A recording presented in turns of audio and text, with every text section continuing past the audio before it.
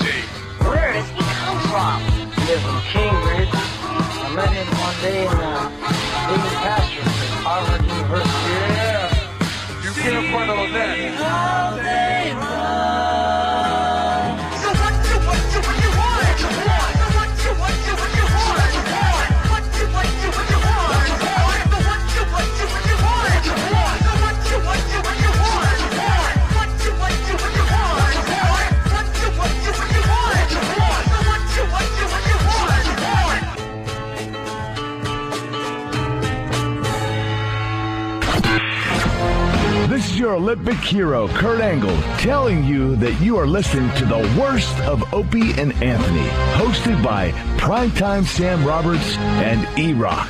Oh, it's real. It's damn real. It's the worst of Opie and Anthony. I'm Primetime Sam Roberts. I'm E-Rock, and who's our guest? Well, E-Rock, you were able to book the man himself, Opie, from the Opie and Anthony show. Wow. And by book, I mean you asked him to come from the big studio into the little studio for 10 minutes. It only took 3 weeks, but we finally got him in. He's sitting right there. Just let me know when it's my turn to talk. Okay, well, this one involves you. And he keeps going. He just goes with it. It's got to be a radio guy right to the end. Jesus. Oh, okay, well, I will. First of all, what do you need to know? All right, you went to a Mets game with Danny. Yes. How'd that turn out for you? Well, what kind of setup was that? None. Well, the punchline is it was Danny's hand. All right, move on. There it is. Enjoy it. Enjoy. And keep that in mind as you listen to this bit on the worst of Opie and Anthony. One of the most humiliating experiences of my life. Absolutely. Oh, did I just feel like a schmuck? Also, another time I felt like a schmuck was when I went into the movie theater to see Semi-Pro. And as I'm walking in, I'm like, oh my God, my fans are here. Look at them all. Look at them all standing in the movie theater, waving their hands left and right. And I'm like, wow, it's a very dark audience. We really must be hitting on all cylinders with our radio show because we're bringing in the black listeners. And stupid me, it took me a while to realize that they were throwing out prizes behind my back as I walked in. What an idiot. But that's not what this is.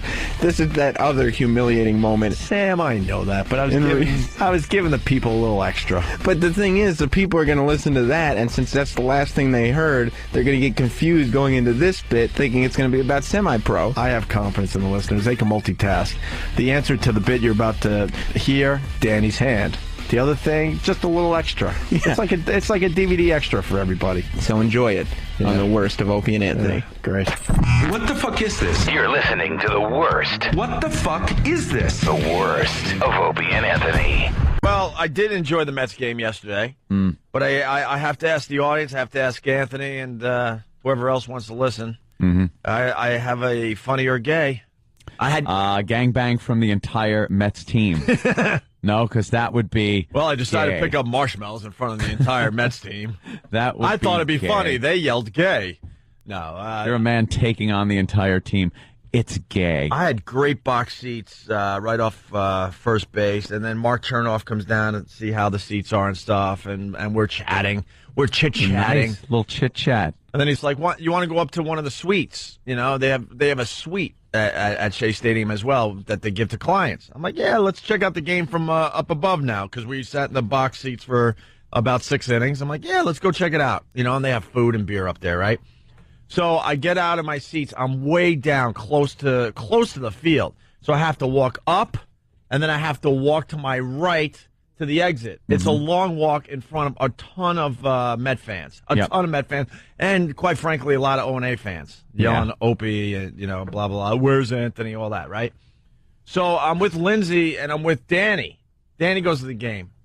So I turn as I'm starting my walk. I turn and I grab Lindsay's hand, right? Yeah. And we start walking, and now it's getting very tight. So she's behind me, but I have her hand. So then I reach back lovingly, and I grab her other hand. You know how you do that, You right? do the two-hand grab from behind you. The two-hand grab from behind. And now I'm walking with what I think is Lindsay's hands. Yeah. And I'm walking through the crowd, right? And then she lets go. So now I'm only holding one of her hands. Right. And I'm really into it. I had a really good day, and I'm like just holding her hand and walking us out of the place so we could go up into the suite. Yep. Just as I get to the what is it called, the exit or whatever, and now no one sees you anymore, I turn because now I could kind of pull her to my side. Yep. And that's when I find out it was Danny You had been holding Danny's hand through the crowd. Walk through the crowd. Oh my God! How embarrassing! They set me up so bad. They set me up so effing Bravo, bad. Danny. Why, thank you. So what happened Wow, was... that is embarrassing as all hell. So what happened was when I turned and grabbed Lindsay's hand, I had Lindsay's hand. And now I'm turning around and I'm walking us out and she's behind me. You go for the double hold. When I go for the double hold, it's not Lindsay's second hand. Danny grabs on at that point. So for a little while, I was holding Lindsay's hand and Danny's hand. Lindsay, who has a great sense of humor, realizes what's going on here and lets go. Let go, man. And now I'm really feeling the moment like, oh, this is such a cool thing. Was he taking his thumb and kind of rubbing your hand, Danny?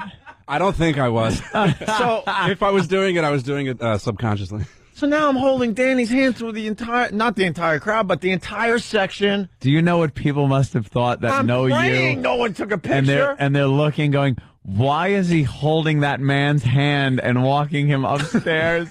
And it was like, oh my God, that is so funny and gay. so, and then the laughter, it was just unbelievable. Unbelievable when I turn around, I'm like, you got to be kidding me. And I'm like, I didn't even notice, like, your calloused hand. Yeah, come on, dude. I didn't even notice. So, and then on the way home, Danny brought up a little something, and he's completely right. We had an awkward home run high five moment. Okay, could we just delete that from any recording of this show? Stop it. You didn't high five. I was really into being there because I haven't been to a Mets game in a few seasons now. A big fan I am, I know. But I haven't been to a game. Oh, my God. I was too busy didn't. traveling around America when we weren't doing radio. And since, going back to radio 18, 19 months ago for XM First, I just haven't had time. Up top, Danny, yeah. Up top, Big D. So It happened. It happened, and I thought nothing of it. But on the way home, he had acknowledged. We had an awkward high five home run moment.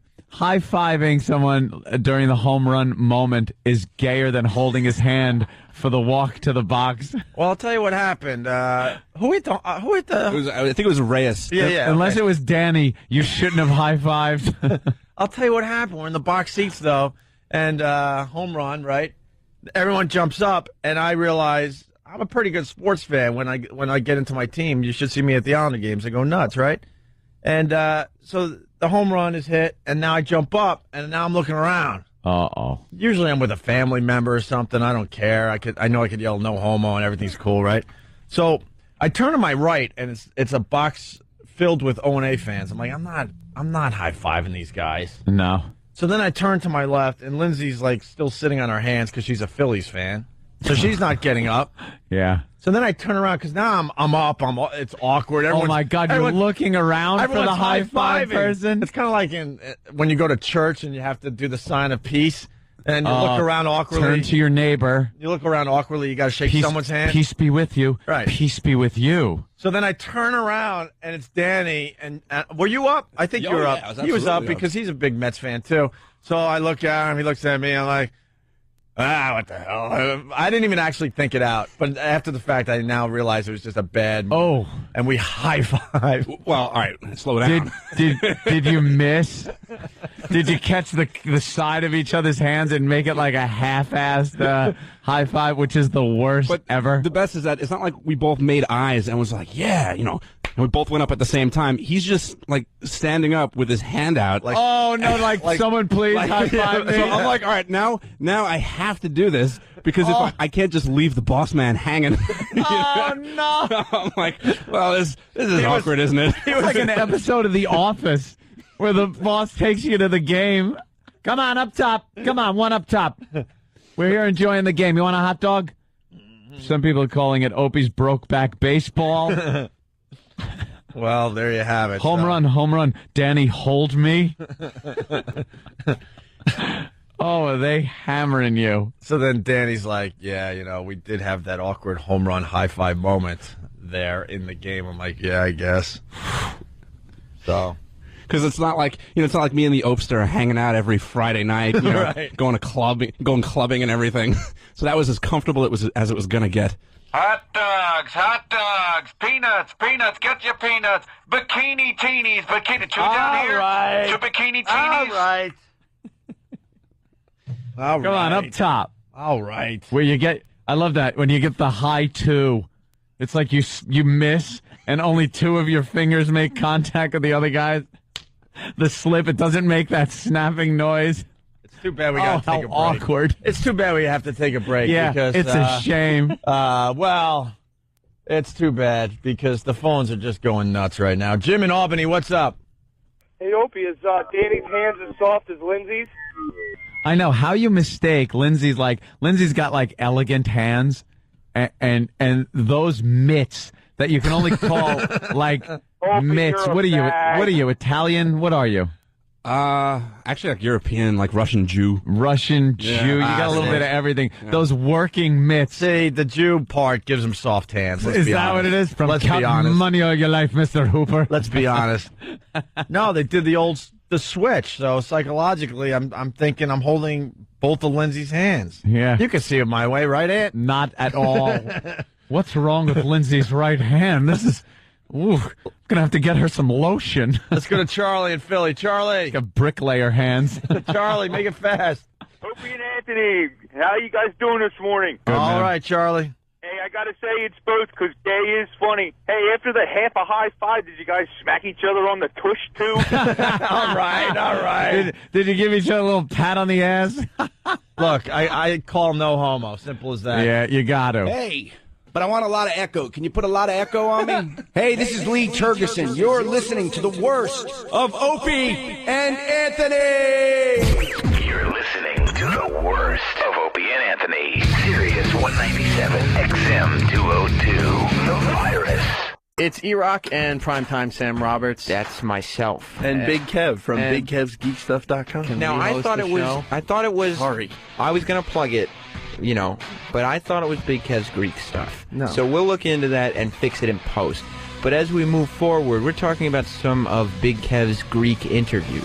Yes. And this one is Val Kilmer and Adam West. Val Kilmer and Adam West, you got some of the big stars. No, neither one of them really big stars anymore. Val but, Kilmer was Batman. But they're nice guys. Adam West was Batman. Val Kilmer was Batman. You know, in a terrible Batman movie, Val Kilmer was Doc Holliday in Tombstone. Well, we can't all be Adam West. The role of a lifetime, I say, for Val Kilmer. No, I think the role of a lifetime for Val Kilmer was interviewee as Big Kev plays interviewer. And you can all experience that with us on The Worst of Opie and Anthony. Did you get a photo at least? Of course I got the photo. Good boy.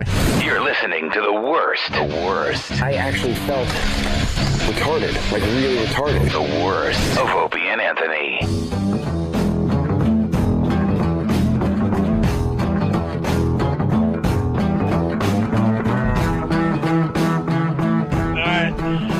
Back with the Opie and Anthony show. Do we want to razzle dazzle? Do we want to do Big Kev's really interesting celebrity interviews? What do you want to do? What do you want to do? Well, we got Big. We could probably do both. We got Big Kev here. I mean, it's very rare to get the interviewer in studio when the riveting interviews are being played. And these are big celebrities. I don't think they should wait. Absolutely. These interviews. Big Kev doesn't fuck around with his interviews. I mean, he could take. Kev has a gift. He could take any celebrity and just make them seem inane. No offense. No, none taken, I'm sure, right? No. Well, the beauty of the interviews are the fact that they're less than 2 minutes. I mean, he gets into none of that Thank in-depth God. crap that some guys go for. In and out. This is Big Kev. Do you acknowledge that you're Val Kilmer? Yes, I do. Moving All right, on. thank you. Thanks for talking to me today. You should do that just for the fuck of it. That'd be funny to hear. Okay.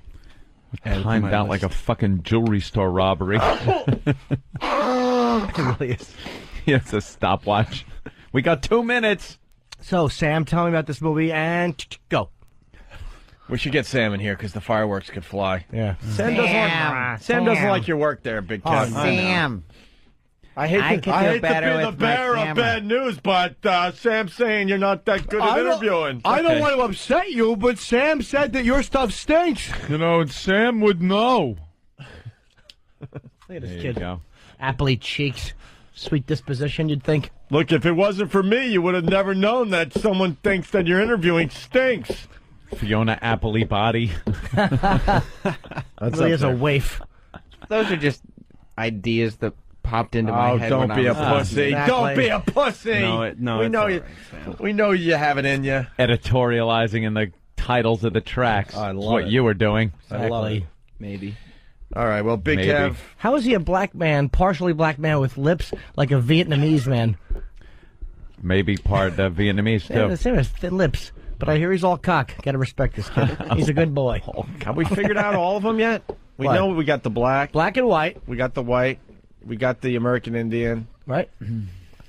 Yeah, I guess so. Part be Jew. something in there. Part Jew, I Oh, bet. you got some Jew in you. A little Jew. A little bit. Yep. None that I I know see of. it. No. I see it. All Yeah. right, it's there, I guess. So young Sam finds Kevin detestable. Yes. Sam, Paraphrasing. what do you mean? a lot. What do you mean by this? It says Kev's been practicing his radio voice. Well, Kev's voice was made fun of the last couple times he presented his interviews, and it sounded like he's sort of getting that broadcast quality to it. Perhaps it's because of his numerous podcasts That's what I was that thinking. he's been doing. That's true. Yes. Sam you is. can listen to over at BigKevsGeekStuff.com. That's a long name. Jesus. BigKevsGeekStuff.com. At least it's memorable, though. Flows right off the tongue. Sam is just better at it than Club Soda Kenny is. Well, no, I'm just saying that his voice seems to have a broadcast quality. Well, why don't we listen in? I'd like to say that Oh boy, the These- excuse these before interviews, the interview. This is the best absolutely. part of the Big Kev interview experience. I have a good one this time. The Tuesday, so this would be Friday and Saturday. I did these interviews, and on Tuesday that week, I had 5 wisdom teeth out. So I was on the OxyContin all that weekend. Oh, drugged out I interviews. was totally. I thought we only had 4 Nice. wisdom teeth. I had a mutant 5th one growing up. in the Are top. you shitting me? No. I'll bring you the X-ray. Wow. Hey, Can the boys get like all of Big Kev's excuses for next time? That would be good. Because he has an Together. excuse before every That is a good time we one. do this segment. guys. Not It an was jet. excuse. Guys, it was jet lag. Explanation. It's fucking Sea Caucus. Yeah, but I just. Look, there were a Yeah. lot of people that wanted time with the guy, so I figured I only had a minute. No, hey, that actually developed very nicely into the That was an excuse, minute though. interviews. You have many excuses. Maybe we took can that find one them real and ran fast. with it. All right, here we go. Let's see what old Great White Teeth had to. 5 wisdom teeth. Pulled one out and Jesus. it grew right back. Sam writes in this first track, Big Kev has a boring conversation with Val Kilmer. So Val Really not interesting whatsoever. It wasn't the questions. Oh. All right. Well, the questions were terrific, you're saying. That's what I'm saying. Whatever it was. Hey, this is Big Kev. I'm at the National Comic Convention. Oh, I hear a little bit of that radio voice. Yeah. By the way, national. Not this local shit. Big Kev with you. Where were the National? Big This was, Kev. right across from Madison Square Garden, the Penn Plaza New York, Pavilion. okay. Yeah, all right. BigAppleCon.com. Oh.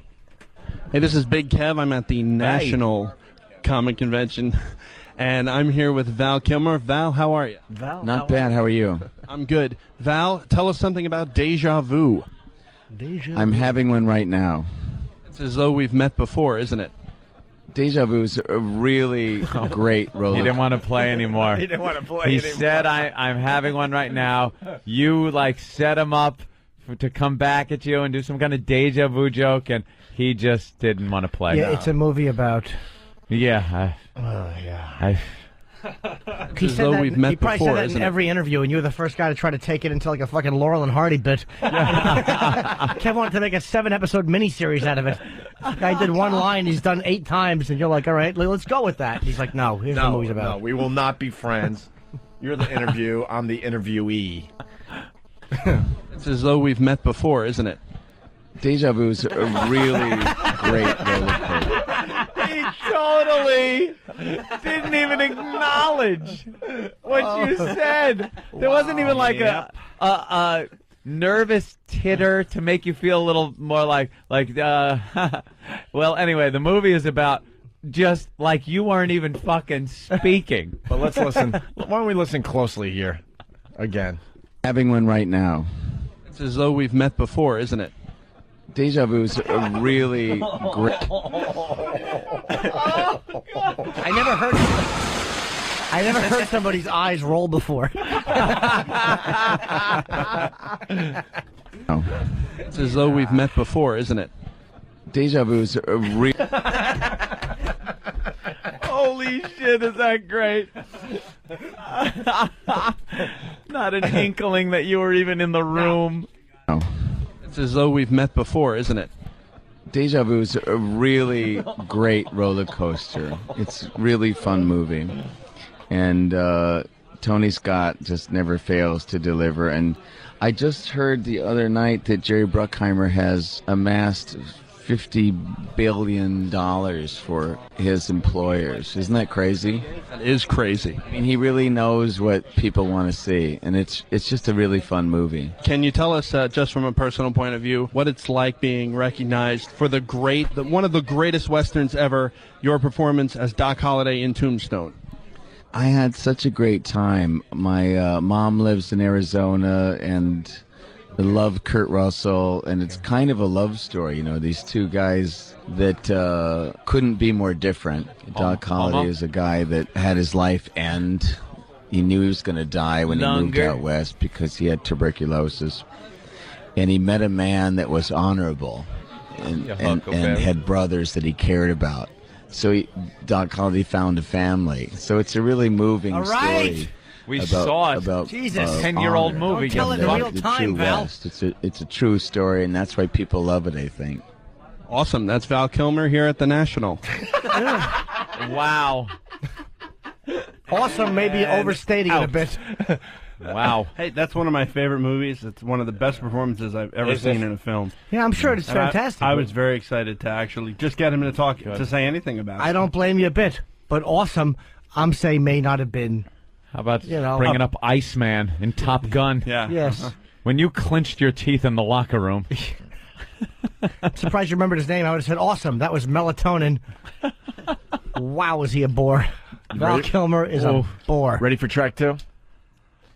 Bring him on. The Adam West interview. No. That is Adam West, come on. The original TV Batman. This will be good. This is how it's labeled. All the way.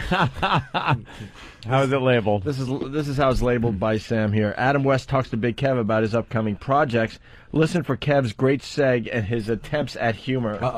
Oh. That doesn't mean jokes were good, by the way. No. When you say listen for someone's attempts at humor, that doesn't mean put your laughing hat on. Sam, comment? Well, Big Kev breaks the formula here from his minute interviews as he goes about 2 minutes. Wow. And he really fills that time. In depth. Were the jokes good? Well, no, I didn't find them to be good. I love that. I love that Sam is coming out of his shell. I didn't It's find about time. out of his shell. What a fucking little creep he is. Looks like a turtle out of his shell. Certainly does. Fucking little red-cheeked slug boy just shitting all over Big Kev. I think Adam West, as a cultural icon, deserved 2 minutes instead of... Well, Adam West, very recognizable. Cultural icon. a poor Batman. man's William Shatner. Yeah, there you go. All right, why don't we Having take a bit listen? of a renaissance himself. Here we go. Hey, this is Big Kev at the National, and I'm here with superstar TV legend Adam West. Adam, how are you? Pretty good shape, Big Kev. Adam, I hear that you have a bunch of Superstar may not be good. Yeah. Do you realize the last time he was on television, blacks couldn't vote? That's not true, Jim. Oh, all right. Way to be literal with some humor. Wow. What are the facts? He's actually has a reoccurring role in Family Guy, and he's going on the George Lopez show this year, as he'll explain in the interview. As Jim said, from being Batman to he'll be appearing on the George Lopez show. And a cartoon. It's a reoccurring character. Back to you, Kev. He's not on TV if he's a reoccurring character. I like the volley here, but I think Jimmy just smashed one right down the sideline. Well, when he said, no, I hate to disagree, I'm like, okay, must be some television roles. Right. Well, he's on a cartoon, and he will be on the George Lopez show. I bet you were heating up a little Also, bit because he there also was has a game show in development. What's it called? Who Am I? I suspect yes.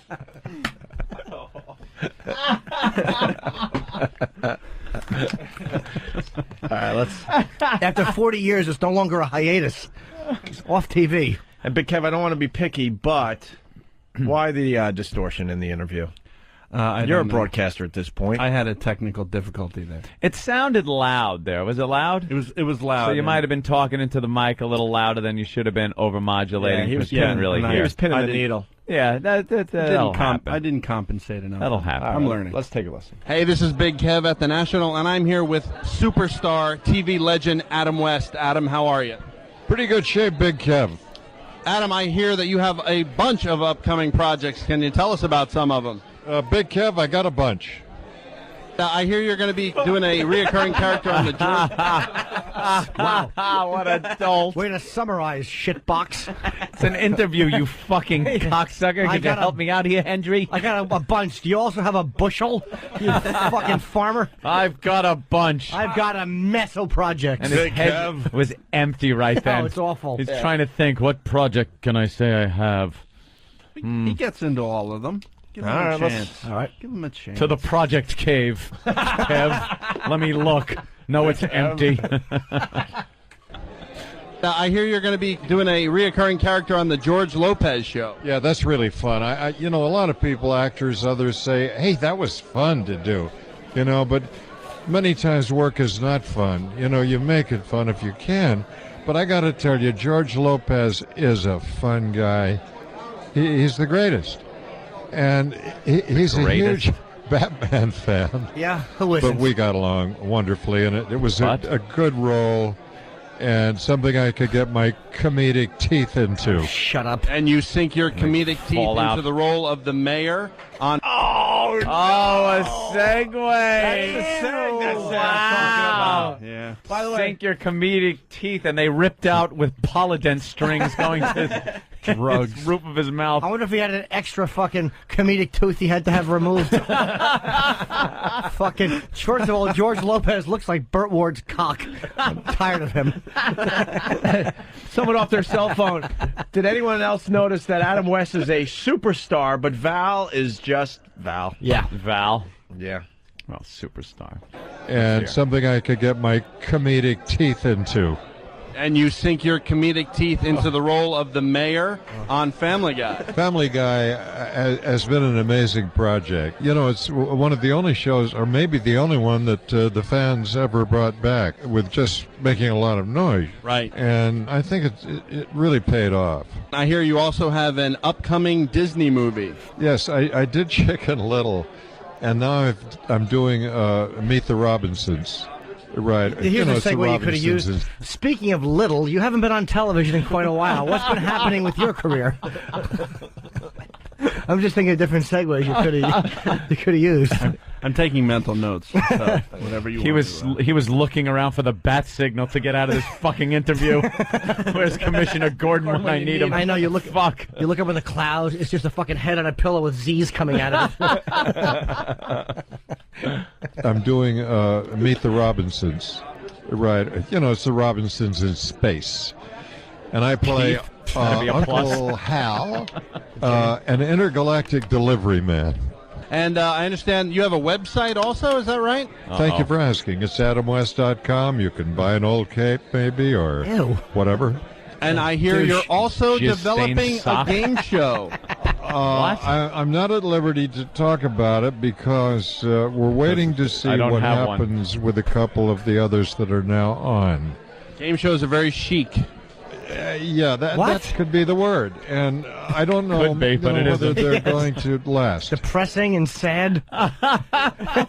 One of the greatest superheroes ever, and he's fucking going to be Chuck Woolery. All right, well, he raped you on the date. We'll send you back out with him.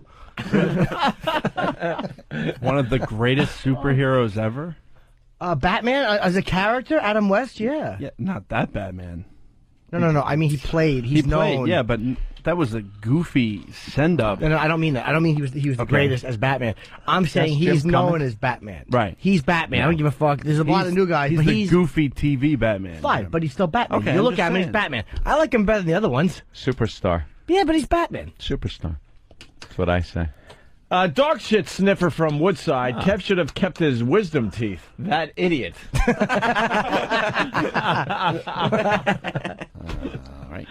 All right. Get those implanted back in. Going to last. But if we feel that they have any longevity, then I think we'll go for it. Hey, if Shatner can do one, why not you? Oh, cool. You just put me in the best company there. I mean, another icon. That is Adam West here at the National. Wow. That was the same delivery as Adam West dead at 74. But that was like a send-off, like after somebody delivers a huge line, you go, now that was Adam West. But he went, company. Lawn chair, I'm shitting. Ladies and gentlemen, that was Adam West. That doddering fool who's been turtling this entire interview was Adam West. I was very proud and lucky to get that interview. He didn't do any other press that day. Well, after that, how could he? All right, Wait, was there a line to meet him? There was. The entire 3 days he was there, the line didn't stop. Of course. Yeah. How'd you get? It was at a hole in the bathroom. I talked to his people. I actually didn't do that one until Sunday because I had to talk to his people for 3 days until we could find time to set it up. All right, here we go. Finally, the last track, Big Kev's really interesting celebrity interviews. Big Kev talks with Dukes of Hazzard star Catherine Bach. All right, give us a little background because we know Catherine Bach, the original Dukes of Hazzard from television. She was the hot cousin, I guess. Right. And Daisy Duke, who the Daisy Dukes were actually named after. Correct. Jessica Simpson playing it in the movie with the little Daisy Dukes and stuff. We remember her beautiful ass on there. But what's her name?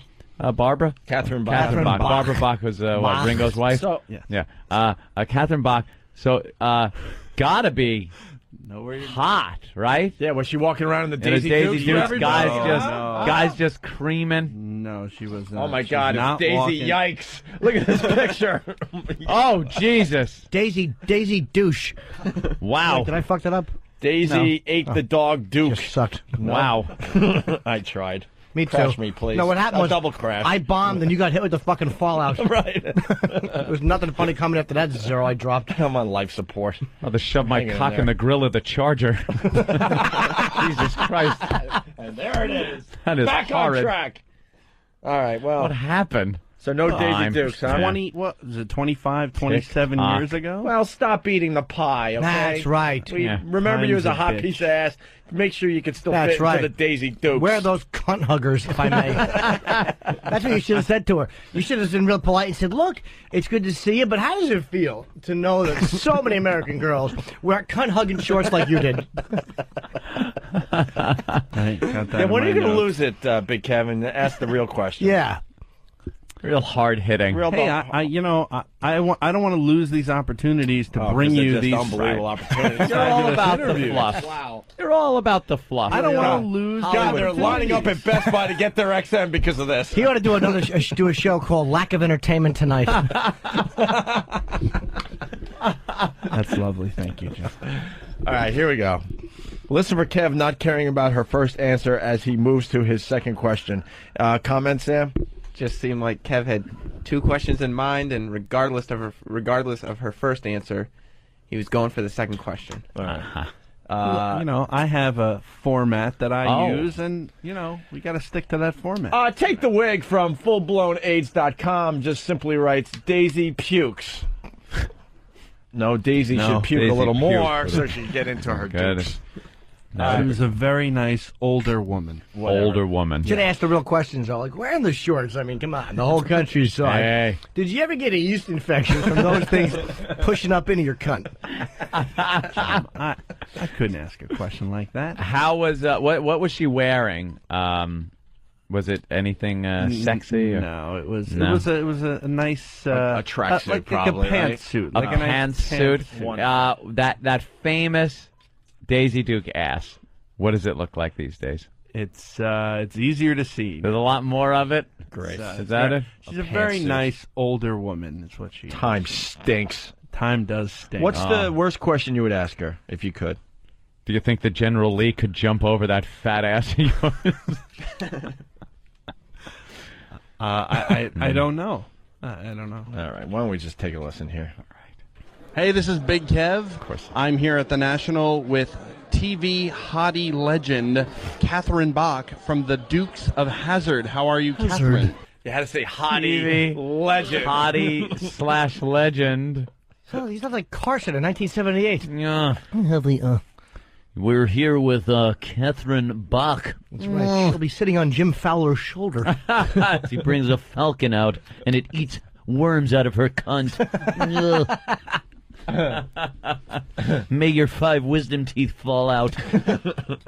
I don't think she wanted to be called hottie legend. No.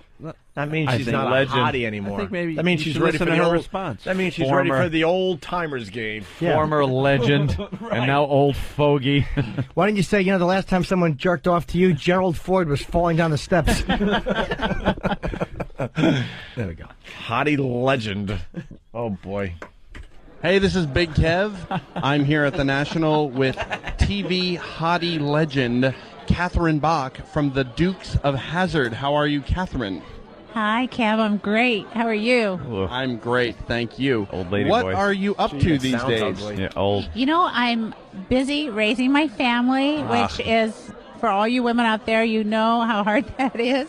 I'm doing that, but I'm loving it.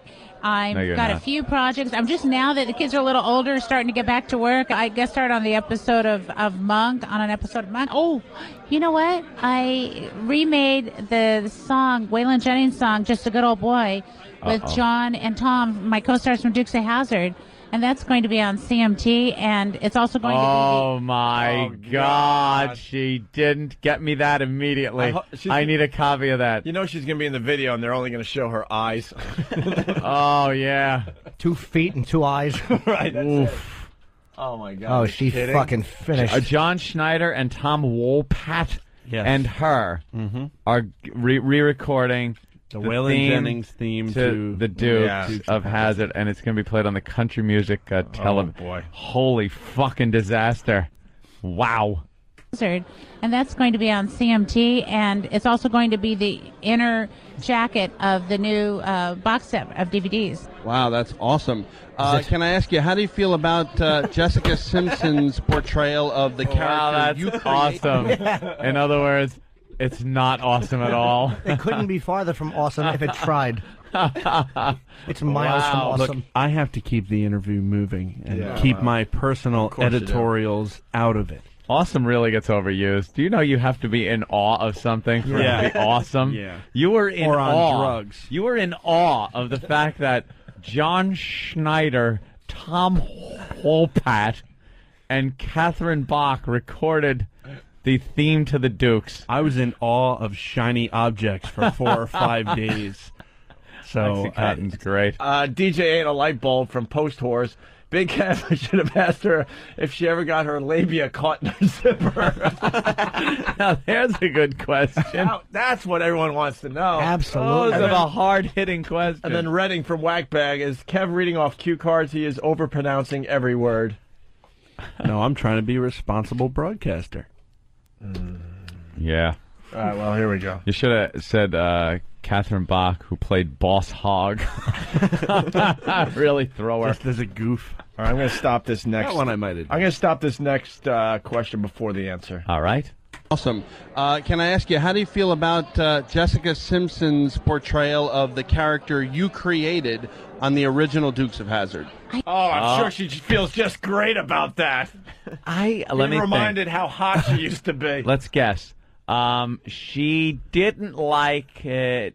Don't tell us, Kev. Okay. I'm saying she didn't really like it because it was a little too much. Her character, while it left more to the imagination, Jessica Simpson character a little too much exposed and a little too much feisty. Blah blah. Now I'm going to go into the opposite and say I think she's going to say I think she did a terrific job. She was really perfect as I think she's going to be the Hollywood schmaltz. Yeah. And yeah. I hope in this question you at least refer to her as old lemon cunt. I didn't see it, so I don't really have a comment, but I do Fucking think bitch. that she seems like a... What? She didn't see it? She's gonna small. What a liar. I don't believe that. She's gonna schmaltz. Wait, though. she wasn't in the movie, so she's bitter, so now she's going to tell exactly. everyone she didn't see the movie. Not She as saw bitter the as movie. Cooter. Cooter's real bitter. He find don't it- like the movie at all. He I was find boycotting it really hard to believe that they didn't at some point. It's been out on DVD forever now. I find it really hard to believe that She none of saw them, it. because according to what she told me after the fact, that as far as she knows, that none of the people have seen it all the way through, or they were sent clips or something like that. such a Really? lie. And I don't. Yeah, That's I don't a believe lie. that at all. Liar, liar. Big fat pants on fire. Let's say they do a movie about the Opie and Anthony show, Oh. but they don't invite us to do a cameo in it. That We're could much happen. older and stuff. We're going to sit at home and not watch the Opie and Anthony movie? I wouldn't. You think I don't want to see how Tom Cruise plays me? Oh, sorry, I didn't mean to laugh too hard. Be hurtful if I laugh too hard. Here's the answer. See it, so I don't really have a comment, but I do think that she seems like a sweet girl. Why didn't you see the movie? I haven't had a chance. Everybody out there that has kids and a busy life knows it's not that easy. Catherine Bach, very busy lady. Thank you so much. Wait, My you have pleasure, kids? And Kev, I'm going to be looking for this. You don't have Okay, time to watch you'll a movie? find it. You lying cunt. Don't have time to watch a movie because she's raising kids. What are they, monkeys? She's lying. They're shitting and throwing it at her. She's just a duck. And they put feces in my VCR. She's lying. She certainly is. All right, Big Kev, there you go. I have to give her butthole a good fingering her. Straighten her right out. Daisy Duke. Give her a good buggering. When are the next interviews? We have a break now till January. Oh no! What's coming up next? So where is the one in January? Oh, there's several. There's a Chiller Theater Dead of Winter show coming up. There's Any prospects? Who's going to be there? there's some. I don't want to give away anything. No, to please. And there's also another Big Apple Con coming up, as well as the New York Comic Con, which is the biggest. That's the con biggie? on the East Coast. I don't know exactly who's going to be there, but it should be. I Something. love that it's called a con because that's exactly what the fuck it is. Convention. We ought to go to one of these. Yeah, What do you yeah. say? I think you need to go to Chiller in the spring. I think that is Yeah? the one that you Yeah. guys should go to. Me? Oh, No. Jimmy? No. We all go? Jimmy will definitely go. I think we all go. No. We have some fun. We bring some recorders. No. I'll go. No. Have a little fun. No. Jimmy had a ball. I did have when fun. I took Jimmy. I really did. Did he? Yeah. Usually he has two. That's right. in his mouth. No, In no, the no. bedroom. Well, He got pictures and he met people, and actually people wanted pictures with him, which was very fun. That's something. Aaron Moran. That was Aaron Moran. Joni, Happy Days. Joni from Happy Days, big Jimmy Norton fan. yeah, you know, I hear she's I'm chewing my almonds. nutty as a fruitcake. All right, Oh yeah, Let's take a break, please. I'm chewing my almonds. Oh, is she a fan of the show? Hey, this is Big Kev. Why don't you go and check out BigKevsGeekStuff.com and see what we have happening over there while you listen to the worst of Opie and Anthony. You're listening to the worst of Opie and Anthony. Sirius 197, XM 202, The Virus. Can you find the Merv Griffin article, please? Okay, thank you. Because I used Dave to stall. I'm tearing down all sorts of walls today. I need the article. But basically, you probably figured out by now, one of his conquests was River Phoenix. Merv Griffin, according to this fucking article. Really? Wow, very cool. This Really? Yeah. I felt like Jimmy reading this article. I wanted to be in a bathroom puking. How did he get such a young boy? I gotta read it word for word, just how it just will make you nauseous. He's a very powerful guy, man. Merv Griffin could fucking. He left a room at a party and said something like a mission accomplished or something. Exactly. Ooh, Maybe he just wanted to eat his ass. Huh? Maybe he didn't want to fuck River. Maybe he just wanted to eat his ass. I bet you that's what he wanted to do.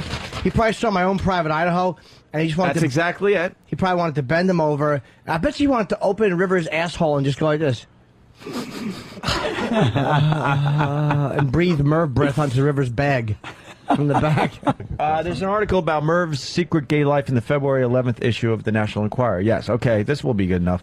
Griffin's close friend and personal psychic John Cohan claims Merv was gay, and he personally witnessed Griffin seduce River Phoenix after plying him with alcohol at a party around 1991. So River Phoenix was fucking young, man. Yeah. Yeah. He said Merv was instantly smitten with the younger man, having seen him in the film My Own Private Idaho. Very good, Jimmy.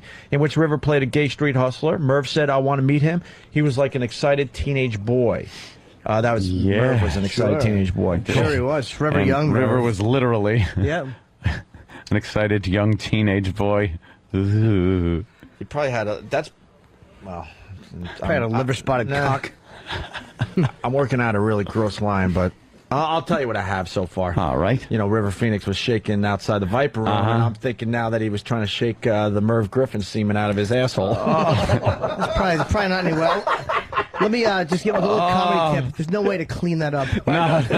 There's no way to make that Leno friendly. How do you say shake come out of the asshole, Jay? But No. network friendly. It wasn't that I was going for a cleaner line, Jimmy. I was going for a line that maybe more people would have laughed at. Sorry, I was just trying to work it to be maybe funny. Okay, so Cohen said, toward the middle of the evening, Merv comes over to me and says, I'm going to take a drink to River. I said, well, go easy. He's a fragile young kid. Oh. Watch it with the liquor. As the evening wore on, Cohen claims he saw River, and he said, Merv's giving me a lot of drink. I shouldn't be drinking this much. It was clear Merv was trying to get him drunk, and he succeeded. Bet you Merv just wanted to suck his cock. I bet you that's what Merv wanted. I bet you Merv didn't want to fuck him in the ass. I bet you Merv just wanted to fucking, like, look, just slide your jeans down to the middle of your legs. And he probably took his warm, older gentleman hands, and he probably cupped River's balls. And his dick was soft because he'd been drinking and he wasn't gay. But Merv popped that fucking cock and sucked like fucking gay guys suck, like... It was like a, like a fucking, like a. He probably made. I bet you Merv made piglet noises while he was fucking suckling. Jimmy. No, I won't. Piglet noises. You don't need a prop? Okay. No, he was probably I bet you he didn't even grab the dick. He probably just held those young balls. older man nose hitting belly on every fucking downward. River couldn't help it. River probably came before he was hard. Right. He was probably getting hard and shooting. Merv came out. Merv swallowed it all down. Oh, of course. Merv, not only did Merv swallow it, he went, and then he would fucking squeeze the balls and try to milk another dropout as if it was liquid gold. Merv came out from one of the rooms, and he was smiling, and he said, mission accomplished. Yeah. Cohen asked Merv Mission later, why accomplished. did you get him so drunk and do that? Merv said, oh, he's just so adorable. I couldn't resist. Maybe he just kissed him. Maybe he just wanted to fucking like lick his nipples or something, or smell under his arms. Nah, he probably did exactly what you said. Sucked his dick. Yeah, cupping like, and making the sounds. I could do anything you need me to do. I bet you while he cupped, he would finger. He slipped his older gentleman finger under and tickled his asshole. And River probably wasn't that used to having that done. And River was probably laying on the back stiff, like, all right, I'll just come in his mouth real quick and get another movie.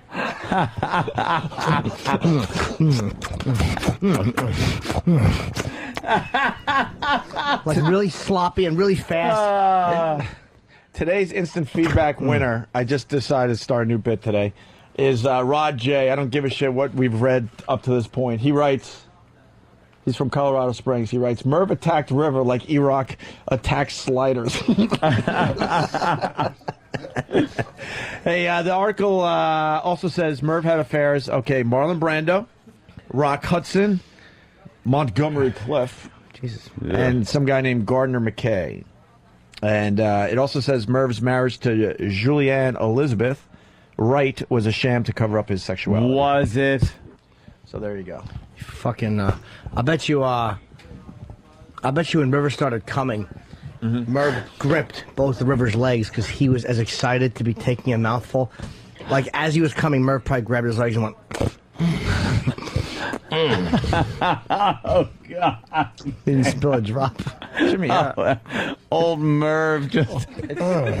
Jimmy, it seems like you know a lot about cocksucking. Yeah, I've had my cock sucked. Here's what Merv treated River's cock. Well, you're creeping out the audience on the stands. Don't misunderstand. Okay, all right. Merv treated River's cock the way anyone would want their cock treated. Very good. You know? And that's how I would want my cock treated, just not by Merv. Like what? No, not by How would you Merv. like your cock treated? I want the balls cupped, and I want it really sloppy, and I want the hand and the mouth working together like this.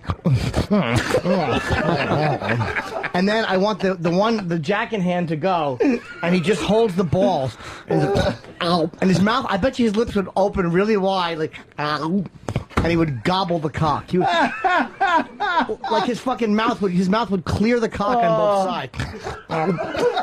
Wow-wee. And his fucking lips would brush like River's pubic area and then clamp down on the shaft. Hey, you think Merv Griffin, I don't know.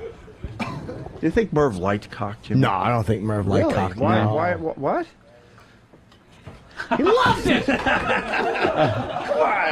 Merv loves cock! We haven't done many catchphrases today. I know that was like a seal thing, but... all right. He got him drunk. He bought him liquor, Sam. Oh, no, Jimsy. Wow. That's right. There was botulism in it. This is tantamount to murder. His cock was wet, Sam. You know whose saliva it was? Merv.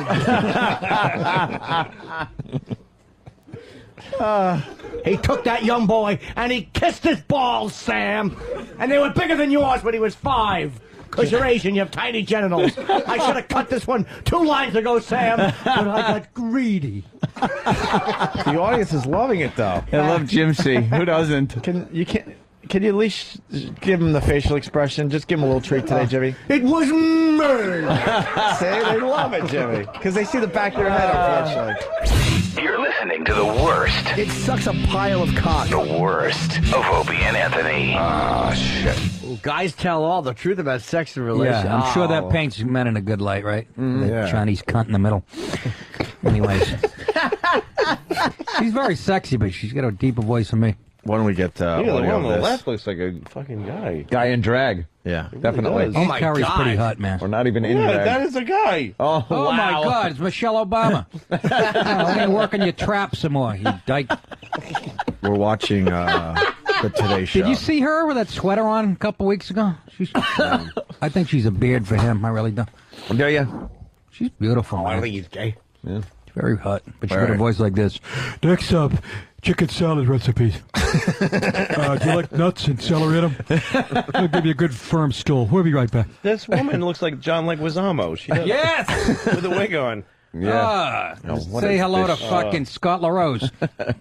What is this crap? Oh, God. Look at that. This is what they pick All to right, hold speak on. for men. There you go. Andy, many years. You've got many years chalked up. 16 years married. Yes. So many Yes, years. tell me. What Yes. do you do? Well, you know, What's his name? spark is spark. You Here know, comes when the you're funny. hot, you're hot. Yeah, swallow another When you're load. not, you're not. You know, but it's all about communication. Shut It's all about It is not. You know, It's all I'm about not the same guy I communication. was when I married my 'Cause wife. I'm and neither gay is she with the sperm same in my woman mouth. that, Yeah, go home she and was. diddle Kind your of like fucking routine, clit. like, oh, it's Wednesday. That's why- our Imagine a guy day, saying or- that. Wednesday is good. Wednesday is very, very good. Today is Tuesday, which means It is tomorrow. about communication. forward I to got a hard Wednesday. dick now. You have to realize that the person that you are married to is still that beautiful woman, or for No, women, she's it's And still even that though beautiful- you're a gay man, you have to remember. you're a woman as much as you do, or as much as you wanted to back in the day. So now you have to keep doing the things. They go, or we're not talking about doing rape. The things that Yeah. you used to do to get them. Now, be real. Are you still romancing them like you? Like Yes, you, I You know, do. I try to be creative. You know, I try to do stuff like Sometimes I they just take suck off a all my man's clothes, run penis. through the house. Try to mix it up a little. Pretend it's It's like, if no one else enjoys it, I had a good time, and she's had a laugh. When we were at the back talking just before we came on air, and we were talking no. about Thank you, how Rod you keep Stewart, that son. Yeah.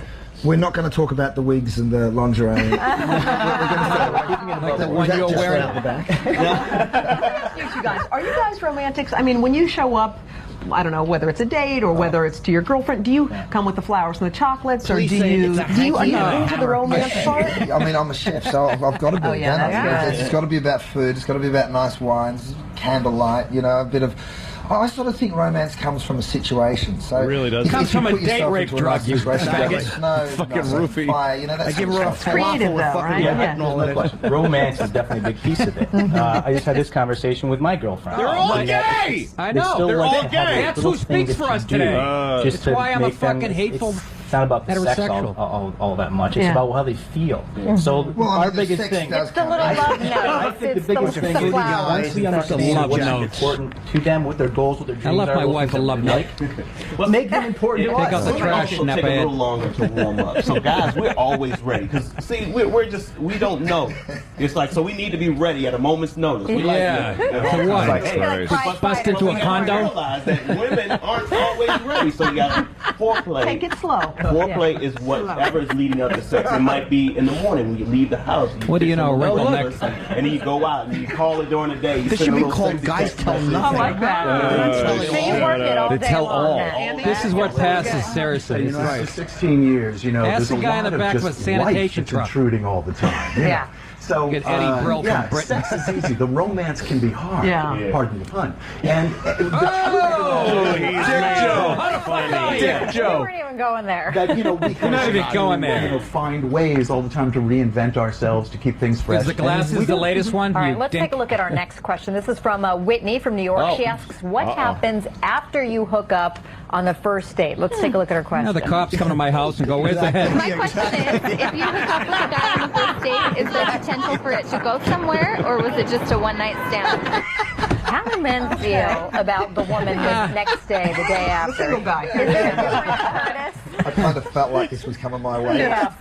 Yeah. You know, look, I personally wouldn't judge somebody whether they hooked up with you on the first date or not. I think that every situation's different. You know, it depends on how it came about. Did you meet them in a nightclub and then end up back at the How about if she hotel room? wiped her ass on your towels was before there a she left? situation Now, when you where judge her, were you friends fucking and, you know, you got fag. introduced to someone that way. Brett, you have a little bit of a different point of view on that, right? No, there's No? yeah, I believe that it can turn into something. You know, I'm just Yeah, into baby. the very natural, innocent sort of flow of a relationship. Are you, so you it could fucking easily start fagola? with a Looks one-night like your stand brother, or something, that and then go fucking into white something. gay I think douche. maybe she did that yesterday. Yeah, I mean, isn't that kind Well, see, of the- cropping another up in I your think it head? has a lot to do with the self-esteem and maturity of the man. Yeah. And also, like you said, the situation. If, Go warm up it's my the car. type of situation where you're out on a date and things are going very well, and it just naturally progresses to the point where you wind up going further than you expected on the first date. That's a different story than if you're at a frat party back in, down in alcoholic beverages, and then Right. you wake up the next morning and you don't remember how you got there. We had an interesting segment sure. on yesterday with Yeah, you Tina. do. We were talking about sexless Yeah. dating. Please How come does that again. feel Stolen car. about a relationship that doesn't lead to sex right away? It's disgusting. It should never happen. I mean, let's be honest. wild.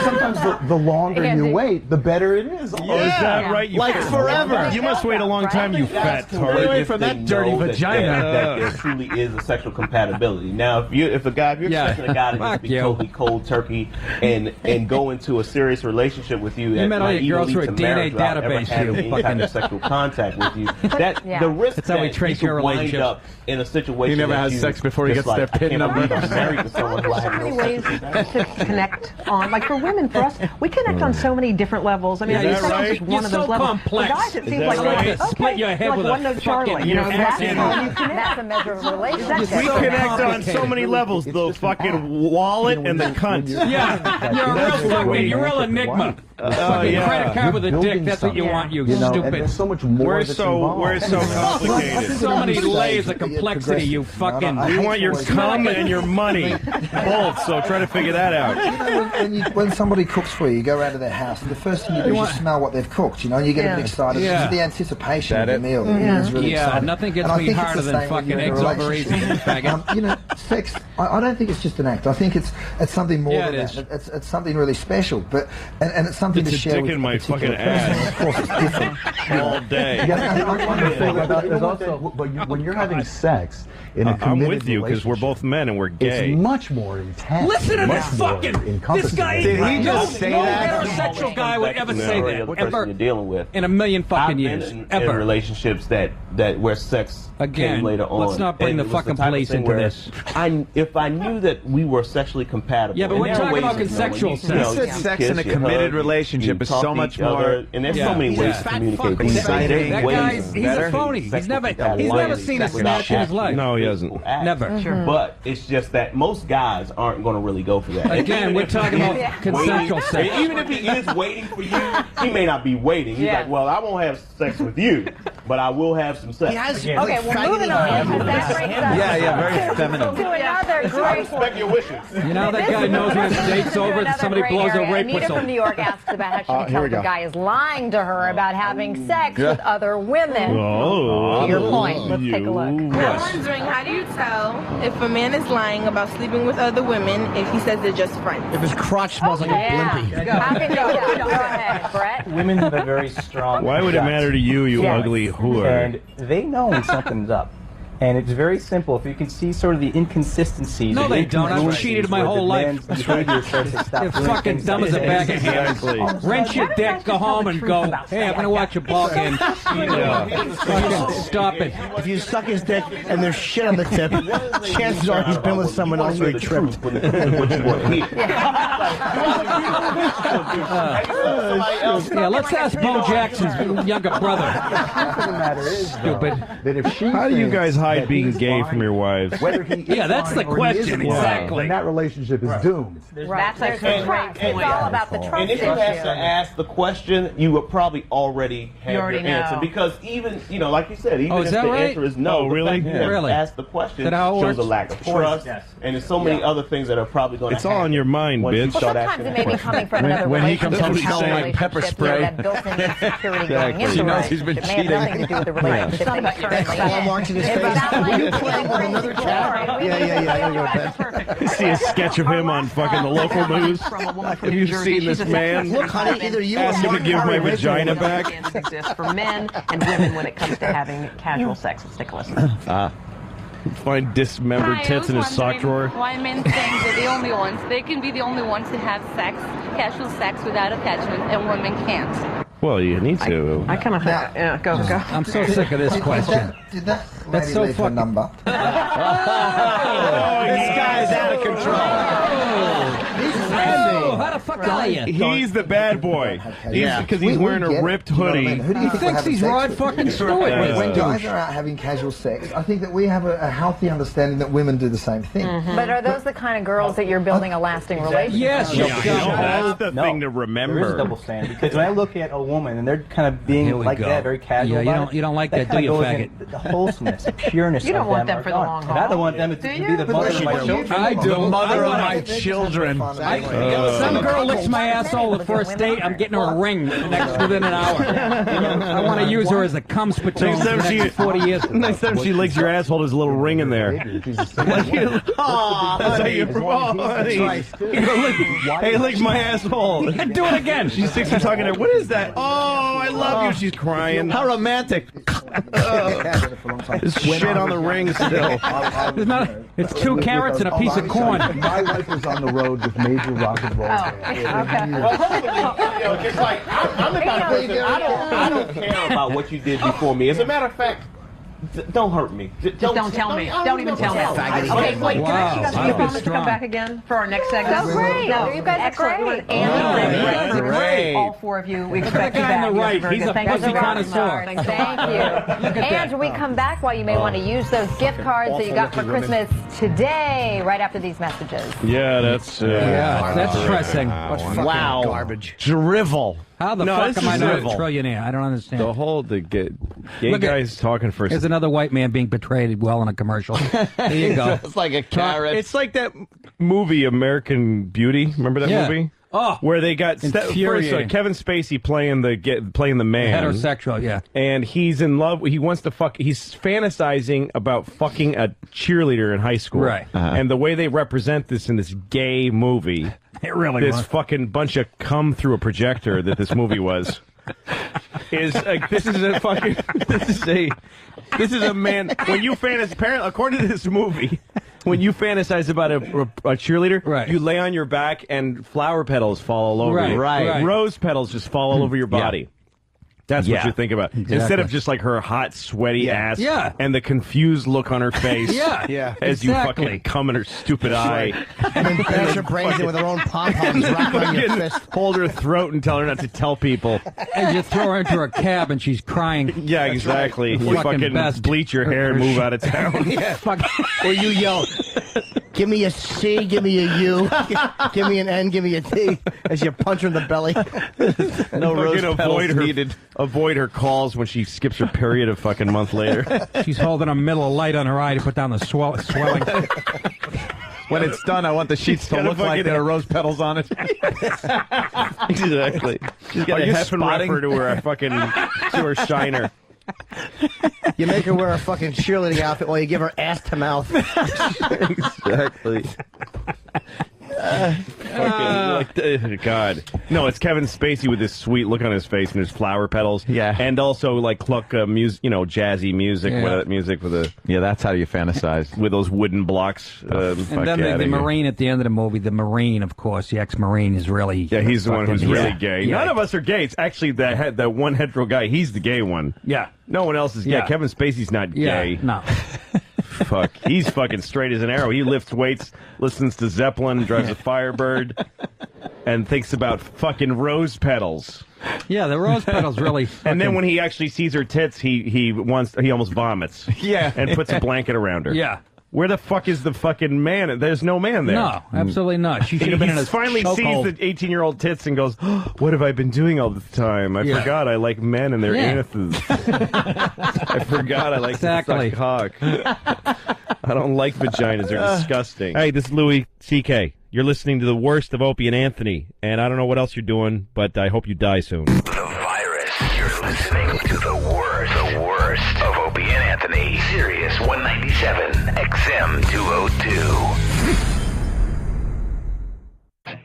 Hey, it's E-Rock from Opie and Anthony. And Sam from Opie and Anthony. And this is the worst of Opie and Anthony. And we're joined by comedian Jim Jeffries. Hello. A comedian who you've heard on The Opie and Anthony show. Yes. Jim, it's obvious the show's in vacation, so they left us here to take care of this crap. Where am I right now? I think I'm in Australia. This bit here is you telling us about your fear of bananas. Yeah, I'm scared of bananas. You want me to elaborate on it? I've just always been scared of bananas my whole life. And I can't actually give you a reason why. I'm just, I'm terrified of bananas. It's just bananas, but also I can bear to be around things that smell like bananas. Well, I can't really, but I won't vomit if there's something like that involved. But if there's an actual banana, or if it's got brown skin or something like that, I won't be in the same room as a banana, but I can just do it if it's still in its casing. But if someone's eating it, I'll walk out. So it's worse if it's a peeled banana? If it's a peeled banana, just saying it there, peeled bananas, even making me shiver. Yeah. Is it? Do you have like a texture kind of thing? Are you one of those guys that has the problem with certain foods that just the way it feels? No, I'm not a picky eater. I'm not a fussy guy, but no, that I can see fuckers putting their teeth into that. Just like the softness of it and the way it kind of squishes when you bite it. The reason why I ask is because our own Sam here has texture issues when it comes to food. Yeah, but I won't leave the room. No, but you can't eat it. You can't eat rice. You can't eat steak. You can't eat rice and steak? No. Well, you're afraid of bananas. Yeah, but that's fucking steaks. Like rice is a staple food. Yeah, but I can look at it. Yeah, there's plenty. But you can't eat steak. No. Not any type of beef. Can you eat ground beef? No, I always gag on. I'll put it in my mouth, but I'll gag. Can you eat ham? No. Pork? Only bacon. Can I eat bacon? Only bacon. So you're like a bizarro Muslim. Yeah. You're the opposite. You're like a non-Jew. Yeah. Like the thing that you just eat bacon. Yeah. I can only eat it if it's not kosher. All right, well, let's check out the story. Something completely unrelated to my eating habits. Yes, Jim Jeffries being afraid of bananas here on the worst of Opie and Anthony. What the fuck is this? You're listening to the worst. What the fuck is this? The worst of Opie and Anthony. My mum, I had a friend commit suicide a while back. It's a cheery thing, but I had an argument with her before she committed suicide that day. But I rang my mum up and I said some awful things, Mum, and she goes, well, James, in your life, you're going to, say hurtful things to people that you don't mean, but you just try to, minimise these things so they don't happen again, right? And she goes, I'm just happy. I've said some awful things in my life, but I'm just happy that I never said anything bad to you or your brothers. And I'm like, what did you do when you left the house? Were you just, stabbing people in the street or something? Last time I was home, I got woken up by this 400-pound woman bashing into my room going, I want you to know that when I'm dead, in many ways you've been a huge disappointment to me. And the reason for that is because I didn't show her some photos and I showed them to my dad. Oh, she's mental. She used to beat the hell out of me. I got scars on my Really? thigh. She used to hit me with a belt buckle from a Scout belt, right, because I wouldn't go to Scout. The reason I wouldn't go is I was being molested every day I was there. Oh my God! Wow! She goes, why won't you go? I go, I don't want to go. Boom! You must have been an adorable little kid. Now it explains all the stories you told us yesterday. Yes, it does. Right, Jimmy? No, now we understand. Scouts. We understand why you do what you do sexually. I had MySpace messages, just a row of 20 when I got back to the hotel yesterday that just said, gay. Like nothing else. Wait, you got molested at Boy Scouts? At Scouts, yeah. Yeah, he never actually physically inside or anything. Just Whoa. Yeah. Well, yeah. Was that all right, you think? Yeah. Okay. Probably not. Used to just put me in a corner and... Anyway, it wasn't a good day. Either way you look at it. It wasn't a good day either. What would he just... Was he into just looking at you and... The thing is, he always wanted you to call him Baloo through the whole experience. He never lost his, seniority from the Jungle Book. So what did he make you do? You got to kind of keep it, sort of vague. There was we'll figure it out. A lot of swearing and sitting in the corner and it was like being in the front row at SeaWorld. Oh no! Okay. Oh Jesus! Wow! Oh God! When Shamu flips up in the air, caution, lands in caution, you may get wet. Is what they say in the when Shamu. That was the best way I could describe it on morning radio. I thought that was pretty good the way I danced around that. Wow! All right. Oh God! So this was going on at Scouts. You go home, and now you decide, it's in my best interest not to go back there anymore. And now you're getting Cubs actually. But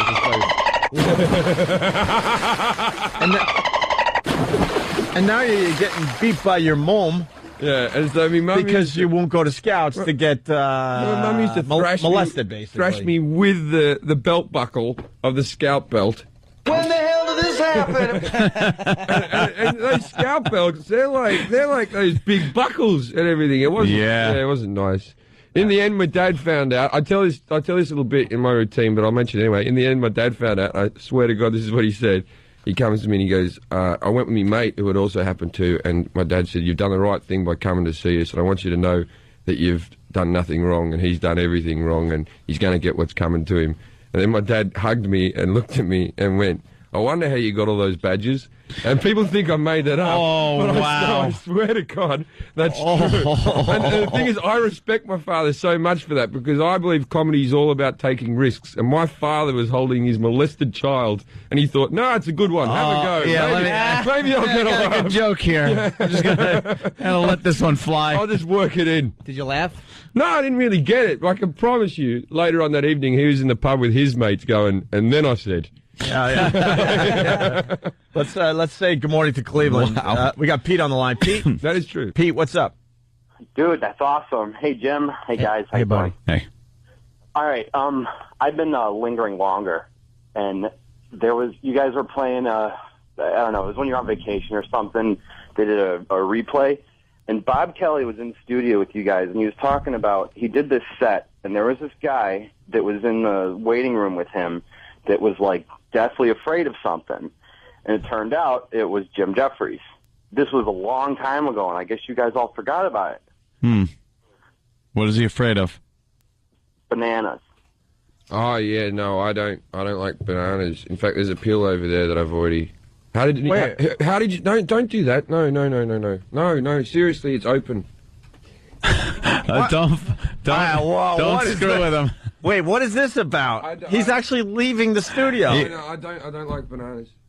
I don't like. I'm just holding up the. Are you doing a bit? No, I'm serious. Put it back, Opie. Don't make the guest uncomfortable. No, put it back. I don't like it when it's open like that. Like this? Yes, don't do that.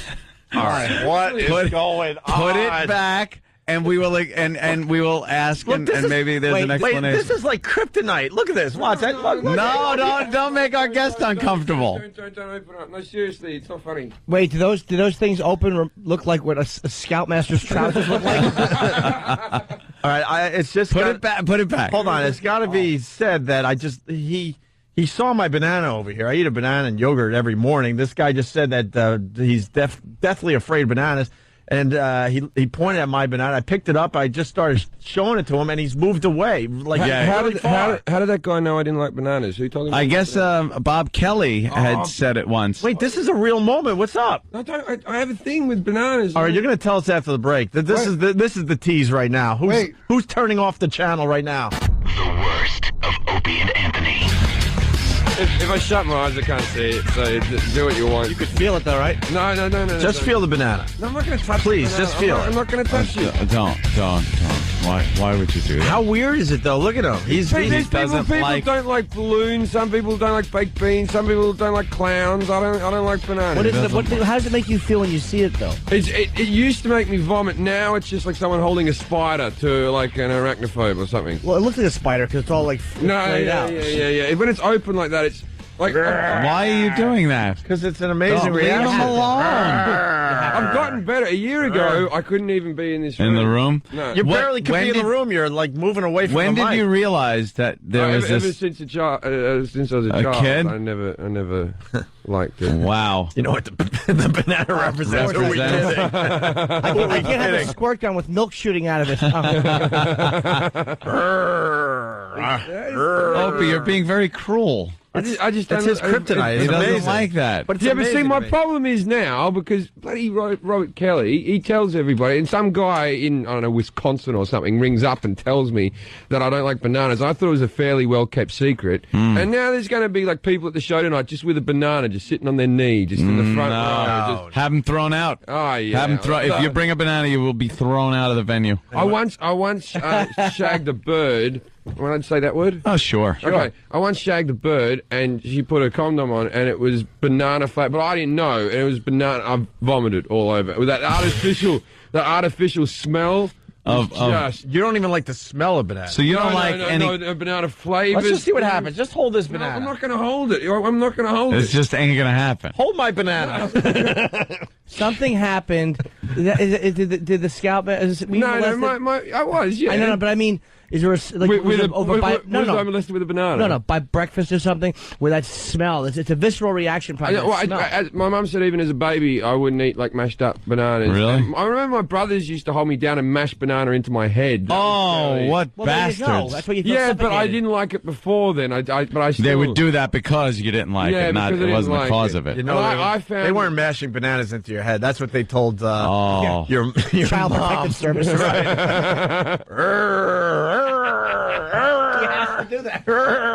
Opie, why are you being such an ass to our guest? I'm just showing love, man. We love this Tim Jeffries guy. The guy. How would you like if someone brought a vacuum in and just started vacuuming around you? Don't you like vacuums? Bit over. Bit over. No, why? Bit over. Vacuums. Anthony figured out a way to make why me stop. Why wouldn't you like vacuums? Bit over.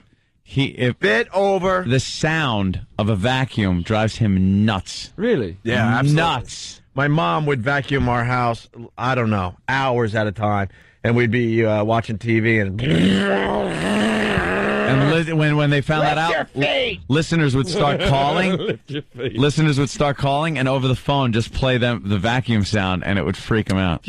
I'm lucky. Exhaust fans in like bathrooms. That's the same sort of sound. Is No, it's just vacuums. I'm lucky enough now in my life to have a cleaning lady, and she comes once a week. And she was vacuuming the other day. I had to leave the apartment. Really? I had to leave the apartment. All right, see? Look what it does. I love that sound. It smells good. That's my thing. Yeah, I like that sound. And just like you, I don't know why. It can't be just because my mom was vacuuming a lot as a kid. But look at my arm. Goosebumps right away from the sound of a vacuum. Can I feel them? Yeah, here you go. Oh, you know what? Very sensual. What the hell, Jimmy? You know what gets me? You know the air hose on a compressor? Use it to clean up. If you work in a shop, you use it to blow off sawdust or metal chips off a lathe or something like that. To put it a little too close to your arm and hit the air, and it like makes your skin go like a little bit. Mm. That I can't even deal with that. How often does that happen? Well, you know something when you're work in a shop, it happens a lot. Right, yeah, because you're like cleaning stuff up. You used to do that? And just the air coming out of the nozzle kind of gives me the heebie-jeebies. I'm sadistic, though. I will do a bit where we get a lot of vacuums, turn them on all at the same time. I want to see how many vacuums I can take before I actually have to leave the studio. Because I will leave the studio I bet eventually. one. I don't think one. The one makes the goosebumps pop up immediately in the hair on the back of my neck. But, and someone is reminding us we're missing the obvious here. What? Maury Fears. Oh, my God. Yeah, you would be perfect on Maury Povich. Yeah. Because he has people confront their fears, to help them. Whoa.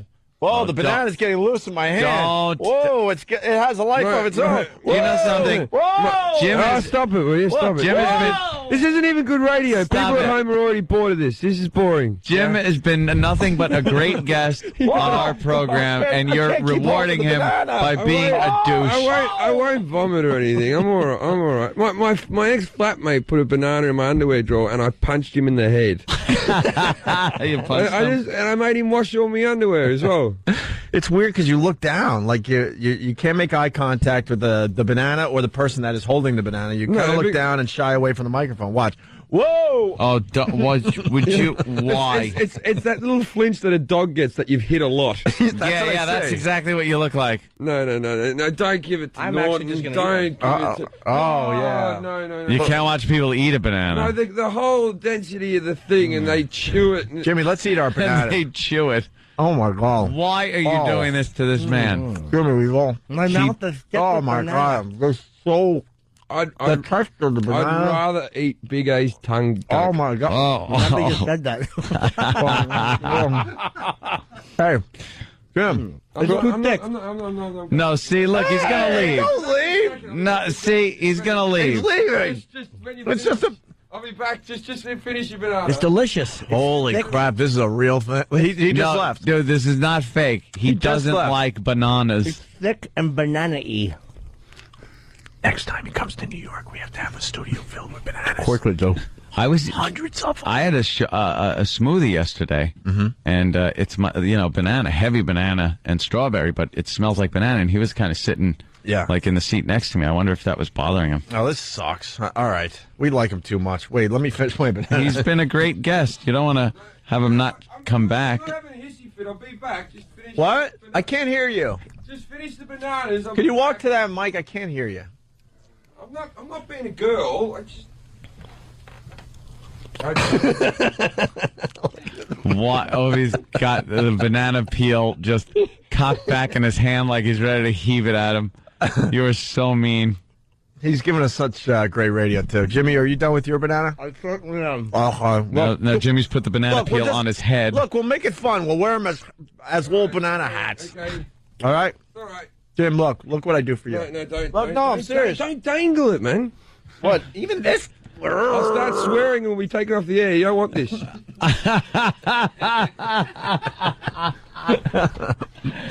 Leave him alone. Do you like Jimmy's banana hat? I like Jimmy's banana hat. Yeah. Coochie. That is weird. It's not nice. Jimmy, you got one of those things? Mine is vacuums, his is bananas, Ant's is air hoses, or whatever. Do you think I would tell you? I have one, and I would never tell you. You got one? Oh, yeah. Is it an innocent thing? Kind of. Heterosexual sex. Is it an innocent thing? See, mine's like the laugh of a small child. oh, I got something for you. Thank you, Than.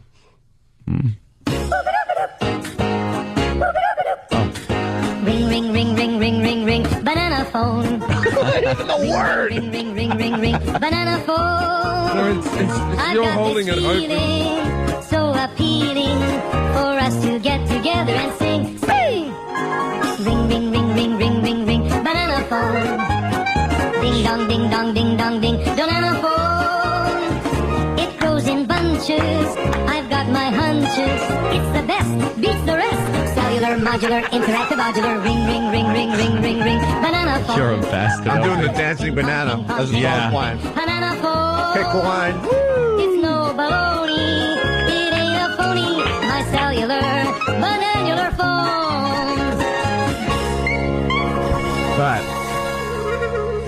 Jim, see? Banana peel. It's in the bin. Listen. There we go. All right. It's dead and buried. It's in the garbage. Wait, did you get Norton's one as well? I threw mine out. Oh, okay. All right, we're okay. I'm sorry about that. And now people think I'm an idiot. No, I have another one, but I do enjoy a good banana. I like to eat them. Yeah, I know It's healthy. people It's do. superfood. It's a superfood. It's full of some vitamin that I obviously lack. Yeah, potassium. Never had a banana?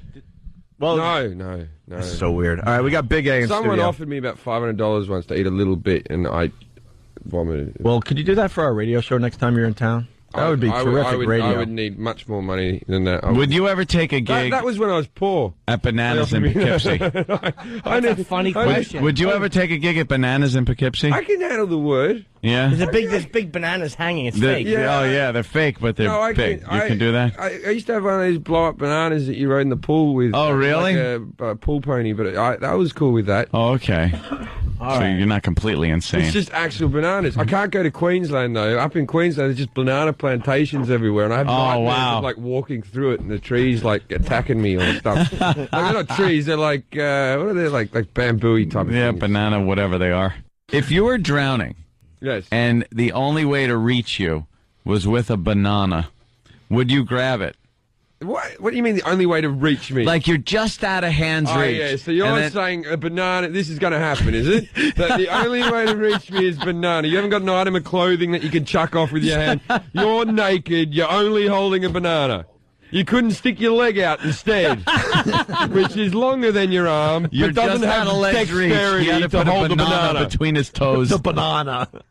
I love how this guy Yeah, Jim Jeffries rules. You really do. I would tell you that you use your leg or use your shirt or something like that. Or I just because then I know even if you save me, then on the boat going back to the big boat, you'd just be baiting me with a banana the whole It's time. true. And that would be uncomfortable, going, who saved you? Who saved you? Just have to jump in the water again. Hey, this is Jim Jeffries. Check out my stuff on my MySpace page. I think it's just fucking MySpace-Jim Jeffries. But put in my name, it'll come up.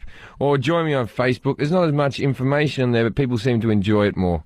The Virus. You're listening to the worst of Opie and Anthony. Sirius 197, XM 202. We're very excited. Yes, absolutely. Right off the bat. This is the way to start the XM portion of the show, Anthony. Yeah. You want to introduce our guests as I try to get my headphones right? And I am saying legendary. Yes. You are a legend. Look at him, he's all embarrassed. How could you? George A. Romero. Thank you. Sir. Hello. Huge fans Legend right here. means old, I think. You know, that's the problem. No. You know something, though? You've been a legend for a while. So we're all huge fans. I mean, the great. films have just fascinated, I know me, for years. They're amongst some of the most frightening movies. And it's not even that slasher frightening or the trendy whatever the super du jour kind of scary is. Your movies are it's that consistent, just frightening zombie movie that people are actually, they get scared. They can't sleep afterwards. Yeah. And just the whole series has just been fantastic. And now you have something new coming out, Diary of the Dead. Yeah, Diary of the Dead. Yep, it's coming out February 15th. And what's the Small, gist? limited release. It's a much smaller picture. It's about my zombie films have always been about sort of what's happening out in the world. It's not so much the story. It's the zombies. They could be a hurricane or any other disaster, and the stories are more about how people respond or fail to respond to the dilemma. Yeah. And this is it's really about this emerging, alternate media. How the whole world everybody's being turned into a reporter. It strikes me as a little scary. So that's what this is about. And it goes back to the very first night. It goes back to the night of the Living Dead. And it's sort of a parallel story. Bunch of film students out shooting a school project when the zombies begin to walk. So they document. It's all subjective camera. And they document what happens to them over the first 3 days. And that's it in a nutshell. Like Cloverfield just came out. They had that same thing. Same kind of conceit, yeah. Blair Witch. Yeah. Which probably didn't make you happy that...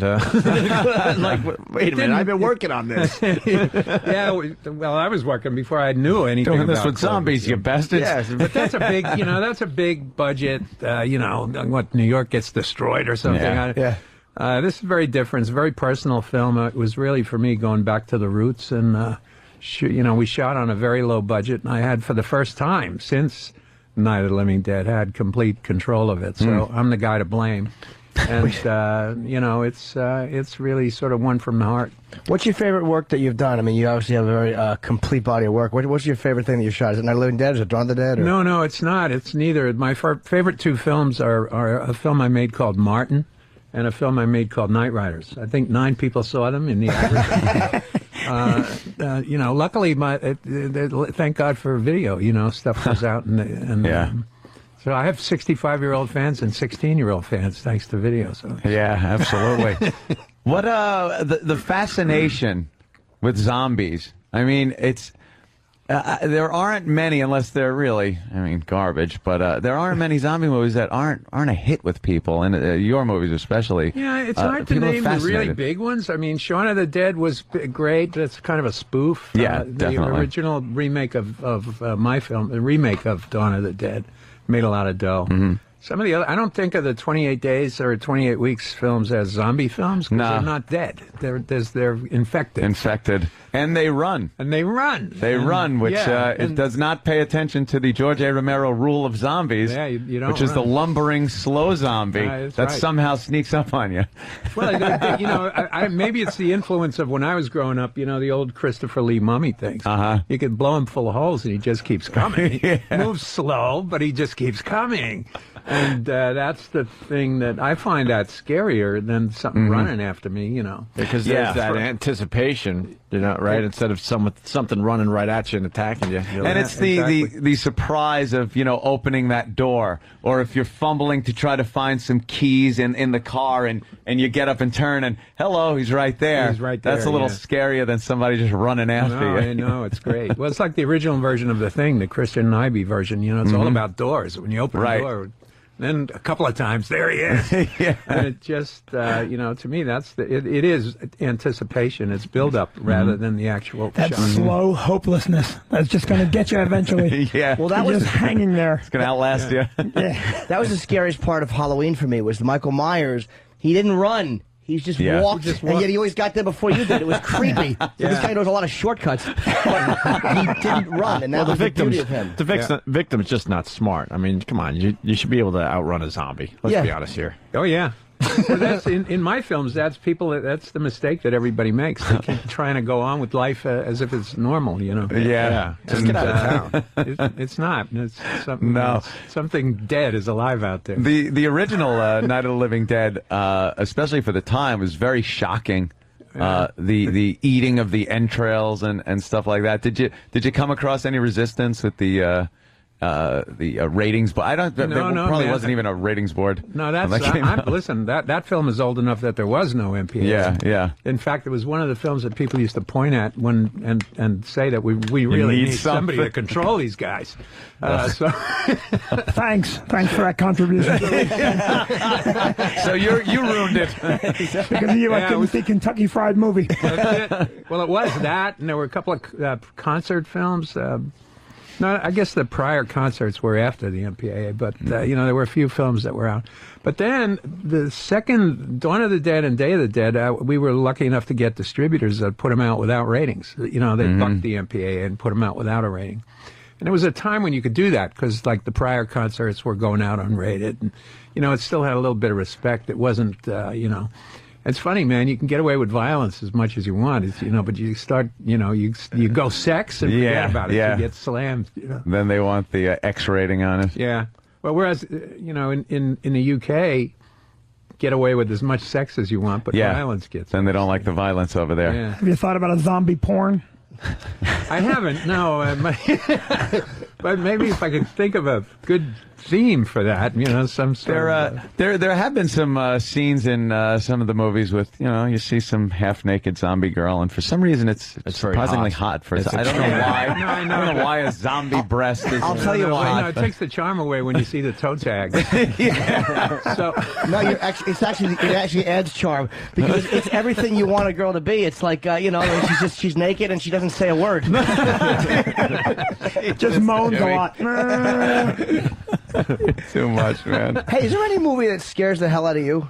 Like, or was it Not one that for you a saw? long time. As a kid, yeah. The Thing, I was talking about that. That scared me pretty much when I was a kid. How about the original Exorcist? The original Exorcist, I was raised Catholic, so it had maybe a little bit more of an effect on me. I've heard that people that had a Catholic upbringing, were more shook up by that movie than others. But, but I was old enough then and already had made my first couple of films. Right. So, knew the magic behind it. Yeah, that it's just you're just looking to see how did they do that. Yeah. Instead of what was it like coming up with the some of the effects, especially on the first one, because that was pretty groundbreaking. Yeah, well, I memean, one of the investors. There were 26 investors, everybody, the biggest guy was in for 5 Gs. Oh, wow. So, wow. One of them was a meat packer, so all those intestines and livers and everything actually came from a meat packing plant. They were real, fresh. He kept them refrigerated. So. Wow. It's an amazing stat here. I'm sorry to interrupt you. Dawn of the Dead, which would go on to bring in over $55 million, was made for $500,000. Yeah. So it's like when you hear the investor was in for $5,000. That's a good investment. Yeah. No, I know. Yeah, everybody, picked up a few shekels on that one. But that was the biggest one. That would be it went out and because it was very successful. It opened in Europe first. It was actually partially financed by an Italian director, Dario Argento. I don't know if any of you guys know his stuff, Suspiria. Oh, Suspiria was that was creepy. Remember the commercial for that? Suspiria with the girl brushing her hair. Yeah. And she'd turn around and have a skeleton face. Yeah. Scared the crap out of me as a kid. How do you remember that? I sat in front of the TV a lot when I was a kid. You're supposed to remember that. Very good looking. What Anthony remembers, Amazing. scary. Hey, we got Danny in the studio. Danny has been freaked out ever since he knew you were coming in. Well, I'm a big. That's right. You always wear the I'm a shirt. huge, yeah, I'm a huge Romero fan. Oh, you're kidding me. Oh, John. He's the biggest. Absolutely. Well, thank And you. You got a few questions? Yeah, I did prepare. And I do have some. Prepared. If you understood how amazing this is, what a sign of respect this is for anybody on this staff to prepare for anything. Oh, man. To prepare, yeah, right? Yeah. I did write some typical fanboy questions. Oh, boy. Oh, all right. Well, let's go with it. So I'm You're sure just that- trying to that get I'm on sure message you've answered boards. a million times, but I will try anyway. You did mention the Italian release of Dawn of the Dead, and I do know that I believe the pronunciation of his name is Lucio Fulci, if I'm not mistaken. Yes. He came out with Zombie 2, which was kind of like... But the pronunciation of pronunciation is pronunciation, you dolt.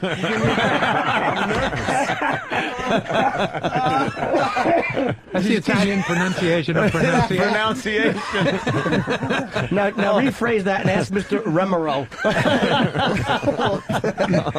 Oh, Danny wanted to sound smart there. No, come on. If you just understood the beauty of that.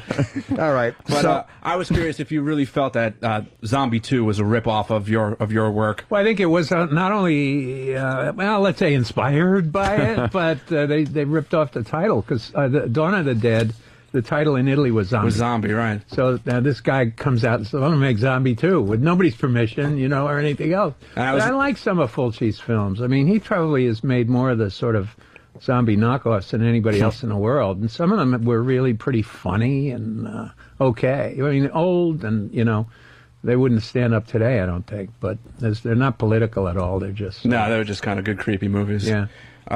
Speaking of messages in your films, I know, a lot of people say that Dawn of the Dead dealt with consumerism and Night of the Living Dead dealt a lot with the racial tension at the time. But Day of the Dead, the third installment, a lot of people say that focused really around the AIDS virus and the fear of AIDS at the time. Now, I don't know if that's true. No, it's not. Wasn't in what was in my mind.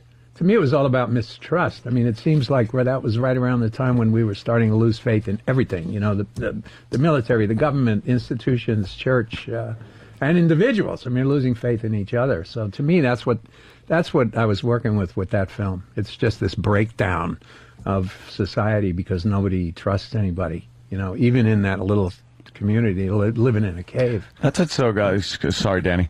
That's what's so intriguing about the movies too, is that slow kind of breakdown of society, and I don't know why that's so fascinating to people, but it really is in movies when there's this just complete breakdown of society, and only a few actually can make it through that. Yeah. I don't know. Well, there used to be a genre, before I started, like The World, the Flesh, and the Devil. There's nobody left in New York except Harry Belafonte. And I guess I haven't seen the Will Smith thing, but maybe it's a little bit I Am like Legend. that. Yeah. Yeah. It's interesting because I basically ripped off the idea for Night of the Living Dead from the book I Am Legend. Really? Yeah, before the other versions of that film were made. Yeah, that was kind of an he Omega Man remake. Matheson in the book, and I guess in this film, starts with only one guy left in the world. Mm-hmm. And everyone has become a vampire. And, so I felt, well, it's the 60s, and I said, well, this is like about revolution, but, start the story at the beginning rather than when there's only one guy left. Right. And so that's what I wanted to do. So I knocked off the idea. I told Richard. He said, all right, if you make a lot of money, send me a check. But that was a genre. That was a specific genre. Mm-hmm. And then I think maybe what we started in the 60s and 70s, those of us that were working then, there's a documentary called American Nightmare about me, Wes Craven, Landis, some of the guys that were making like really hard-ass horror right around that time. And I think we sort of wanted to show the roots of it. Maybe it was, our own sort of, 60s guys sitting around pissed off because our revolution hadn't worked. Right. Peace and love really didn't change it. All of a sudden there's this war in some funny place over there, what? And rioting in the streets again and all that. But the racial thing in that, I mean, we used an African-American actor in the lead in Night of the Living Dead. He was just the best actor from among our friends. We finished the film, and we were literally driving an answer print to New York in the car, and that night, in the car, on the radio, we heard that Martin Luther King had been shot, and then which just completely changed the face of the movie. And you know, it was something that we had done before that had happened. And, you know, I don't know. I guess if there's any credit can be given to us is that we didn't change the script. Yeah. When Dwayne agreed to play the part. But that was an accidental thing. But then all of a sudden I felt this responsibility. I said, oh, man, I got a new job here. I have to do these with a little bit of social satire. Kind of forced into the situation. Anyway, sorry. Oh, Danny could just stand there. Because I actually wanted to bring up Vincent Price and The Last Man on Earth. That's I Am Legend. That's the same. That's the same based story. on the same story. And that was another one that just scared the shit out of me Yeah. when let me in. Yeah. And he's just, you know, there's nothing. It's that doom when even in a movie you realize, my God, there is no way they're getting out of this. This isn't going to be a happy ending. This, you know, they're not going to wrap this up by finding some way to save the world. It's over, Johnny, you know? Yeah. So well, that was also something that we wanted to do. Seems to me the reason to do horror is to upset the apple cart somehow. And in the old days, they used to just very deliberately reestablish order. Right, You know, kill a giant spider and it's over. Right. And forget the bomb that caused it, you know? Them was another one with the ants. Yeah. It's just that doom of, oh my God, this movie's going to end and they're just gone. Everybody's dead. It's fascinating stuff. I love it. Love that. Danny, another question? Sure. Well, I'm curious if you feel any kind of responsibility for a lot of the gaming industry today. A lot of video games have to deal with, you know, a lot of the more popular video games have to deal with zombies like Resident Evil and there's one called Stubbs the Zombie, and also now I'm losing my Silent Hill. The Silent Hill series a little bit. And I think a lot of it really establishes a base on a lot of your films. And I was wondering if you felt the same way. Well, I think that maybe my series of films, particularly Dawn of the Dead, caused a lot of that. But I think the thing that is most responsible for the zombie becoming sort of a popular, it's entered the lexicon. It's idiomatic. The rules are becoming idiomatic, you know. Pretty soon there'll be a zombie on Sesame Street hanging out with the count. And I think it's video games more than movies that have really popularized the new American zombie. Yeah. Were you upset with... it has made transformation, some of the zombies. This is one in particular, Dead Rising. I mean, it's basically Dawn of the Dead, the video game. You're a guy in a mall. Yeah. You know, and there's zombies everywhere. So, yeah. I mean, that's just they a seem to have rip-off. gotten that idea from somebody. So. Yeah. I think so. That mall atmosphere, though, is classic. It's just so great because that is the definition of who we are and what we do, and then to have that as your last castle, you know, your last bastion of hope is really great in those movies, and just surrounded by thousands of these creatures. Yeah. And then it's other humans that win it, you know, that win the day when the bikers show up. But I'm sorry. Oh, no, please. Yeah. I'm such a dope. I honest to God never see social messages until like they're explaining them. I'm like, oh yeah. Honest to God, I would go, wow, that's kind of cool. A mall. I go there a lot. Yeah, I'm sitting there thinking the same thing. I'm like, I must be an idiot because I look at it and like, oh, these zombies are eating people. That's all I think. And they needed to do it somewhere. Why not a mall? That's true. I thought it was all product placement you were running for. He's trying to do a little more with his Look at the zombies at a Starbucks. The zombie is gargling with LaForest. I mean, you said earlier that the racial thing was accidental, right? I mean, so you didn't do that with that. You weren't shooting that to make a statement. The first film, no. I mean, you got lucky when Martin Luther King caught a bullet. Yeah, as we were starting to shoot it, though, we became aware of it. Oh, and right. Dwayne, the actor, was much more sensitive to it than I was. You know, I mean, he actually pulled me aside and he said, "You want me to slug this white woman? You know what's going to happen when I walk out of the theater?" You know. Oh, jeez. He was sensitive to all those issues when we were shooting it. Did you? Oh, sorry, go ahead. Yeah, no. I don't want to interrupt you. I'm sorry, George. So, you know, but then when it was time to, when I finally decided to do the second film, it was because I met the people, I knew the people socially that developed that shopping mall. And I went out to visit the place, and just before it was open, the trucks were coming in bringing all this stuff, man, you know. And I said, wow. And Perfect timing, too, Perfect timing. And he said, you know, there's the civil defense supplies upstairs, bomb shelters, everything. He said, you could survive in this place. And I'm, bing, you know, light bulb. So and this was 10 years after the first film.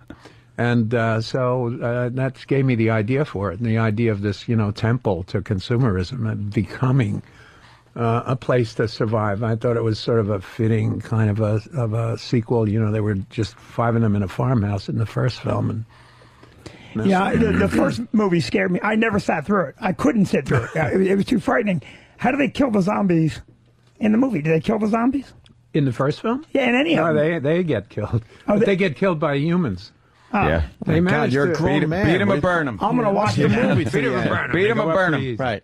They're all messed up. He's actually asking George how a film from 1968 ends. Yeah, but, you know, I'll tell you something. But look, I meant it as a compliment. I couldn't sit through that movie. I was too frightened. That's another compliment. I can't sit through your movie. You stink, Vinny. That's a wonderful compliment. How does it You're end? a social Well, at zombie. least he's not reviewing. I've had reviewers say that. I couldn't sit through it, but let me tell you what I thought about it. Danny, anything else? Well, sure. Well, since we're on the topic of Night anyway, I was wondering what you thought of Tom Savini's Color remake. I mean, the ending was a little twisted. You weren't expecting that, but I was wondering if you felt that it lived up to your standards. What was the difference in the ending, Danny? I don't remember. In the remake, Cooper is the one that gets killed at the end just because he was a giant asshole. Okay. Well, yeah. Well, he does. Tony Todd gets killed as well. It's just that Barbara survives. That was I was apologizing to women when I wrote that script. Barbara. 'Cause in the first film, she just loses her shoes, falls down. Typical, you know, like 50s. Always in great, yeah. I figured, yeah. They're coming for you, Barbara. So that was really it was an apology to women, but I liked it. I thought Tom did a great job with it. We were basically trying to reestablish a copyright. You know, we lost the copyright on the first film. Tom's pretty stupidly. at the forefront of special effects and that type of makeup. Yeah, he was really the go-to guy for a long time. Yeah, absolutely. But he now is more interested in acting. You know? Yeah, well, that's what I wanted to ask you too, because he was in a movie that I think is great, and obviously your opinion matters in certain movies. Dusk Till Dawn. Yeah, Dusk Till Dawn. That one, he was in that, and Sex Machine. Yeah, Sex Machine. I thought that was a pretty cool movie. Yeah, I liked Unique. it a lot. He's in Grindhouse too. Yeah, Grindhouse. Did you like Yeah. Grindhouse? I like Grindhouse. Yeah, Planetary? Huh? Not Planetary. You enjoyed what they did with the I did. I liked the other one better. You know, Mhm. I mean, I know those guys, and you know, I just had a good time watching it. Right. I don't know that audiences today get that. You know, that there could be a reel missing and it's all scratched up and burns on it. I mean, that doesn't happen anymore, right? Better not. Yeah. I mean, the whole thing fell flat, but I really enjoyed it. I would say that you know, now that we're not promoting the film anymore, I enjoyed the experience of Grindhouse. Yeah, me too, all the way. Do you, as a director and as an artist, do you like, because this one film is basically, or a couple of films is like people associate with that? Like, does it bother you that other stuff you did isn't as well associated, or are you happy just to have something that massive that you're kind of pegged with it? You know, of course, it always bothers you when people don't get what you're doing. You know, I made a film called Bruiser. Nobody got it. I mean, you know, it's just somehow just went, you know, it's in a different layer of the atmosphere or something. What was Bruiser about? It's called Bruiser. What was it about? It's about loss of identity. It's about a guy that just gets so, you know, screwed by people, everybody around him, his wife, his boss, his friends, and he just believes that he believes he loses his face. It's, you know, it's loss of identity, and he turns violent because of it. Wow. The film was a bit of a reaction to Columbine, and, you know, and I liked the film a lot, but nobody got it. I think they thought it was maybe too silly. This guy running around without a face looked, you know. I thought it would be scary, but people didn't seem to think. Is there anything worse than when that's a risk? I like how you go like, well, you know, it's like, oh well. What are you going to do? I still like it. I couldn't sit through it. Vinny, let me tell you how it ends. That's got to be very frustrating too. Like when you do a comedy and no one laughs, you know, that's got to be like when you do a horror film. Vinny? You go, I was thinking Jimmy, but I was like, I'm not gonna do that. I'm going to get you. you when you do a horror film, people go, it didn't scare me. Like that's got to be like, fuck. Yeah, right. That's your purpose. It is. I mean, it's you know. Although I don't know, I haven't been. My stuff is more comic booky. It's got this creepy thing of, you know, all these dead neighbors walking around. Yeah. And you know, neighbors are scary enough, and when they're dead, it's a little less. That was the whole gist of the one with Ving Rhames, and the beginning of that one, where it's just the neighbors and that's the best part of the that girl. film. Yeah, I love that part where she wakes up. You know, her boyfriend or husband just gets killed by that kid next door, and she walks out not knowing what's going on, and it's already. You know, she's been sleeping. That's what got me is she was sleeping at some point when utter pandemonium is going on right outside her door. Yeah. And she opens her door to this, and again, it's just over. There's nothing she could do about it but try to run. But that's a great part of that movie. I thought that was the best part of the film. The That's overhead a great shots idea. of the car and the carnage going on around it was fantastic. And of course, Creepshow. Speaking of comic booky. Yeah. Oh, yeah. That was the most fun to shoot. The tagline was the most fun you'll ever have being scared, but it was the most fun to shoot.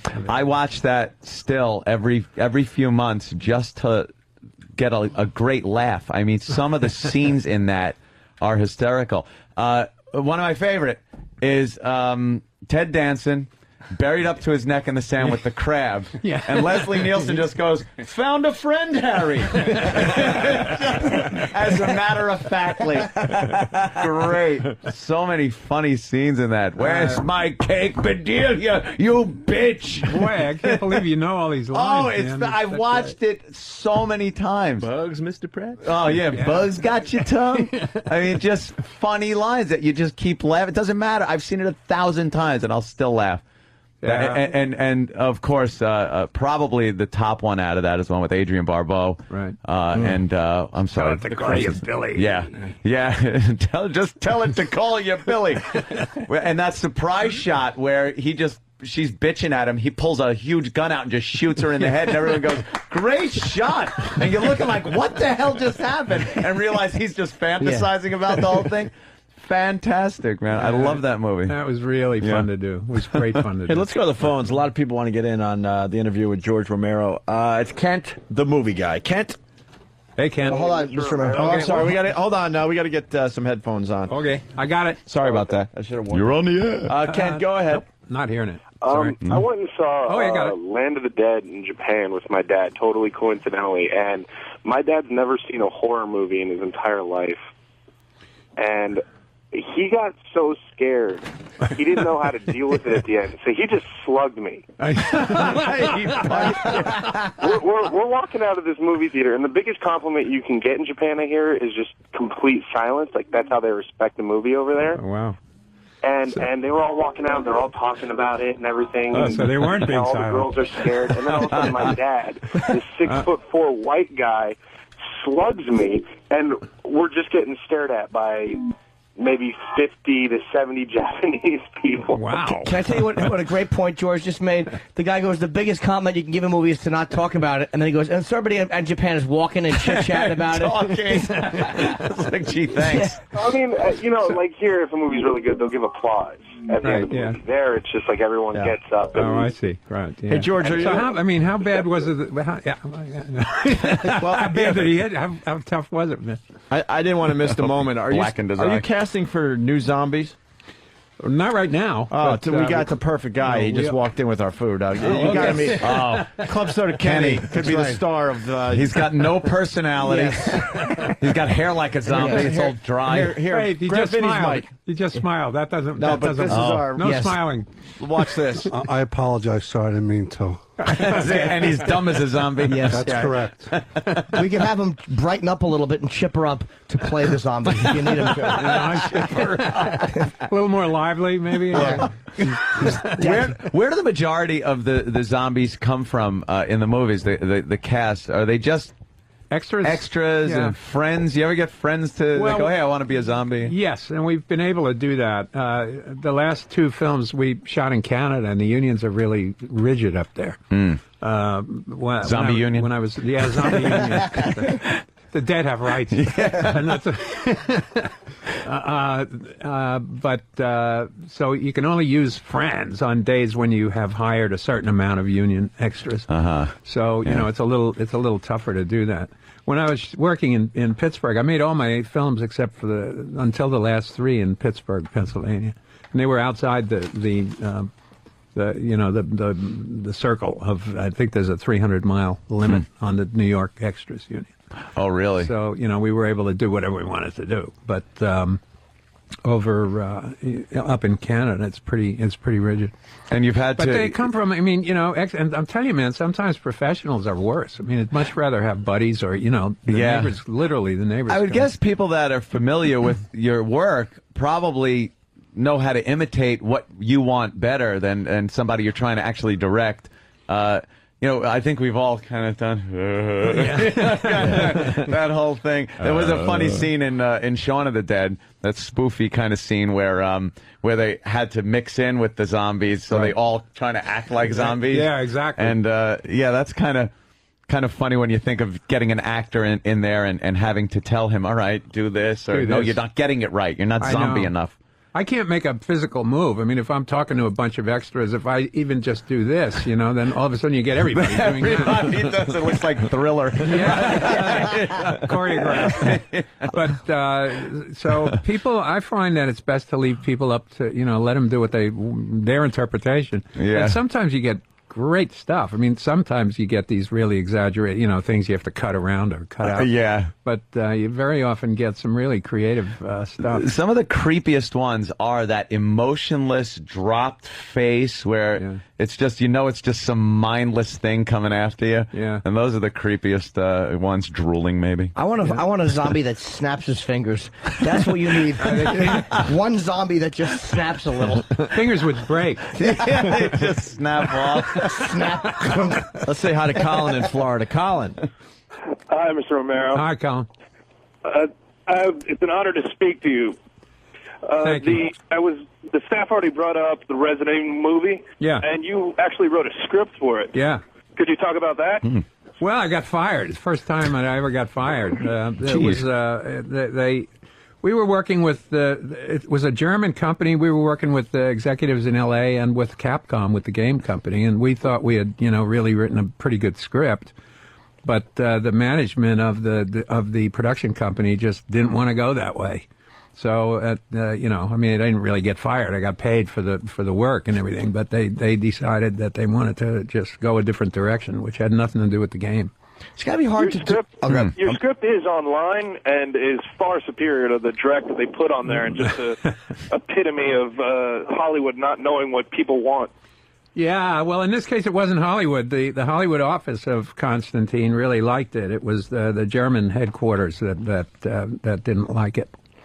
So, thank you, sir. That's amazing. Thank you. It's weird. It's got to be hard writing a script like that too, because so much of the horror or the vibe of it is in the way it's shot and is in like you said, the face, the drop jaw, these different things. It's kind of hard to put in a script, so people will just look at the script and go, "Well, what is this going to do?" Yeah, it doesn't scare me. Right. There's Yeah. no music. Gotta send some musicians over with the script.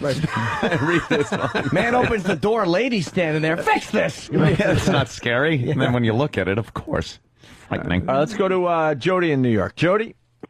Hi. Hi. I was wondering why zombies can't walk upstairs. They can.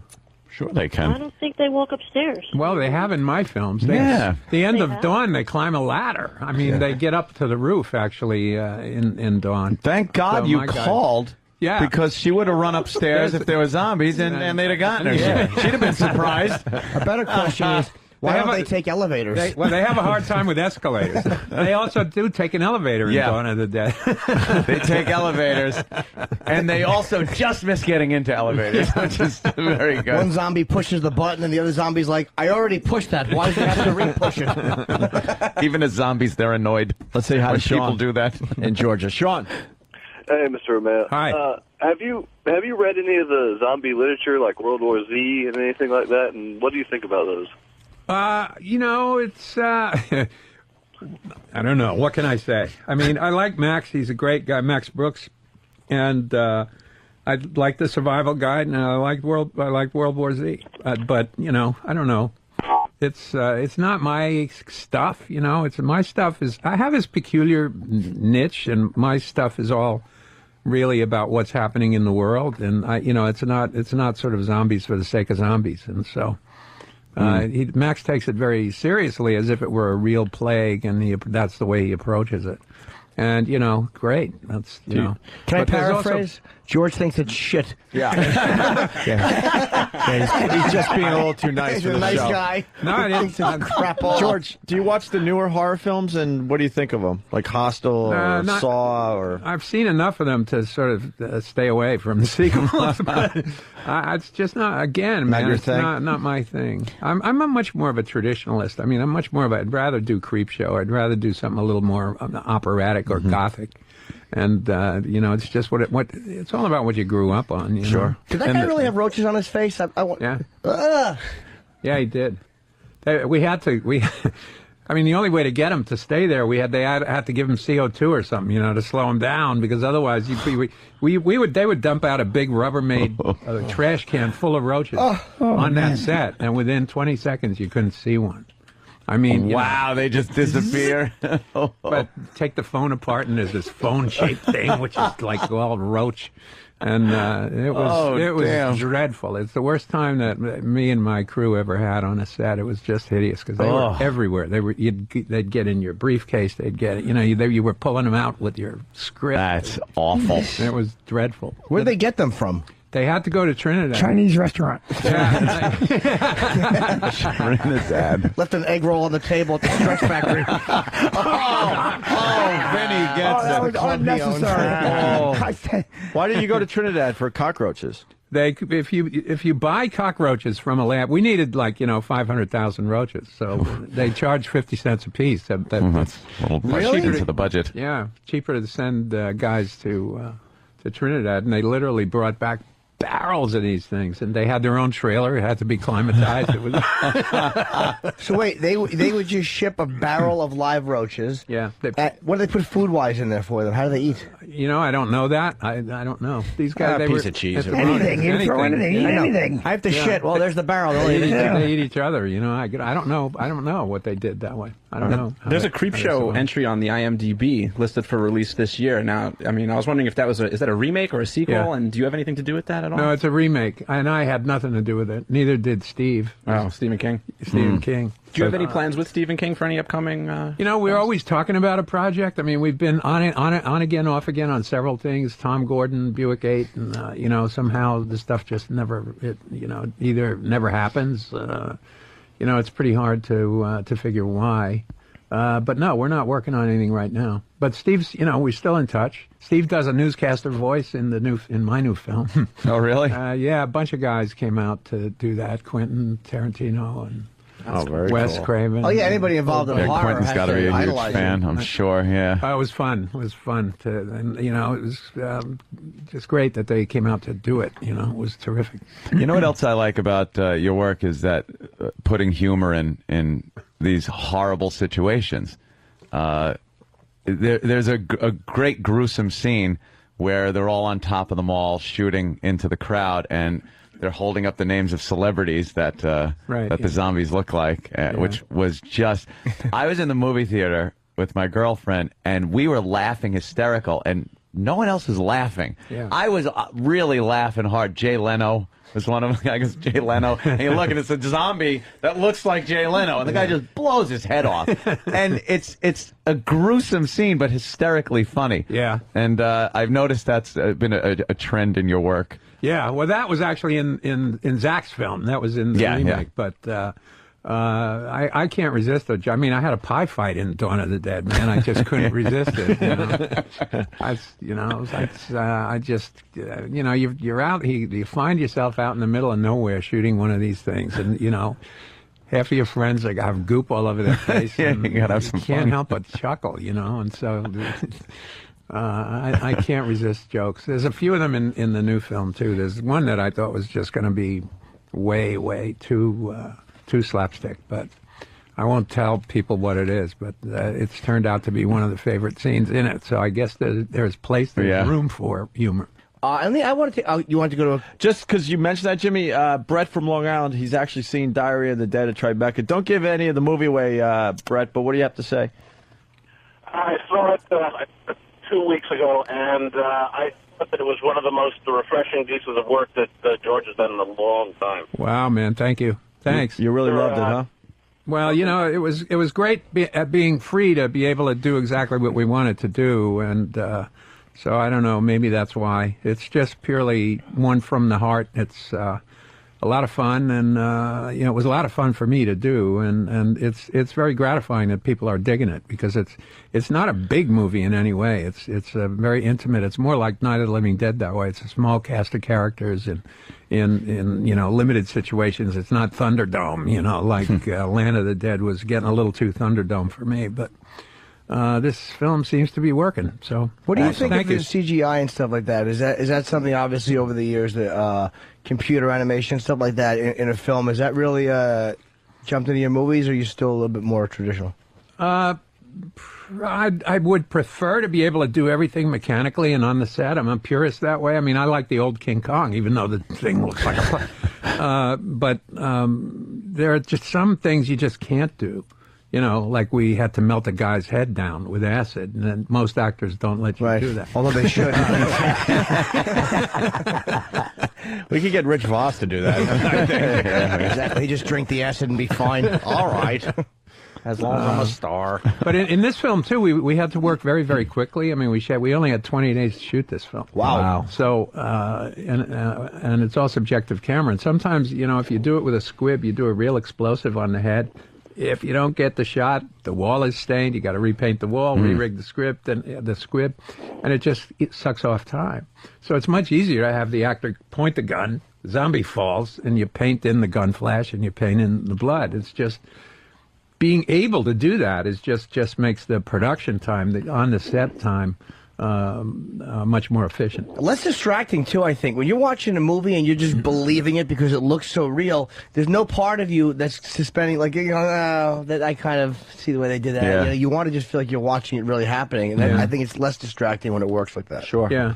Well, I mean, these are all sort of simple effects. I mean, it's not like when you see a bunch of dinosaurs running around, you know that they weren't able to actually shoot that. So, you know, it tips it off that it's CG. And I have a young son, 17-year-old son, who, you know, went to see iRobot, and he said, it's all computers. Yeah. So I think there is a bit of disappointment when that's all it is. It's just an exercise. Right. Let's take one more phone call. It's Ray in Cleveland. Ray. Hi, Mr. Romero. I'm a huge fan of yours. Thank you. I actually have watched every Dead movie you've made. I'm sorry about that. I'm also from Pittsburgh originally. Hey. All right. And I've been to Monroeville. I've seen the house. I've been to the cemetery. Oh, my I've done God. it all. Holy cow. In fact, all when I'm playing hockey for tournaments and stuff. So it's kind of cool. Wow. On that ice rink?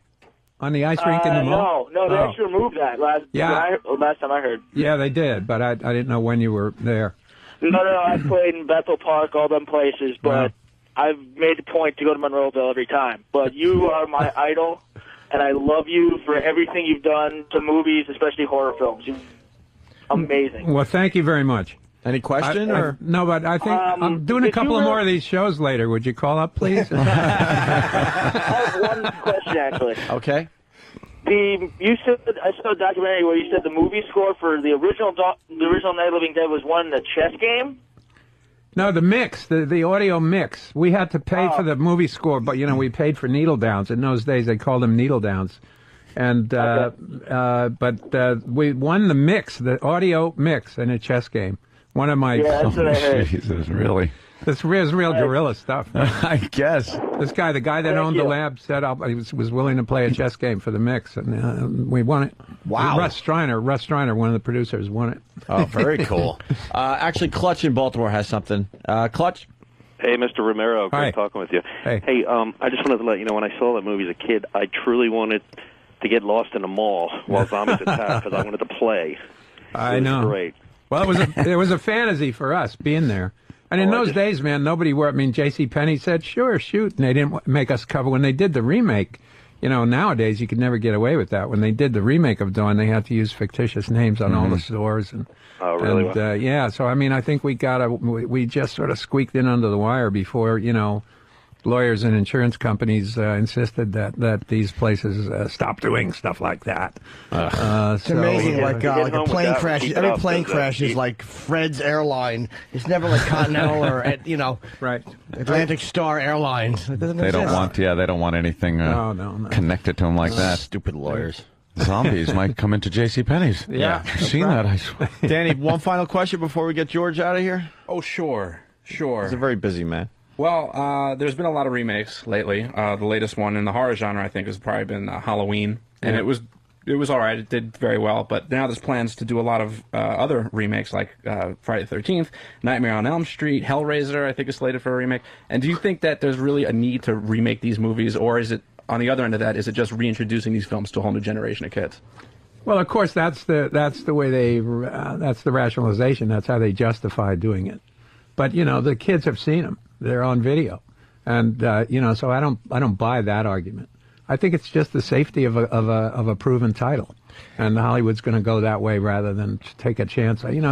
They read scripts; they don't know is this any good or not. Yeah, just knowing that they could spend a minimal amount of money and get a huge return on it justifies the cost. And it has the automatic recognition of title recognition. It really is amazing how the writing just sucks so badly in a lot of these. They just keep remaking. King Kong, I think I was happy they remade simply for graphics, and they could do so much more now. But movies like Nightmare on Elm Street, they don't need to remake that. It was horrifying the way it was. Absolutely. But it's just some dumb young shit, some 30-year-old who's in a position he doesn't belong in, who's not a good enough writer to come up with something creative, and he can't make the decision to go, all right, well, this is good, let's take a chance.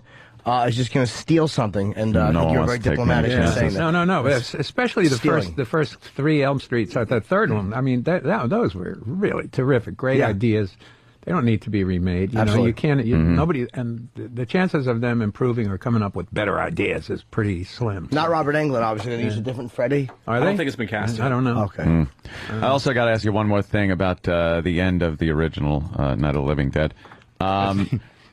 Case of mistaken identity, or intentionally shooting him at the end. I mean. No, they weren't. You mean, just, again, that's talked about as a racial issue. And when we wrote the script, in my mind, when I wrote that scene, the guy in my mind was a white guy. So it wasn't, people have talked about this, well, they see a black guy and they shoot him. Yeah. That wasn't intended at all. They see a shadow in the window, they think it's a zombie, and they shoot him. So in my mind, it was always just mistaken identity. For a smart guy, he was pretty stupid, just kind of poking his head up like that. Yeah. Yeah. But he's not. He had a hard night. He makes a lot of mistakes. Yeah. He spends the whole movie arguing, don't go into the basement, and that's where he goes, and that's what saves him. Yeah, and then, true. So he makes a lot of mistakes. And we're so happy. I'm sorry, I didn't mean No. I was just going to say thank you, guys. It's really been fun. Oh, awesome. Nice way to believe start me, the it's day. just amazing to have you in here. When we heard you were coming in, we were all just giddy. Like a bunch if of I dumb could use kids. the word giddy.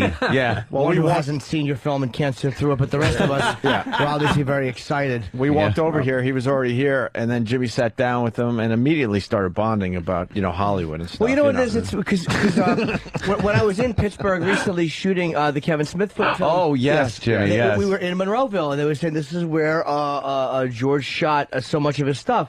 And so I figured that, men of our similar ilk. Yes, of course. Just talk about show business. I sound like Fredo when I talk about it. Gotta go learn casino. But you are a legend, and we were really psyched. And I forgot what a big fan you are, Danny. Any final words? I think we should let Danny, because Danny is the biggest fan. We should let you close out the interview with something, a statement maybe. You don't have to. Yeah, how about a statement? Something. Throw the paper away. Yeah. Speak from the heart. That's right. All right, I like your movies. That's it. I like your movies. All right, Dan. I'm George Romero, and I approve of this. Great. Good. Wow, no need to get overly emotional. Thank you so much.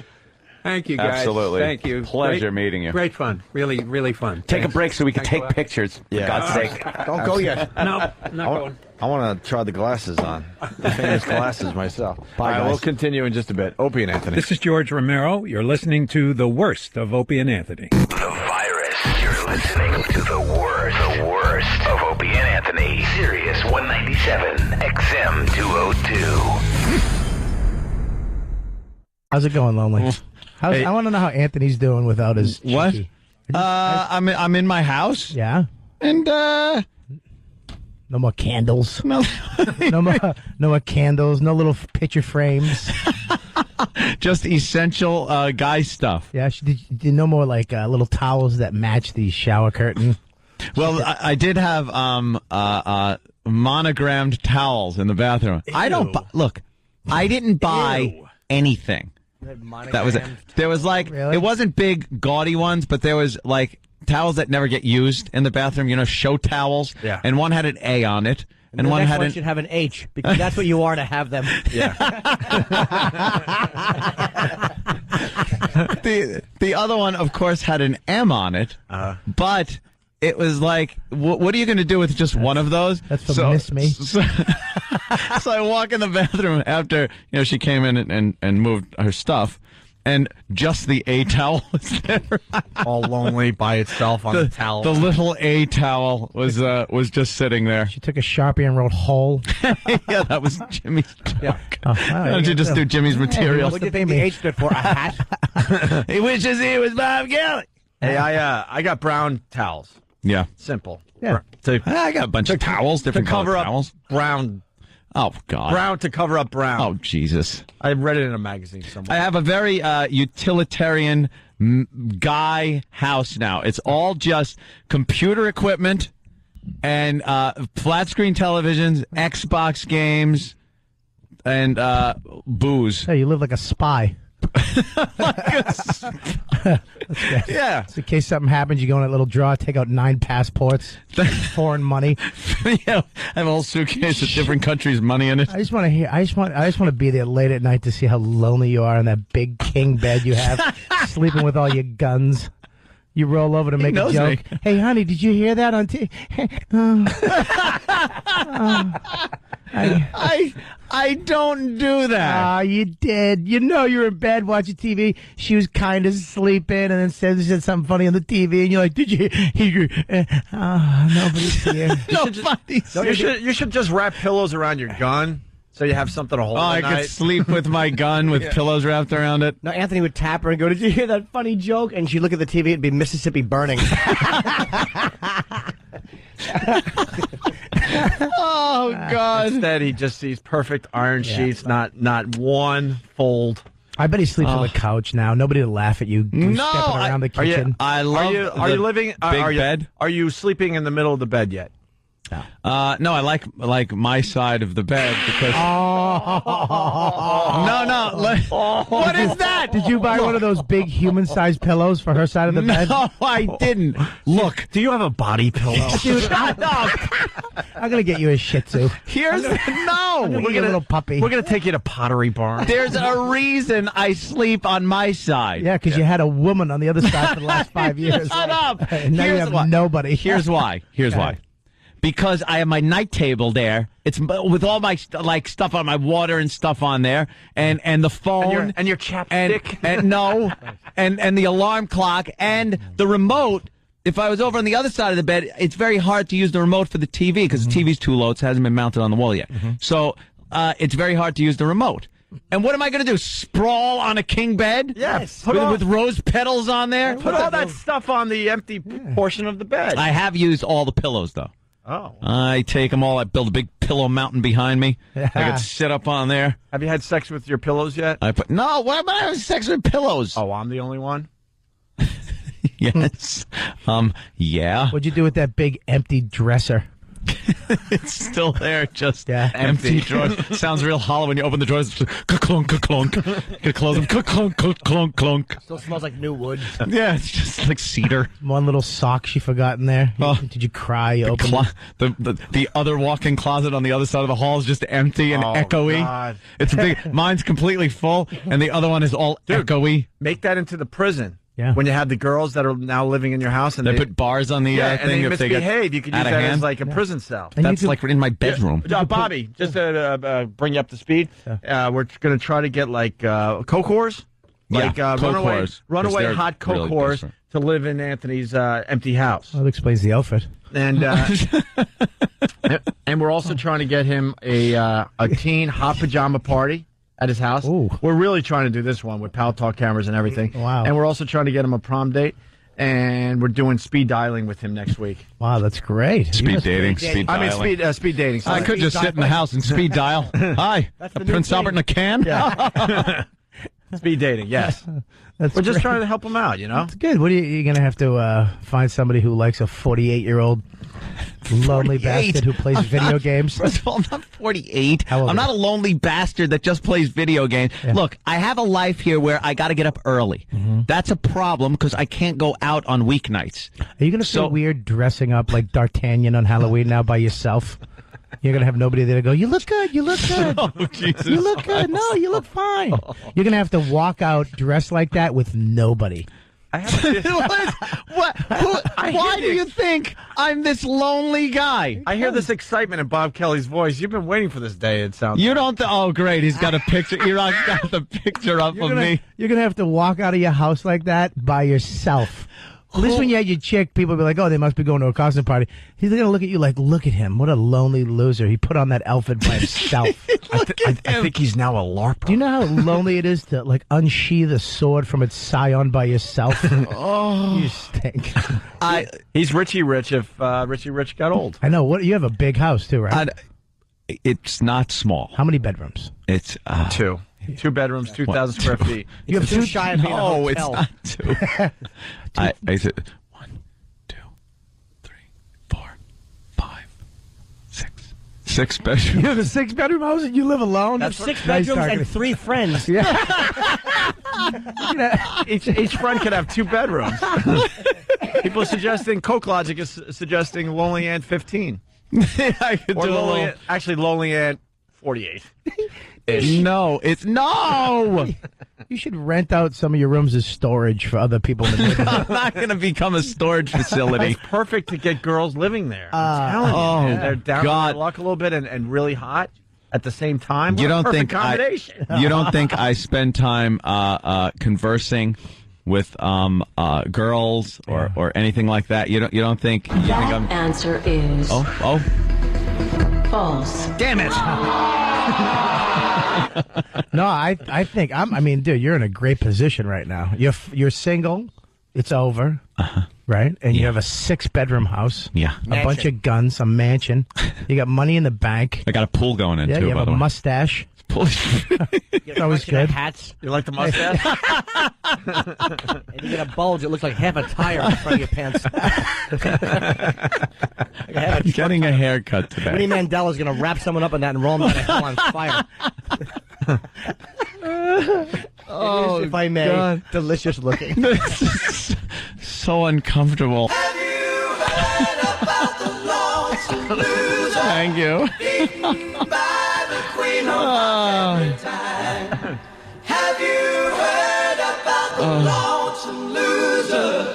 He's a loser, but Yeah. he still keeps on trying. Keep on trying. Yeah, that's me.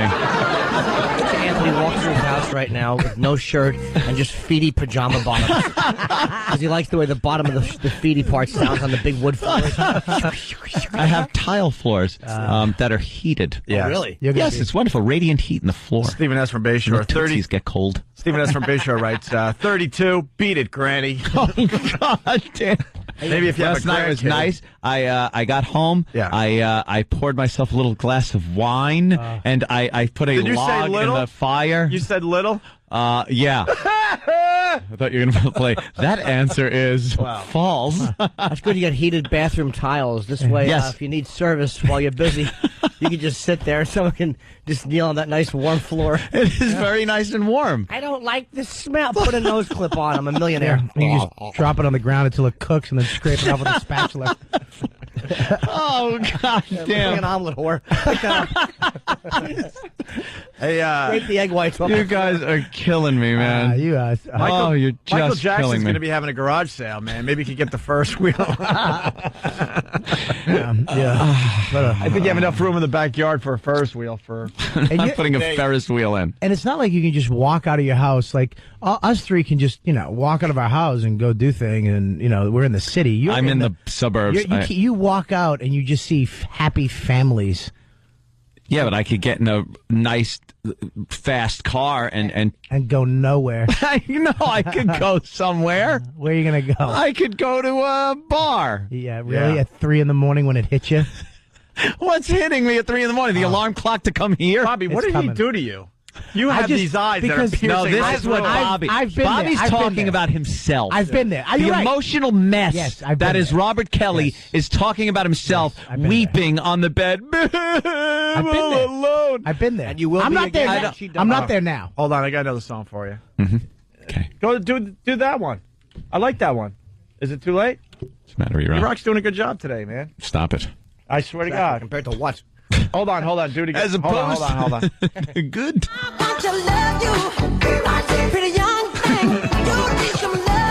Oh, boy. This is not good. I can't wait till Anthony starts taking ballroom dancing. Ballroom dancing. I'm not into that. By the way, you should have got the other Michael Jackson song that he likes. I'm talking to the dictator in the mirror. Oh, God. Look, I've been there. I know how it is. I mean, I'm married now. I got a chick. All three of us have chicks. We're happy. We have people that we go Slow home down. to. Mm-hmm. Why, you're not happy? No, it's terrific. Oh, really? I love the PMS and being yelled at. No, it's terrific. I thought you were happy. It Jeff. rules. Oh, every time I see you on the No, you're a happy I hate man. being able to do whatever I want whenever I want. That sucks.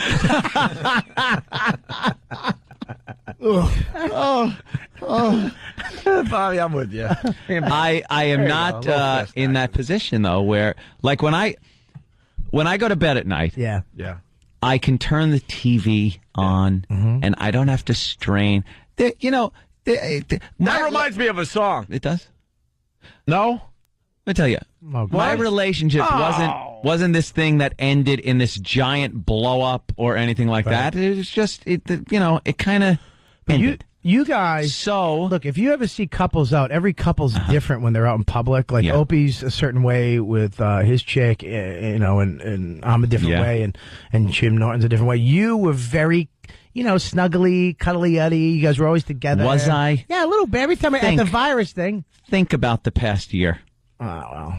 I remember you at the virus, her lying, and you guys in your little room having wine, and you guys look cute. Not saying it's bad. I thought it was cute. He wasn't cuddling. He was dealing with a hangover from his gambling trip. He was just leaning on it because he had a hangover. All right. You don't remember what Bob Saget said? He goes, "Is that guy all right?" No, I just you thought they were Bob cuddling? Saget was questioning if I was okay. He pulled an all-nighter. He was hung over his ass. No, I just thought they were leaning on each other. I didn't know he was leaning on her for support.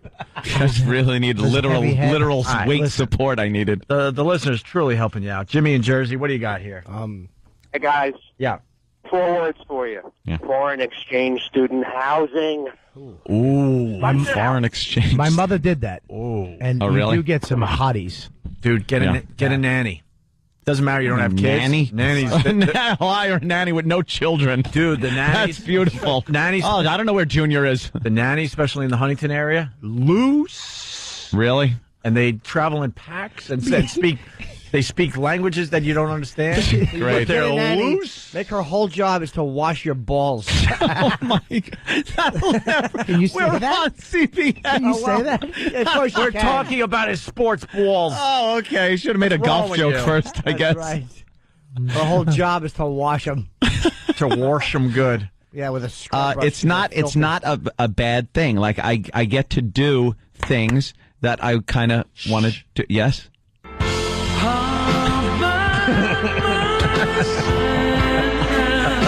Yeah.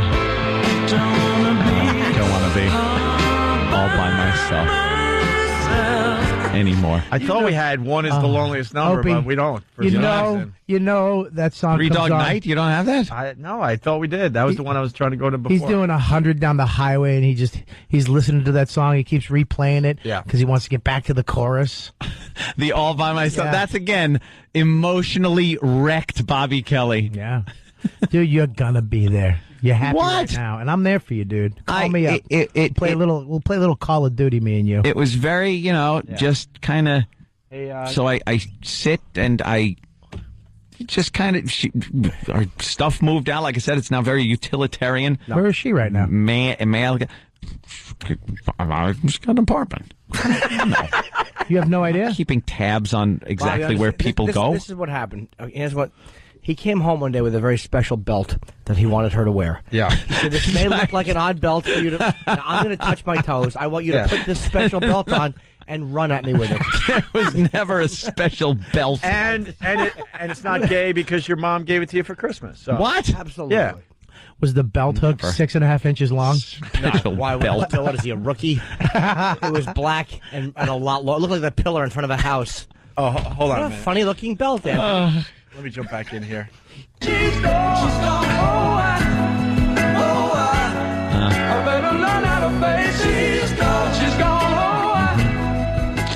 All right, that one hurt a little bit. Did it? Awkward.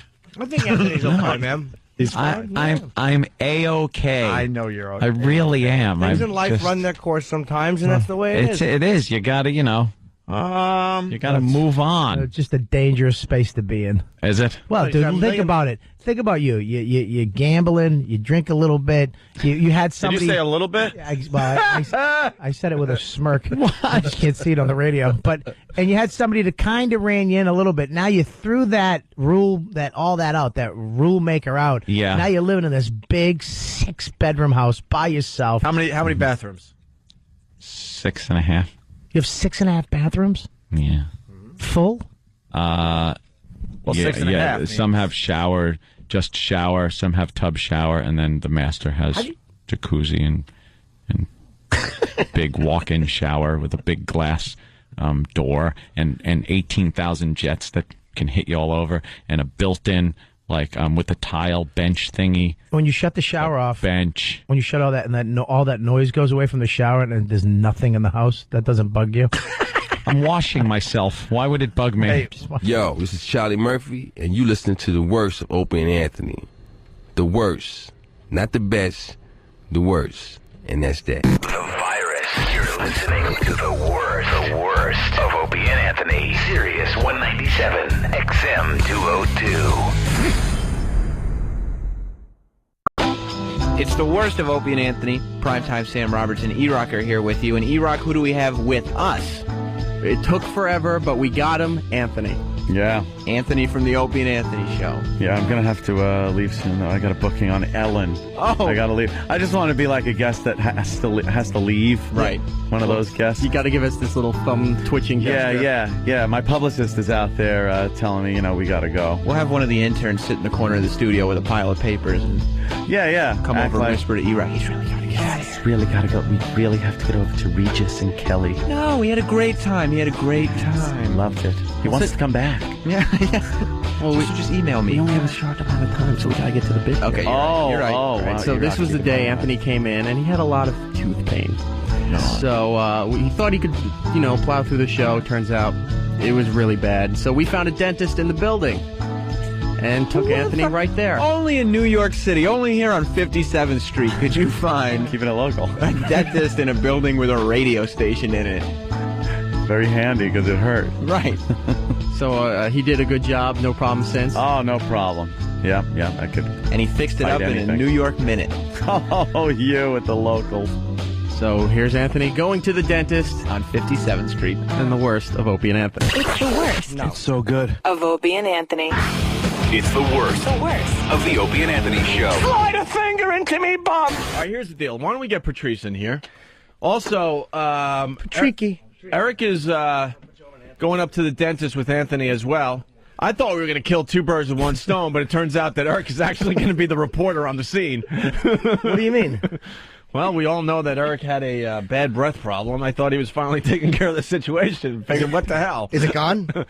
Actually, I think it's much better these days. No? Ben? Ben apparently doesn't think so. I don't know. Oh, you're not on? Turn Ben on. I don't know. Sometimes it is. Someone, I don't know who it is. Someone in our office has bad breath on a daily basis, so it's one of these guys. It's not. It's after the show I noticed it. Really? So I don't know. Well, we eat a lot of crazy crap during the show. Maybe it's all just kind of bubbling in our mouths. Here's the test you do. When you smell it, look at who's addressing you.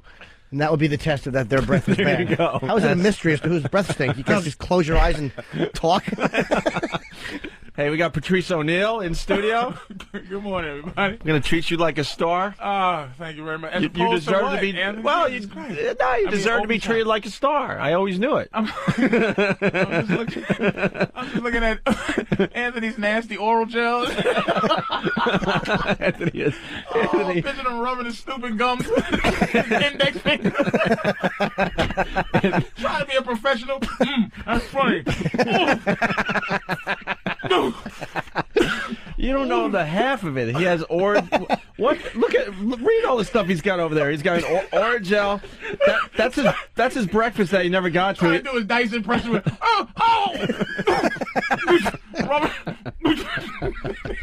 brush your teeth, Anthony. He's got. It's easy. He's got peroxide. He's got Orajel. What's that other thing? Ambisol. And a banana because he can't chew. Right.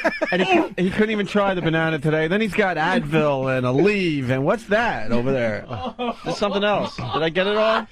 He got bottles of relief.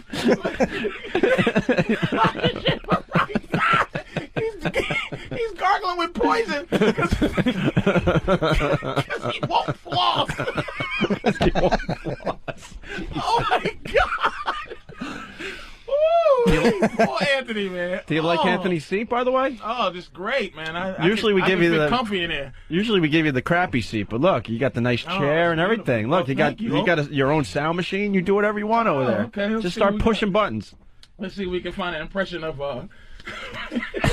of Anthony upstairs. Ain't my rifle, this is my gun. Nope, that ain't it. Dude, Jesus. If you're going to push the buttons, they got to make some kind of sense. I see oh dear. Oh, all right. Well, That's so this is all his stuff. What you say is push oh dear. You say, well, this is what Anthony is going through right now, and then you hit. Oh dear is right on the thing. Yeah, but set it up first. Go, this is, you know. Okay. So, yeah, here you all go. right, Go ahead. Okay, this is what Anthony's going through right now. This is my rifle. No! Wait. I'm looking for this one. What? I'm looking for this one. This is my rifle. Many like it, but this one is mine. This one right here. All right. Right here. How about you try for a third time, Patrice? Where's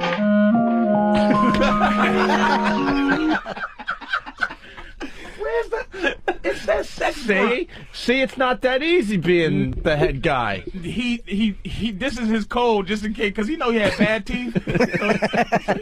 He had to have somebody come in and take his place, and he made sure it was going to be. Oh yeah. That's not it, because this is my rifle. This is my gun. No, I switched. All right. This is the guy with bad breath, by the way. What's his name?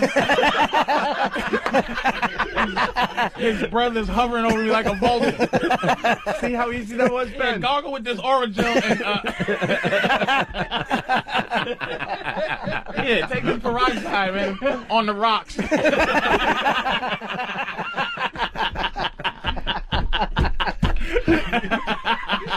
All right, try it again. I want this one right here, man. All right, set it up, though. Go ahead. Okay, Anthony's upstairs Yeah. getting his teeth done, and Yeah. this is what he sound like. That makes more sense, don't it?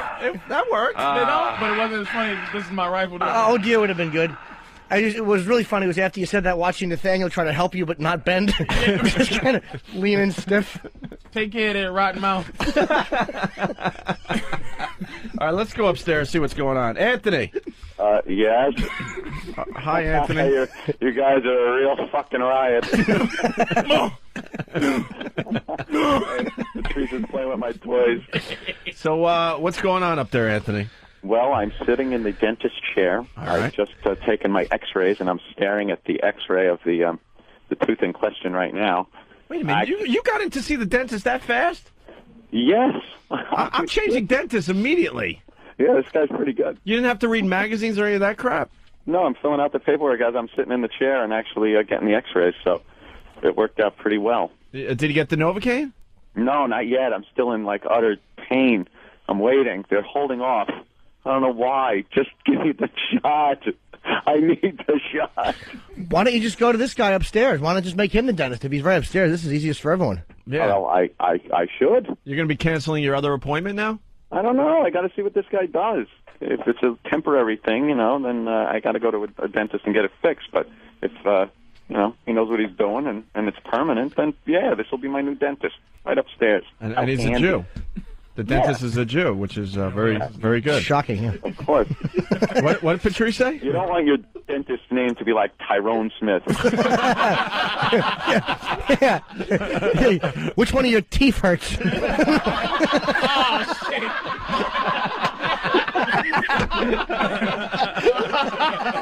I should have been prepared for that one. Which one of your teeth is hurt? Oh, man. That's funny, man. Yeah. Oh, geez, yeah, like, there's some races that are good at doing certain jobs in life, and the Jews pretty much have the dentistry tied up, and I like that. All right. So does this mouth and sore medicine work? Yeah. No. That stuff down there, like Ambisol and stuff, no, that doesn't work. I don't know what that's for. If you got a little scratch on your gum, not for this. Hey, Anthony, why don't you tell Patrice how you were trying to take care of the pain last night? Oh, I had a bottle of Captain Morgan rum, and I was swishing it around by the tooth and spitting it out in a glass. I can't really laugh. You want to laugh at somebody's problems, but I had a toothache a couple of years. It's not awful. Funny. It's the worst pain you'll ever have. Like, you almost want to dig something in it and take it out yourself. You know what I'm saying? So I do feel for you. But you got to brush 3 times a day, Anthony. We were trying to get Anthony to chew on tinfoil this morning. Grunting and hurting. First thing in the morning, he's miserable, and Jimmy and I were trying to help him out with some things. We think it's like a popcorn, kernel stuck in there, right up against the nerve. I don't see any popcorn kernel. Oh, you're just looking at the X-ray now? Yeah, I'm looking at the X-ray. It's right in front of me. The way they do it now, it's all done with computer magic there, Opie. The guy, I bite on something, it's got a wire on it, not like the phone anymore, and it takes the X-ray and it pops up on a monitor right in front of your face, like as he takes the picture. What's he telling you it is, or he's not saying it? No one's in the room with me here, so I'm just staring at it, and it's a big mystery to me. They leave it in front of me for a while so I could look and go, ew, what the hell is that? By the way, and not have any answers. By the way, everyone listening in Alabama, don't get too excited. You'll have that technology in about 20 years. Well, they don't really need it. The dentist just looks in at the one tooth and gives you a prognosis. Wow. I know. Prognosis is just not a funny word. Then. Don't say it again. The dude looks at your one tooth and gives you a prognosis. Shut up, stupid. Prognosis was the right word, though. Oh. It wasn't, because you're turning red. You got a little uncomfortable there. You gotta make me feel better, man. Now you get. I'm looking at my X-ray. I see like the cap thing, and then I see like a post that's going into one of the root holes, and then I see like 2 root holes. I don't know how they make heads or tails of this stuff. Is this your first bad tooth, Anthony? No, years and years ago. I had to get a couple of teeth capped. Oh, okay. And, so what did you do? Like, shouldn't you have did the exactly opposite so you didn't have this happen again? Like, no, it just came up like 2 days ago. It just started hurting out of nowhere. Wow, hereditary teeth, man. Oof. Fine and dandy, and then all of a sudden, we were making fun of. This is what's creepy, Patrice. We were making fun of dentists yesterday. Yeah. And now this tooth that has been fine for 15 years, it acted up. No, the evil dentist karma. Well, what are you gonna do? Yeah, if you want me to explain further, we have this pickled punk, and we think the place is cursed. Oh, this place here? Yeah. Oh, so that's why I know that sounds like a stretch, but we were talking about how the place might be cursed. Then Anthony starts making fun of this dentist that was a pervert, and next thing you know, Anthony has this problem. Yeah, the X-ray guy had put. Is that wrong for him to put his mule in my mouth and say, "Bite down, not too hard"? No. I'm in such pain. I just want it to go away, so I'm willing to do anything. That'd be so nice if he touches Anthony funny. I really hope I see you on a Lifetime movie. And your eyes are open, but you can't move like Serpent in the Rainbow. So you know exactly what he's doing to you. Oh, boy. Hey, Anthony, where's Eric? Getting his teeth cleaned? No. No. Oh, he's right here. Well, we were a little confused when he decided to go upstairs, and you didn't hear this part. We thought we were going to kill, 2 birds with 1 stone up there. Or is Eric just kind of looking around and going, what is this place? I've never been to one. What kind of a chair is this? Oh, you're terrible, man. As soon as you guys walked in, they probably grabbed Eric, and Eric had to say, no, I'm not the problem. It's that guy. Oh, Pretty good there, Eric. Oh, God. I reckon you're pretty good. Oh. Oh, you guys make me feel much better. So what? We're just waiting for some kind of Yeah, sorry, I can't. If there were some tools around, I'd start working on myself. But sorry, until the guy comes in and starts doing it, it's pretty much ooh. What kind of magazines? Fill out my paperwork. No, I bypassed the whole waiting room magazine thing and everything. Oh, so you're just right in the room? Yeah, that's close enough for paperwork. They're taking my paperwork. I got some other stuff I got to fill out on the other page, huh? Oh, I've been talking on the radio, sir. Maybe I should fill out some of this paper. You get to getting me in trouble. What are some of the questions you got to fill out? Just the name, social security number, crap like that. You fill out all the time. Why are you now seeking dental treatment? Ow! That's all I'm writing. Patrice, do you realize this is a national talk show? Yeah. You're talking about his bad mouth. Yeah, this is it. This is what we do. Why don't you have Master Poe kick it out? We got everyone bamboozled. You don't know what caused that? Wait, Anthony's getting his prognosis. I got a little infection around one of my my tooth gum things, root things. Oh. The root. What's this little thing here? Well, is that a pustule? Yeah, the tooth had a root canal. It's reinfected. It's reinfected. There's a dark little shadow around the tooth where it's infected. But shouldn't something have started that could be like pulled out of there? Like what would start an infection like that? Yeah. All right. A couple of the options. Oh, you're going to give me Novocaine? No. Oh, he's going to numb me out. What can they do for your tooth, though? What's he going to do for it? I don't know. He's got to look around. Antibiotics. Yeah. That's it. Antibiotic, Doc? Is that seemed to be what the... Yeah. Right? Oh, boy. I think I'm going to get a needle. Ask him how your tooth gets really infected. I don't know. Yeah, ask him, man. We can learn something today. Yeah, like what do you do to keep it from What if getting I infected? bit down on it hard and something? Could that have started this whole ball rolling? If it hurting? If I bit down hard? No. No, probably That's why I'm not a dentist. I'm a stupid radio guy. Nothing I did. Oh, good. It's not my responsibility.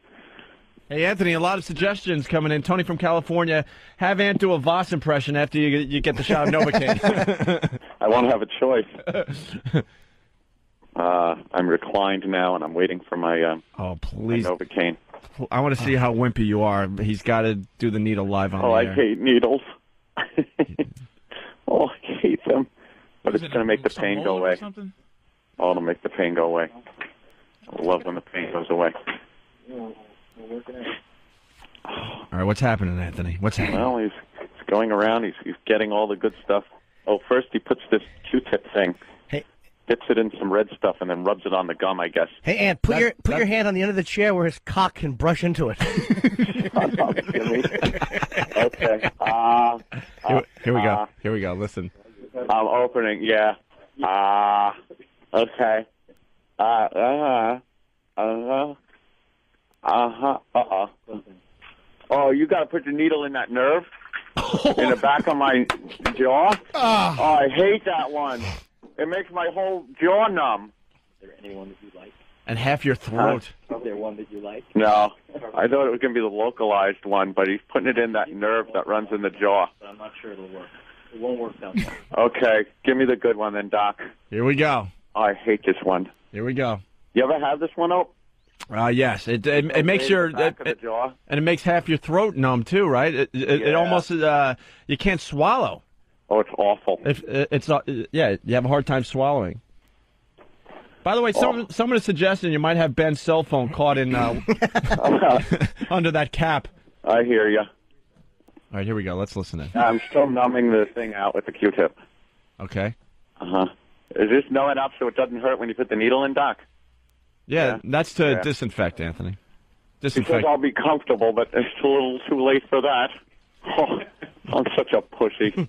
Excuse my language here, Doc. I'm not a potty mouth. Oh, good. You have XM satellite radio? You do? You ever listen to the Opie and Anthony show? Oh, he does. Oh, my God, he knows who I am. I hope he's a fan. Oh, Jesus. Ask that Jew thief, is he going to take your insurance? Patrice, shut up. Yeah. Tell that Christ killer to put more stuff to numb it. So angry, laugh. Tell that cheap Jew you're paying in cash. That's what he does. Oh, okay. Okay, here comes the needle. All right, shh. Oh, God. All right, Doc. Be gentle. Uh-huh. Ah! Oh! Oh! Oh! As a representative of Anthony's family, I say we pull the plug. Oh! Oh!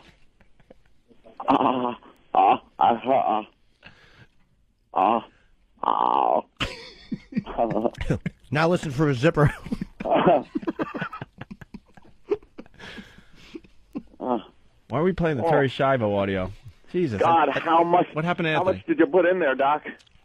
Hopefully enough. Oh, I hope so. By the way, you just said what? But yes. Maybe I brushed my teeth with Novocaine. every No, that was morning. actually pretty painless needle that he did there. Oh, look at that. Jiggling. That's going to be a great endorsement for the fine dentist. Yeah, let me rinse. Mm-hmm. Oh, do you hear that? That was me rinsing. Is it drooling down your... Not yet. Drooling down your lip yet? Oh, God, that one. It's that one that they got to give you way in the back of the jaw that makes the whole... Oh, there goes the tip of my tongue. Okay. Oh, this is great. You want to buy a dryer door? Dude, you got... drug-free 17 years. Oh, that is weird. Yeah. It's all going numb now. Anthony, you got to do some Dudley Moore. Huh? Oh, yeah. We could talk about that, Doc. Yeah. Sure. Yeah. Root canal got reinfected. Oh. Basically, three options. Three options. Oh, no. Here are the options. Try and redo the root canal, huh? Uh-huh. If you look at the root, Yeah. it goes all the way down here. Yeah, I see. It goes down very far. Yeah, yeah. If you look at the root canal filling, it doesn't go all the way down to the end of the root. They didn't take out the whole nerve. The little tissue left in that root. Right, that's And what the body, right. It's Bad dentist. The body's trying to reject it. Uh-huh. Ooh, his body's trying to reject it. Nice. Take off the crown. Uh-oh. Drill back down through the root canal. Delicious. Try to do it again. Yeah. Is that what he would recommend? That's what he recommends? Well, that's what we go for. I guess the other option is yanking the tooth out, huh? The other option is actually surgically going down into the bone Ooh. and actually removing part of it. Why would we want to do that? Remove part of the bone? Oh, okay. But it's an option. It's an option. And the third is to take the tooth. I wouldn't want to take the tooth out. No, either. I kind of like it. Let me talk to Dr. Yeah. Weinstein for a minute. Why can't you just get rid of the nerve? Are you dissing my old dentist? I just want to ask him that there's a black man questioning his authority It's here. a V cap? It's an A cap. A cap? That's a V cap. It's a V cap. Ow, the guy's dissing my old dentist who put the original cap in. That guy's work. Bad. He didn't take the nerve out, Anthony. Yeah, he didn't take the nerve out, and he didn't. It's a bad cap. It doesn't go all the way over, Jesus. right? There's probably still gauze sticking out of it. Your old dentist stunk. Was your dentist named Tyrone? Root canal specialist. You don't do that, huh? What can you do for me, like now, aside from numbing my entire jaw? That's pretty much it. Can you write me a prescription for morphine? Morphine. I love that stuff. No, oh God, I'm talking like Voss. I swear. No, we could hear it. All of a sudden, I'm 3 shades darker, and I'm smoking. Adjust the bite so I'm not biting down on it so much. Now, before when you put down on it. Uh-huh, yeah. Little Buddy Hinton's going to come up to me and go, baby talk, it's a wonder you can walk.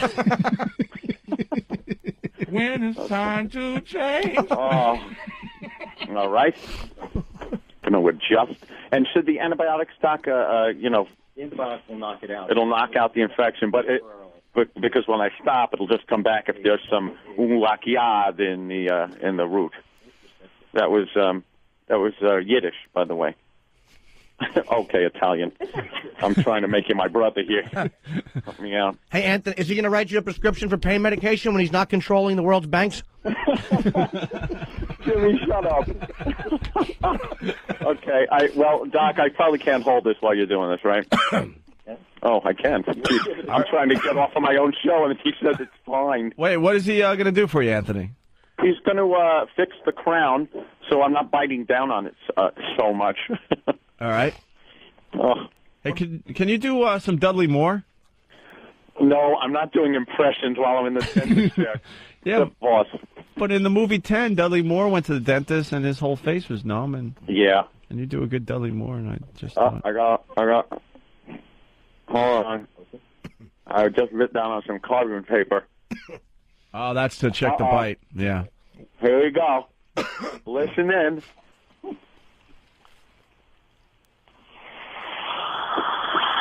Oh, God, I hate that noise. Hey, Norton, does that sound like piss?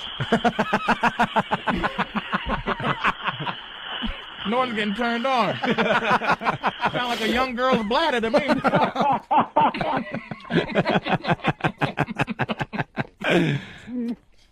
Anthony, someone is saying you're going to sound like a trainable in a few minutes. All right, here we go again.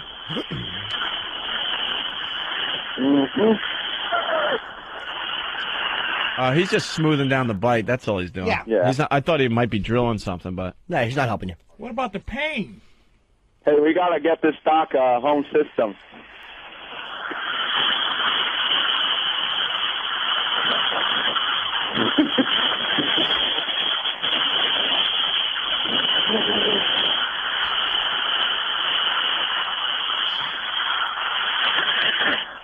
Hey, Anthony, what is he going to do for Eric? Does he have Lavoris? Does he have Lavoris hooked up to a fire hose? God, Eric's going to hate us when he listens to the replay later on. He has no idea. He has no idea.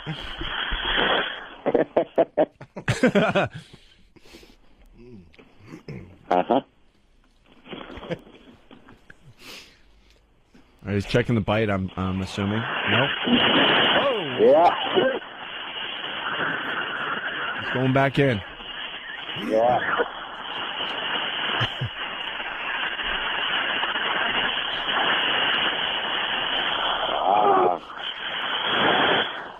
No pain. This is great. Hey, Anthony? Yeah. The next time you talk to him, I want you to address him like Pesci addressed De Niro in the desert in Casino. Oh. Wow, I am so numbed out. That rules. But when this wears off, Doc, it's really going to hurt. Can I take one of those needles home with me? Oh, he just grinded tooth. Yeah.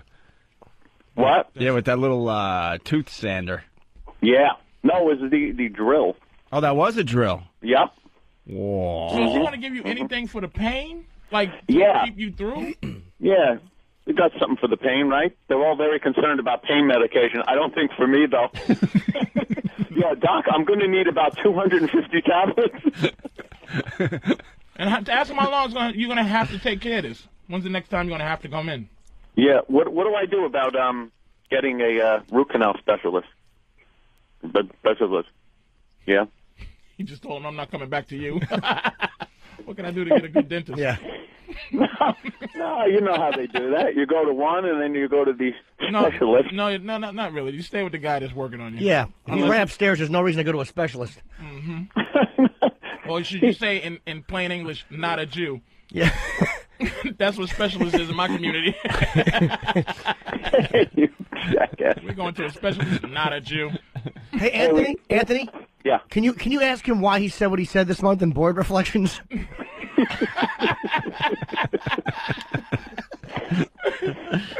It's Dr. Goldberg. Hey, he's going to need a boombox, by the way. Well, we'll give him whatever he wants. It's a little toothola.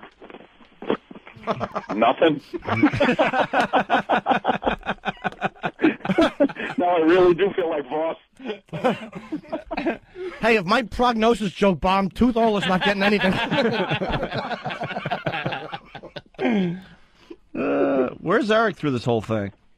Yeah, just kind of standing behind me. Yeah.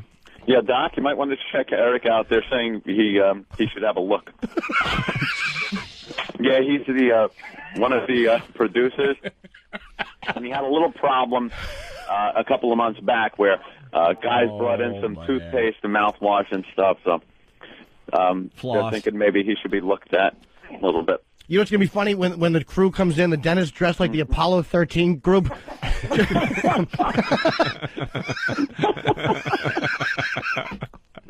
They are pounding you. Ooh, what is that? Is Vicodin good? Oh, yeah. Oh, yeah. Oh, yeah. Oh, yeah. Yeah, it's good stuff. You're getting thumbs up, Doc. Nice prescription. Keith from Indiana on the phones. Ant's going to sound like Daly Dooley. Daly Dooley, of course. I really can't talk. This is going to be a very interesting last hour. Oh, God. It's amazing, man. Is he just about done with you? This afternoon, I should go? I have an appointment with another dentist, though. Perhaps I should go to her, and then she can send me. I'm going to have to do that. Yeah. Well, you know something? If I try to cancel my other appointments, you can bill me anyway. How much for this? Really? Yeah. How much is this costing you today?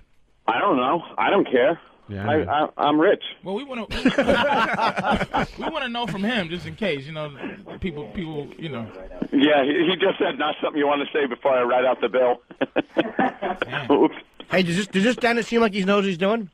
Yeah. I'll go to him next time. He's right upstairs. I'm sick of going alone. It's right upstairs. I recommend him now, Jimmy. You got bad teeth, Jimmy? No, actually, my dentist was amazed at how good my teeth are. She was smiling, saying, "You have fantastic teeth and great bone structure." Now, what does she say about the problem with no lips? Like, is it easy for her to open her mouth when you have no lips?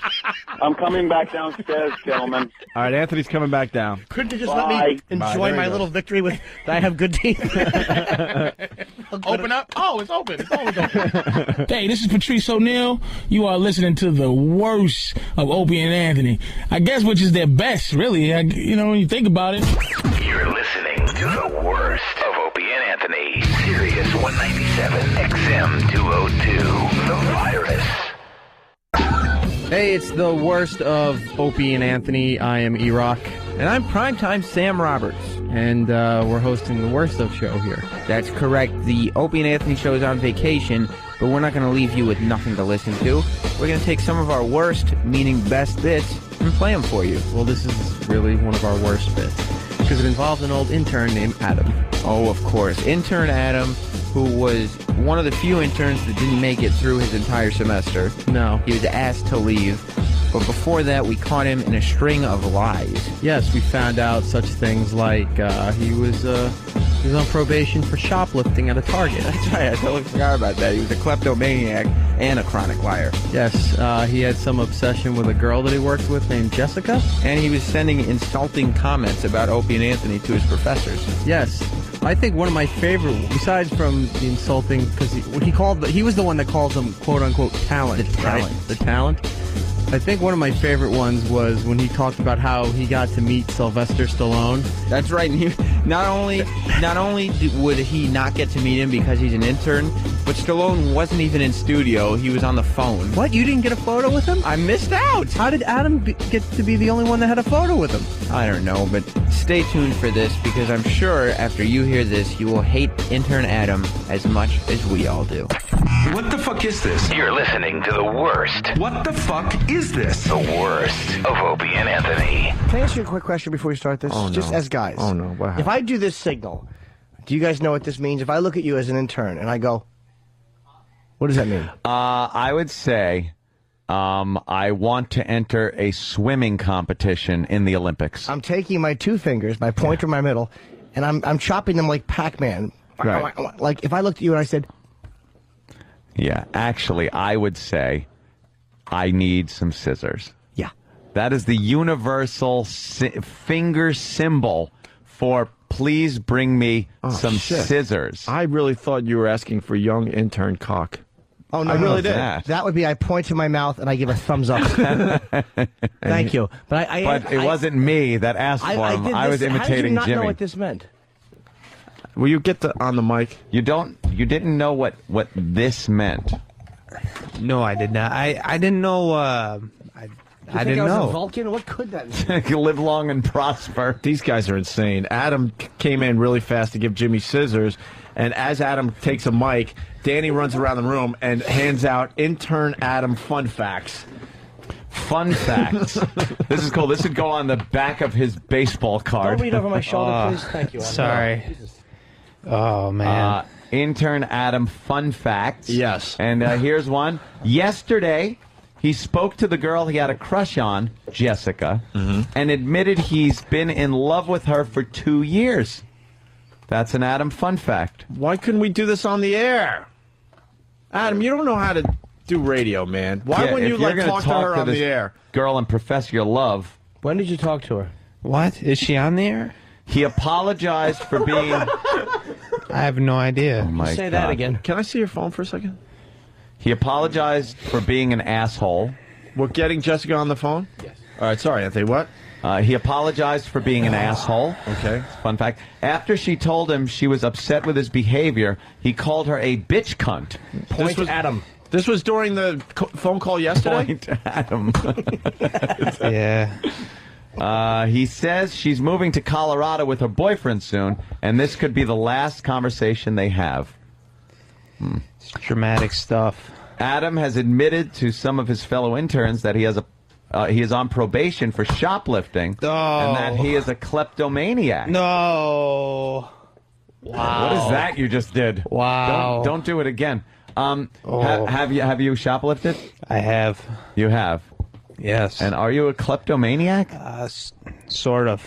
Did you take the cherries out of the refrigerator? No, absolutely not. All right, that's what still a mystery. what I did, I went to Target, and I pocketed some. You should have bought one for your head. That's right. The target was boredom. Bullseye. Man, oh yes. man. So you went to Target. And what happened? And I I shoplifted a box of Teddy Grahams, hand sanitizer, and Vaseline, and got busted. All right. Okay. Why those products? I can understand the Teddy Grahams. You were probably hungry. I was. The hand sanitizer is an iffy thing, but if you were if you just wanted to clean your hands, perhaps that I can understand. Yeah. Vaseline. There's only one reason to have a shoplifted Vaseline, and that is because you wanted to go and masturbate. No. And use the worst lubricant possible for masturbating. Did you want to eat the Teddy Grahams and then jerk off to how tasty they were? And then clean up? Your hand sanitizer? Clean up. Yeah. Why Vaseline? No, I just needed some. For what? For what? Well, because there's that region in between the penis Holy shit. and the leg where I rub it on so I don't irritate any skin. Are you out of your fucking mind? You put Vaseline between your nutsack and your thigh? Yes. For what? Were you chasing playing baseball? Dude, that would fucking occupy my mind the entire day. I'd walk around like I got fucked in the ass. Yeah, squishy You'd squish. have to be like, how do you not... How is that not the most uncomfortable feeling to walk around with? It's like you've shit your diaper or something. No, it's fine. No, it's not. No, I used to. I don't know. It's just it's kind of like my morning ritual. You do it every. You have Vaseline right now between your ball sack and your thigh. After I take a shower, I got my cupboard. And I just pick it up and I do fucking the little Charles Ingalls. Go to the cupboard, half pint. Use the cupboard. I think he's still colon cancer. I think he's coffee enema. I think he still thinks he's going to make the major leagues. Who? You. Me? Oh, is that you're obsessed with that'll look a baseball little stuff? that'll look a little odd. Him dipping his hand down his pants and then we got spitballing it with the Vaseline from his ball bag. We got Jessica on the line now. Who is this Jessica girl again? She's a coworker. I've worked with her for like 4 years. At Target? No. At we work at a hospital together. Oh boy, Angel of Death. Please tell me you're a male nurse. I do nurse's aid. Holy stuff. shit! How many people have you put out of their misery? Shit, it's all starting to make sense. How many people have you just put out of No, their misery? They were suffering. It's okay. I just wipe ass and do the nurse's aid thing. Oh my God, he's a man. You're a candy striper. I'm not, and I do secretarial work on the side for another department in the hospital, and I also transport patients in another department. So I do basically a lot of different things. And Jessica, I've worked with for quite some time. Please, to the best of your ability, describe Jessica. Well, she's short, kind of like about 5'1". 5'1". Brown hair, green eyes, very, very good looking. I would give her a 10. And you've been working with her for a long time, and you've had a major crush on her. But you're basically in love with her, right? For the last 2 years? Yeah. And yesterday you actually told her on the phone. Yeah, because well, here's the deal, is that when I was in New York, we've been talking on and off, and I left a series of voicemail messages, on a week-by-week basis. Just, hey, what's up? I'd love to what's hear up? those. Call me back. Fuck. I hope you're doing well. And she never called back. But then all of a sudden, when I was on the air yesterday, my phone rang instantly, and it was her. So you're saying that she might have been attracted to the fact that you were getting some airtime? I have no idea, but it was just kind of weird. Do you think it's possible? Did you ask her, I'm your density? No, I didn't do a George McFly I'm your thing. density. Why did you call her a bitch cunt yesterday? Yeah, that doesn't seem like a... Well, I don't get angry too much, but I was getting a little angry because she said I was being mean, and I was like, and I said, what am I being mean about? And she didn't really know what to say. And so I'm like, listen. Way to counteract that, by the way. Yeah, no kidding. Way to diffuse the situation. Yeah, she wouldn't explain how I was being mean, and I said, you know what? You're acting like a bitch cunt. I like that. But then I profusely apologized after that because I don't like to. But it's too late at that It's point. multiple choice. Why don't we say hi to Jessica? Jessica. Yeah. Hi. Hi, you're on the Opie and Anthony show. Do you know anything about us? I don't, but I have That's a list okay. of things that I'm supposed to say. A list of things you're supposed What to do you say? No. Yeah. I'm supposed to say, hey, Opie. What's up, brother, man? Mother Hucker. And Ron and Fez noon till 3. What are Jesse? Don't.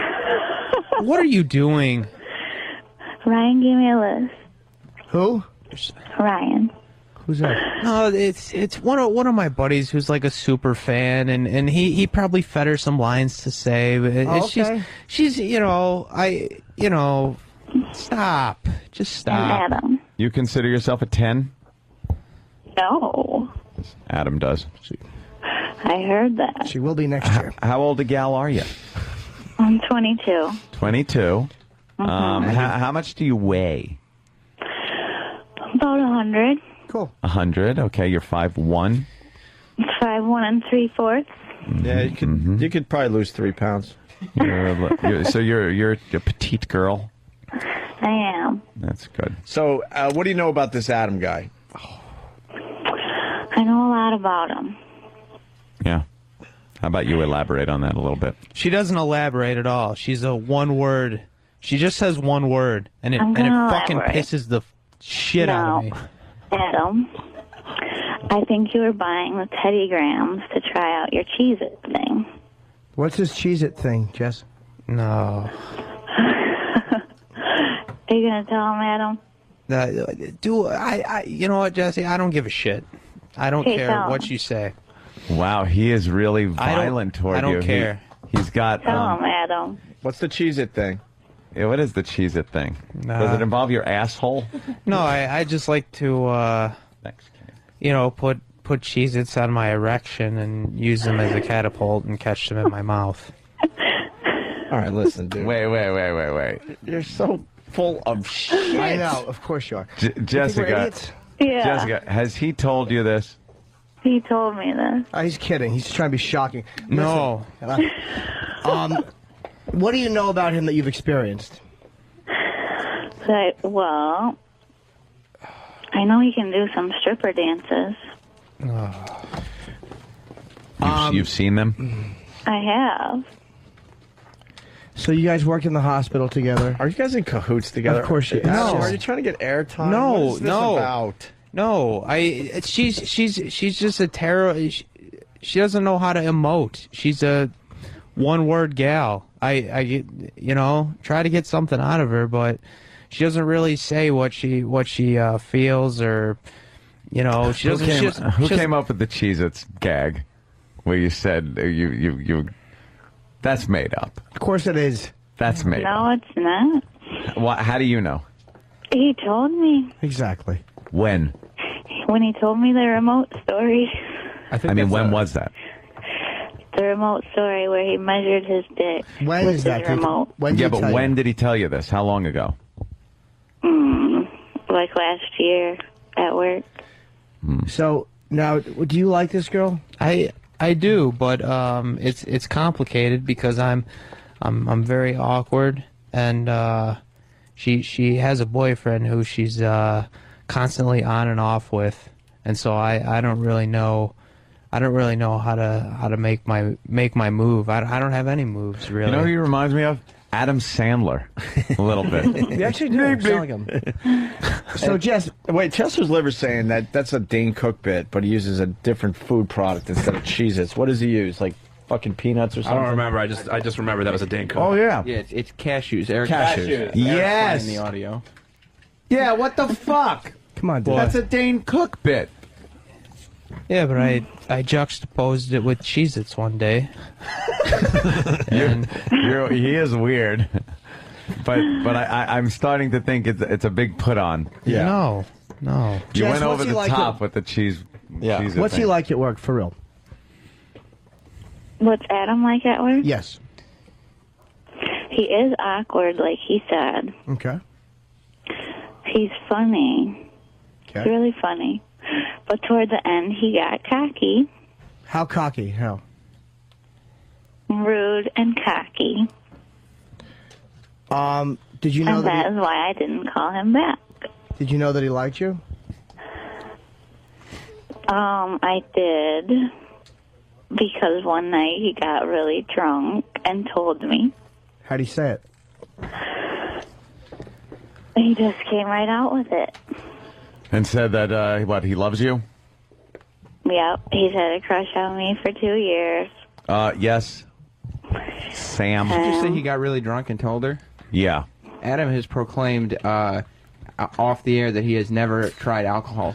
Well, no, is your web of lies If I crumbling no, Sam. No, it's oh my all God. coming apart. It's crumbling. I think we got him on the ropes here. We got like, if there's a party, and people are offering and people are drinking. You said you had never we got ever another tried eye patch alcohol. situation here. Yeah. Linger longer. So now explain this.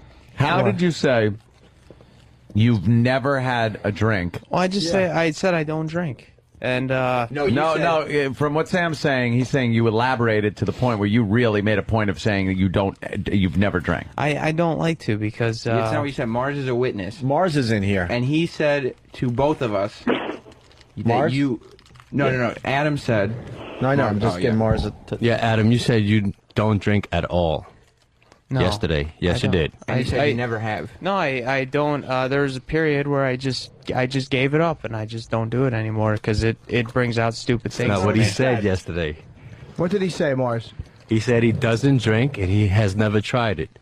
Oh, he did say he's never tried. I didn't say Something to Yes, that he did. effect, Yes, right? he did. Oh, we got another witness. Tony?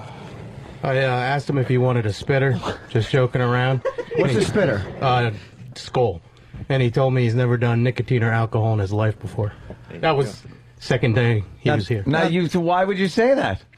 Well, I don't do tobacco. I don't smoke, but I drink occasionally.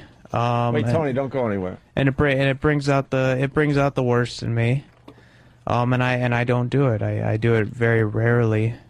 And Tony's very opinionated and the true star of the Than and Sam show. Yep. Tony, No offense, guys. What do you think about this kid? Well, we went out for interviews on the street Tuesday, I believe. and he seemed pretty normal to me. I mean, there was no kind of shenanigans going on. He was just, getting people, and it was like any other intern. And then when he comes in here, it's crazy. It's all like, I was just trying to help you guys out and get. No, you did a get good people. job. This is a wacky character. He's wacky character guy. Is this a wacky character? That he won't break. Yeah, I think as soon as you guys come in here, it kind of flips. So he was fine this morning, and then you guys come in here and he's screaming baseball players' names with big heads while the door's open. I think you're wacky. Jess, is his diction different now than you know him at work? Is he a little more stilted now? He seems a little shyer. Are you part of the bit, Jess? You could tell us. What? Are you part of the bit? No. How did he prep you? Just tell us that. Yeah. Let's see if it's consistent, because we were told that he prepped you. I want to see if it's the same way. Oh, no. I talked to him yesterday, and he told me I could say whatever I wanted. Okay. He called you a bitch cunt? A stupid bitch cunt. And when he was trying to, tell you how he's perceived on the show, what did he say? He didn't really say too much about that. He just said he was the intern. And he didn't say that he's kind of weird and... No, she already knows that. She already knows I'm fucked up. Don't try to interfere with my fucking ruse, my clever ruse. Yeah. My line of questioning. I think it's a bit. he didn't. Yeah, what's the bit there? What is the bit? What's the end game with this one? There's no bit. There's no bit at all. I just I had all my ducks in a row. I would like to say that Jessie has been probably the only girl that I've ever associated with on a normal basis. The only girl who's gotten me. And I didn't really know where to take that. And I had a couple opportunities here and there. I missed them immensely. Oh my God! Listen, I'm bored with this guy. First of all, the remote story is also BS. That's from Rescue Me. Dennis Leary. Thanks for reminding me of that one. Dennis Leary talks about that in Rescue Me. The other thing, it's so obvious you're lying at him because you won't look at anybody. I mean, who do you think? Yeah, you're you just kind of. You think we're fucking rookies? No, I know body language. I've been studying body language since I was 18 years old. No, you're looking down at the console because you know that if you look in someone's eyes, you're going to be had. No, So tell us what's going on. There's nothing. Do you want airtime? If you want airtime, we can figure something out. There's no airtime. It's just no, there is airtime. There is, but There's no airtime. There is. I think what's happened is there's a bit of truth that's just been, let's say, exaggerated. Right. I think this is a magnification, and that's where the character part of it comes in. I don't think that he's completely unawkward or shy. I think that's probably part of who he is. But I think it's exaggerated here to be interesting. No, I think this is some kind of fucking Groundlings performance we're seeing here. This is like he's doing a performance piece. See, look Anthony in the eye and tell him it's not true. No, it's not true. He's a liar. Yeah. Yeah. If Jess, are you in on this? No, I don't think he's lying. You've worked together and he's been like this, exactly like this. He's never normal. He's always a fucking weirdo. Come on, Jess. He's sometimes normal. He can have a conversation if he needs to. Yeah. What? I can't hear. But he is awkward at times. You can't hear what she's saying? Yeah, because we have that microphone is blocked, so you can't hear what she's saying, coach her. Oh, man.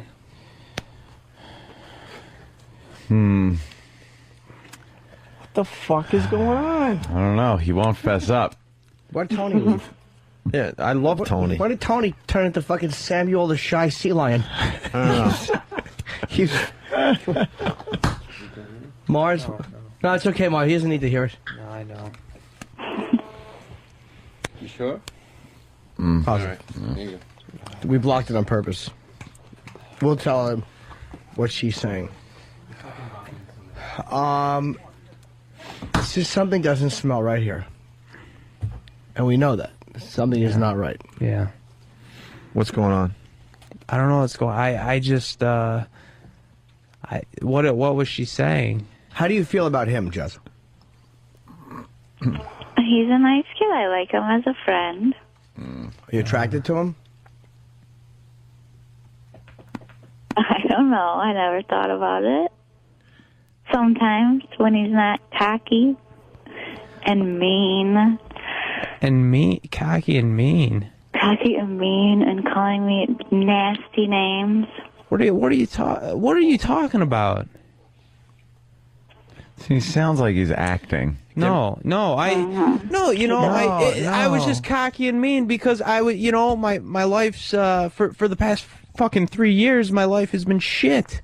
And the past year, you know, things have been working out for me, and I was joking around, laughing, having a good time, and you know, and nobody else was. I don't know how you feel about that, but it's you know, I come into when I, you know, I'm just happy, you know, and I'm just trying to be a different guy because you know, like things are working out, and I don't know Hold if on, she says, you don't like what, sweetheart? I don't like the different guy, new guy. You don't like the new guy? He's too cocky. The new guy. Well, you know what? I don't know what your deal is. You're going to Colorado. I'm probably never gonna fucking talk to you again. You know. All right, wait. Another lie. Don't you guys work together still? No, she's taking a month off to go to Colorado. Jess, are you working today? Actually, I have a day off today. And when are you working again? Tomorrow. And Adam, when are you working again? Sometime in like early March. What? I'm taking a week off. I got to tie up some loose ends in Michigan, and so I'm gonna pick up a couple days. What's that, to put lie on the hole? No. A week off. It's February 7th. Yeah, what? In early March. So you're going to see her again? No, I'm not going to go see her. You She's suck at trying to get something going. No, she's going to she's going to take a leave of absence to Colorado. You said you're never going to see her again. No, because she's probably going to move there. And you know what? She's working tomorrow. Yeah, and you're not taking off until fucking March. It's February 7th. Yeah. Oh, by the way, yeah, thank you, Danny. Let's play this clip real fast. I get this erection. I look over, there's a can of cashews on my left, your right. I open it up, I take a cashew, put it on the tip of my hog. I bent it back, shot it into my mouth. First try. See, that would be your cheesy bit. Yeah. Your life is based on, like, bits from other comedians. You know, I try, you know, you had me there, but, you know, I'd like to close this chapter on my life because Can you close it as mud bones? Yeah. You know, I don't know, I don't know, Jessica, you know, she's really just not I just don't like her as a person.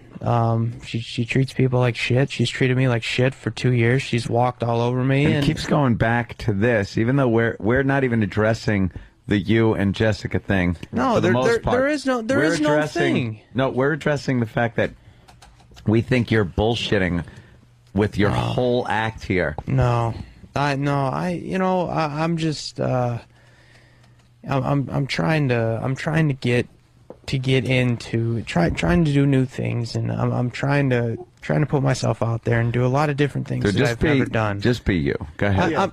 Break this character and go ahead. Just be the guy you always are. Be the guy you are when you're not on the show. Go ahead. How does I don't even know how it's not this character that you're doing. You're doing like a character. No, come on. I don't. We know you're doing a character. This is a character. You're faking right now. I'm not. It's fake. You can talk normal. You can act normal. You're not a weird guy. You just do this so you can get airtime and do like a bit and pull one over on everybody. And it worked. You had us for a little while, but now just be you. Go ahead. Snap right out of it. Go ahead. Well, I don't really know how to be me. Talk about sports. Something you know real well, like baseball. You know baseball real well. You're not tentative and hesitant when you talk about baseball. Yeah, I like baseball. I like old time baseball from like the 1900s, and I like to read about it. And Everything. All right, listen. I'm bored with you. Listen to me. Listen, can we get a lie detector test in here? We really should. It's kind of a hack bit. It's been done a lot, but can we get a lie detector test? Jess, How what's do he we get lying that about? done? What? What's he lying about? Do you have a MySpace? I got No, a I don't. Facebook. Not you. You got what? I have a Facebook. Facebook? Can we punch it up? Yeah, fine. That's All right, it's hold okay. on. Give Danny the go over there. Give Okay. Danny the Addy, and so everybody doesn't jump on it and freeze it up. Because I want to see what's on there. Maybe there's a clue. He creeps me out. Yeah, it's creepy on one hand, but on the second, I think it's such an act that he's an actor. I think he's an actor comedian, and he's doing this character that is based on things that he saw, like the Dane and Rescue Me and stuff. And he's probably a regular guy. A regular guy. He's nuts. No, I don't think he is. Yeah, he's fucking nuts. You don't think this is a bit? I think he's fucking nuts. I think it's a bit. Multiple personalities. No. Okay, is that it? What do we got? It's the computer's frozen. Son of a bitch, frozen computer shit. Why don't we, should we take a break? Let's take a break, see if we can find that thing, and then, yeah, I don't think he's All right. crazy. I think it's a bit. All right, okay. Tony gave me something. Adam, Yes. I want you to write down Yes. where you were when you told Jess you loved her. Where I was when I told Jess that I loved her. Yeah, write it down right now. Here's a Sharpie and paper. He's writing. La-di-dee.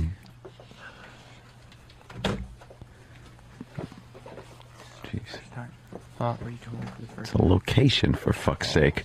Should take 2 seconds. He He's just writing crossed a out his fucking- first answer. Why, Sam? Because I don't. Because he was writing where he was when he called her yesterday. Oh, my God.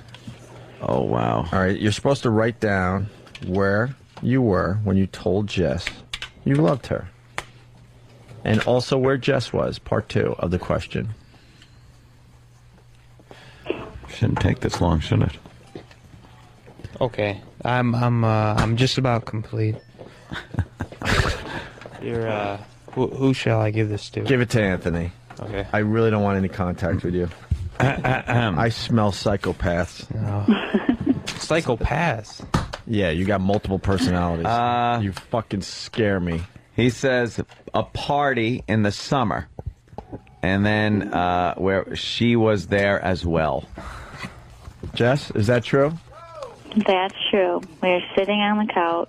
We were supposed to have Jess answer first. Yeah. Because if she's in on the bit, we just play into his hands. Well, no one told me what the fuck was going on. He gave me the paper and I read it. Because I don't trust her either. I didn't know what the bit was. The whole bit was to have her answer, and then we read Adam's answer. That would have been good. We just fucked it up. Oh, well. Oh, that could have been it right there. Because I don't. Yeah. Because she sounds suspicious too. I had no idea what the fuck that was. It would have been, nice if someone told me. I had no clue. Can you redo it?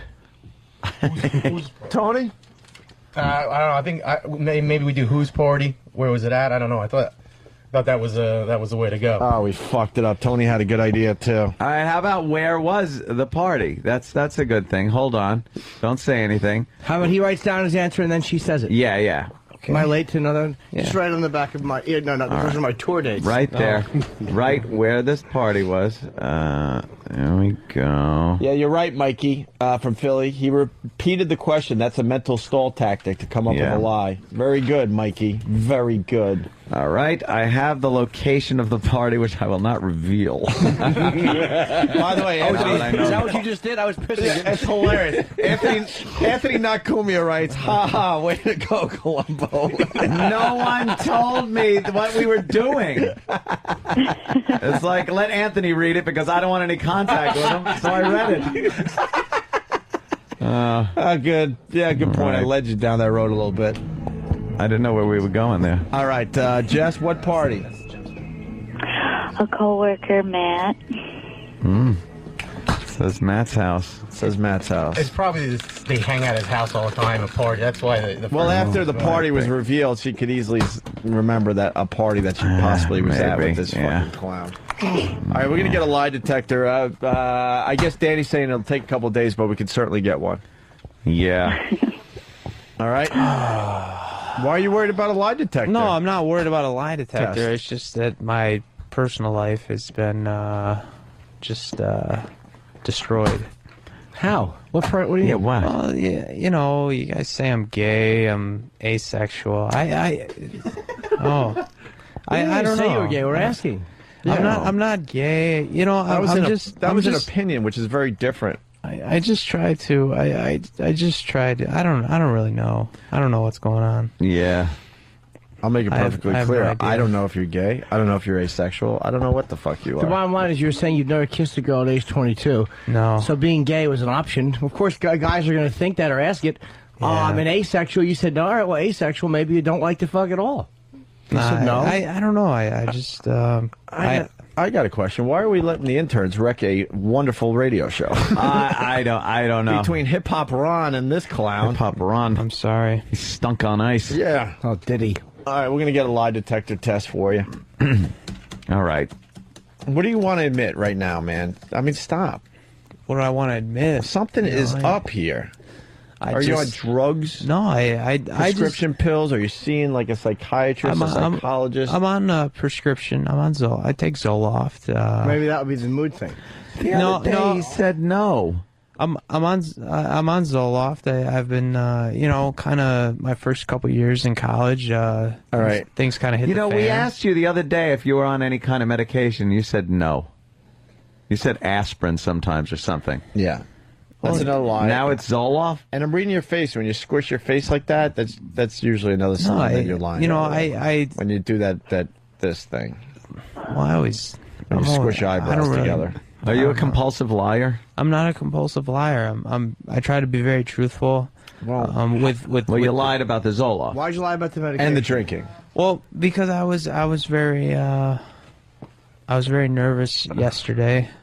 Because you guys were grilling me quite hard. Yeah. Yeah. So, you know, I you just happen to have Zoloft laying around when you're nervous, and because we grilled you, you decide to pop a Zoloft. No, I just I went to a counselor for a couple years, and he helped get things straightened out, and everything's good. When was the last time you've been to a counselor or a doctor of psychiatry or psychology? December. This past December? Yes. And is that when you were prescribed the Zoloft? No, I was prescribed the Zoloft 2 years prior. But you said you don't do drugs, or no, not drugs. We have audio of you saying that. We also have audio. We got to find it where you admit you've never drank before. No, but drugs not like hard drugs or marijuana. No, we asked you if you were on prescription drugs like Zoloft or something like that. Well, you said no. The thing is, yesterday you guys took the wind out of my sails. You got Zoloft on you right now? It's in my nightstand. As he drops something nervously. What'd you drop? Pen. Why don't you grab it if you need it? Steve, why? Just say it. It has nothing to do with that. Do you actually interview these guys? Oh yeah, totally. This never surfaced. Believe me, this is all shocking. Shocking. Someone is suggesting that you dress up like your mom and sit in a rocking chair. What are you writing down? Remember Gunshot Guy from Philly? Yeah, he's right there. So, that's what I was going to write down. Exactly. That's what you raced in with? Jesus. Race? Hardly raced it. He came in. How much more can we talk? The Dodgers have moved to Los Angeles. How much more can we talk about his gunshot? Did he get shot again? I'll go find out. Please do. All right, thanks. Come back. Fucking place is falling That's apart. how you throw a monkey wrench into a show. Hey, I'll have you know he asked. And why are you saying take the wind out of my sails? That's like lying shit. No, Thank you, Bill K. You guys were grilling me pretty hard yesterday, and I didn't know how to react to it. And yeah. Why were you stealing from Target? Well, because I don't know. I just felt like doing it. I wasn't really thinking. Are we safe with this guy around here? You're a I'm klepto, out of this obviously. bit. This guy's gonna fucking do something stupid. No, I'm quite normal. You're a klepto. I just don't know how to fit in with this crew currently. I'll say. During the walkover, by the way. You know I said hi to you as I was entering the building, right? No. And you just were just staring off into the distance? I walked right by you. I figured, all right, the guy had it tough the last couple of days. I'll just acknowledge that he exists. I say hi, and he's just sitting there like this. Be kind of cordial. No, I nodded my head. No, you didn't. Oh, you did? What, Danny? Well, when I was coming into the building, Adam was just kind of hanging right by the entryway. So I just pulled the old, working hard, hardly working. And he didn't know how to react to that, so he decided the best way would be to shove me. And we all just kind of stood around and said, "What was that? Like, why did you do that?" He shoved you? Yeah, we were all just kind of shocked, like we didn't understand why that happened the way it did, and he still doesn't have a proper response for that. And then he laughed like it was the funniest thing in the world. You have a little violent streak in you, don't No. you? Is that why you're on well, Zoloft? Zoloft is Yeah. to calm you down like that. Have you had like violence in your past, or there's never been any violence? No, I got angry one time, and I slapped my steering wheel like 12 times and broke my hand. And then there was another time where I just took my glasses and I threw them against the wall. Sam's back. But that's about it. You ever have any problems with any kind of violence against people, assault? Or No. battery, nothing like that. Nothing like that. Not even just an arrest without any charges being. Kenny can look it up. Kenny's the next guy. Yeah. And by the way, when do you work next? Tomorrow? Monday. All right, you're bringing in your Zoloft. You know that, right? Yeah. Yeah, okay. And Sam, what do you got? Did you ever shoplift before any other time than at Target? Yes. Where? Like all over. Oh. Like What else have you stolen? Like DVDs and when The Sopranos, the final season came out, I would take those from various stores and then just sell them on eBay and get like $60. So now, what makes me think our shit is safe around here? If No, we steal no. it, it goes on eBay. No, it's not like that. I've been to probation. I've talked. deal. I've talked to a woman, and that helps. A woman. So have I. Yeah. It didn't help my anger or. Yeah, it's all getting straightened out. I admitted my guilt, and it's all being straightened out. You're missing the point. I'm not talking about the legal shit. I'm talking Legal about shit. the idea of that you do that a lot. You obviously have done it a lot. You've stolen a lot of different shit. So why would we feel comfortable with our stuff around you? Oh, my God. No, and the lies keep coming in. Jimmy, good point. Hold that thought for a second because I don't want this to go flying by without reading it. He said yesterday, where the fuck is it? God damn it. This kid pisses me off. He said yesterday that he only saw a high school counselor. A high school counselor? Yeah, We got audio of it. What? You said that Our listeners, they listen to every we asked fucking if word you of had the been show. to a psychiatrist or been to therapy, and you said no. You saw a high school counselor. I said a counselor. I just said a counselor. Where's not, the audio from yesterday? Yeah, should now we have it. need the audio from yesterday. It was a counselor, and it was relating to an event that happened when I was in high school. Right, the death of your coach at Yes. a very young age from Yes. a car accident. Yes, and I didn't say a high school counselor. I said I went to just a normal counselor, and to talk about that incident. So I'm not. Well, you're not. You're going to be part of the Blockbuster trade. That's right. You for Lily. You and Hip Hop Ron. For Lily. And Ron Bennington. And Dave's balls. I have a text here from someone who will go nameless. It says, "Give me his pedigree info. I'll run his lying ass." Okay. K to the C. So we'll need no. Oh, no. Cool. No. Someone else. Good. That's very good. Yeah, we'll get your info. We'll have him run you. How old was your? See what you got. How old was your baseball coach when he died? Either 25 or 26. Well, yesterday you said 26. I Even I know that, and I could give a shit about your stupid baseball coach that died in a car accident. Yeah. But it was very obvious you said 26. 20. But it affected you so deeply that you had to go to counseling. Right. Yeah. Compulsive liar. That's what's coming in. No. You really are kind of getting tripped up on a lot of this. I'm questioning. not. I'm just. No, you guys- are. You're tripping up on some questions. Just a few. All right.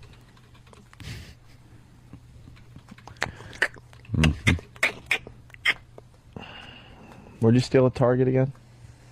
Well, Teddy Grahams, hand sanitizer, some Vaseline. So what else have you stolen besides that and the Sopranos DVDs? Just papers, gum. Come on, man. I'm trying to think about what else. Some DVDs of series of like HBO stuff from Best Buy. Why so vague? What?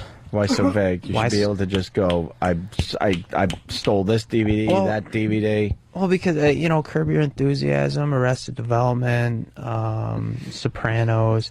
And you've how much money have you made selling those? About 500. 500 on eBay. Yeah. All right. Look up his eBay name. Give him your name on eBay. We found audio from yesterday, Butcher. Yesterday. And we'll This see is- if he sold anything. Yeah, this is Adam from yesterday. Are you on drugs?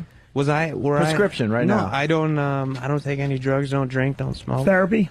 Huh? Don't drink. Don't smoke. You in therapy? No, I did a little bit of counseling back in the day. Yeah. Yeah. Yeah. Not December, back in the day. Like a couple years ago. Oh, a couple years. And it was for what? For depression. You were a little depressed. Well, things were happening, and Things were happening. Yeah. What do you mean? was happening? Like Yeah. happening? Some things in my life. A couple people died, and Aw. I had to just. You killed them? No. Teasing, of No, course. no. What, family members? Older? One of my coaches from baseball. Who else died besides your coach? That was yesterday, where he said no drugs, no drinking, no smoking. Yeah. Counselor a few years back. Well, he did. I am looking up here. He does indeed have some Sopranos stuff for sale. Yeah, everything that he sold is all DVD box sets. DVD box sets. Yeah, it's. I don't really like to talk about this because it happened like 6 months ago when I finally got caught, and I really just feel uncomfortable talking about it. It happened 6 months ago. It said you're a weird dude. What the fuck is up with you? All these fucking sales end January 20th, 08. That's not 6 months ago. That's 2 weeks ago. Well, because I just 3 weeks ago. I just got around to selling them. The fuck is up with you, bro? He's still selling the stolen goods. So you got caught. You went through all your thing. You talked to the woman, but you still sold the stolen stuff. Why not? All right, so the problem is not solved then. That's my point. No. You are the same guy. That's why I said, why would our ship be safe around you? And you said, because I talked to a woman, but 3 weeks ago, you're selling stolen merchandise on eBay. Yeah. How much are you selling those maraschino cherries for? I see up there. What? 3 jars. Wow. No, I didn't take any of those. Of course not. No. What's your record like on eBay? You got a good record as a 13. 100% feedback. 100% feedback on stolen merch. That's great. Yeah. All right, sounds up. I'm not proud of it. I'm not proud. I'd be. That's pretty cool. Actually, yeah. got away with it. Who else died besides your coach? Well, my grandpa did. Oh, that's right. He wasn't like terminally ill. He just kind of instantly just kind of hit the deck randomly. What was the name of your baseball coach? Dave Susala. Throw that into Google. How do you spell his last name? Susalla.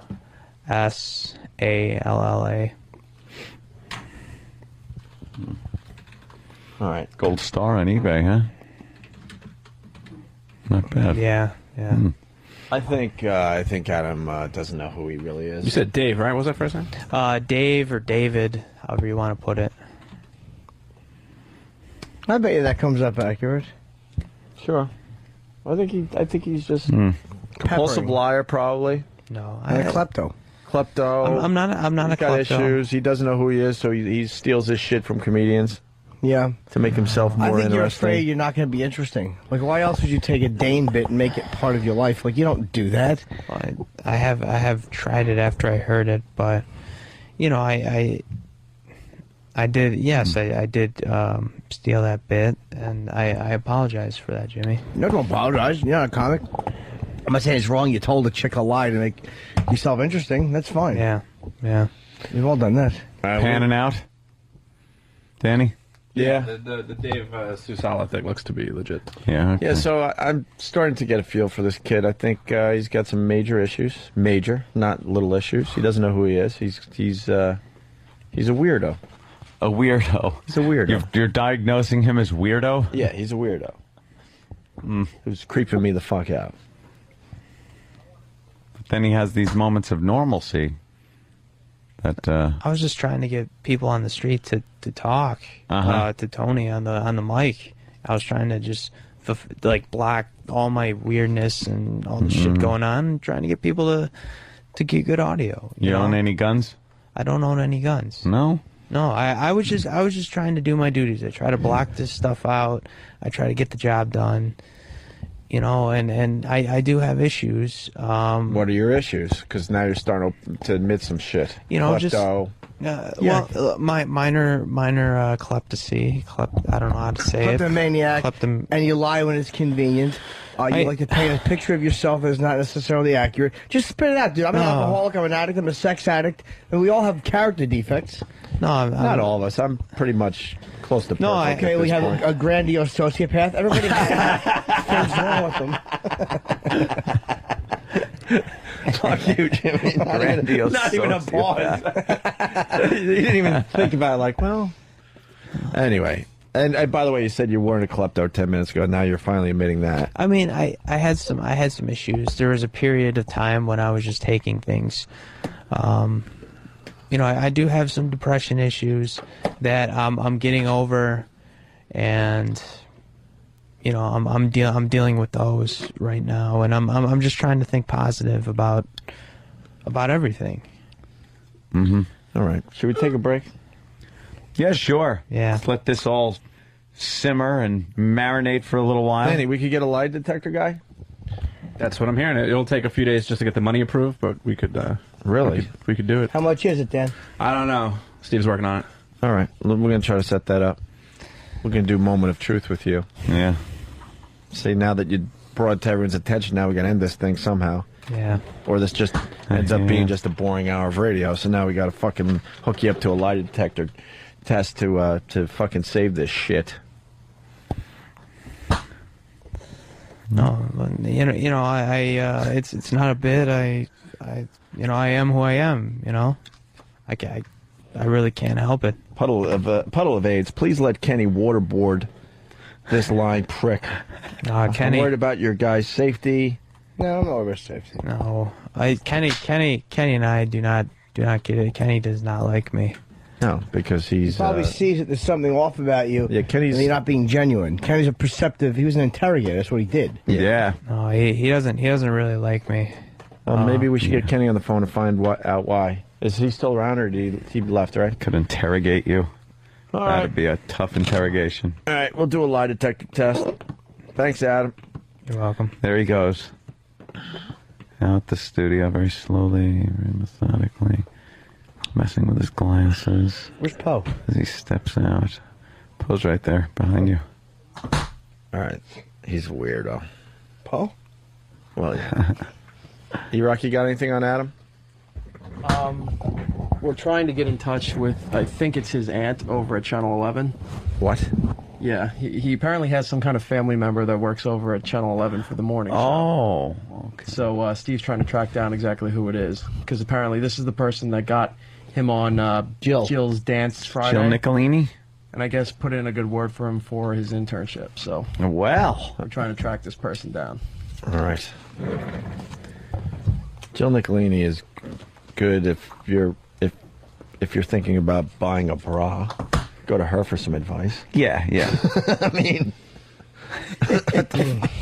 all right. Now that we're all fucking tired, We're going to regroup again because of another intern. Hey, this is Susie Essman. You're listening to The Worst of Opie and Anthony. How much worse can it get? The Virus. You're listening to the worst of Opie and Anthony. Sirius 197, XM 202. We're going to do a little something different here now.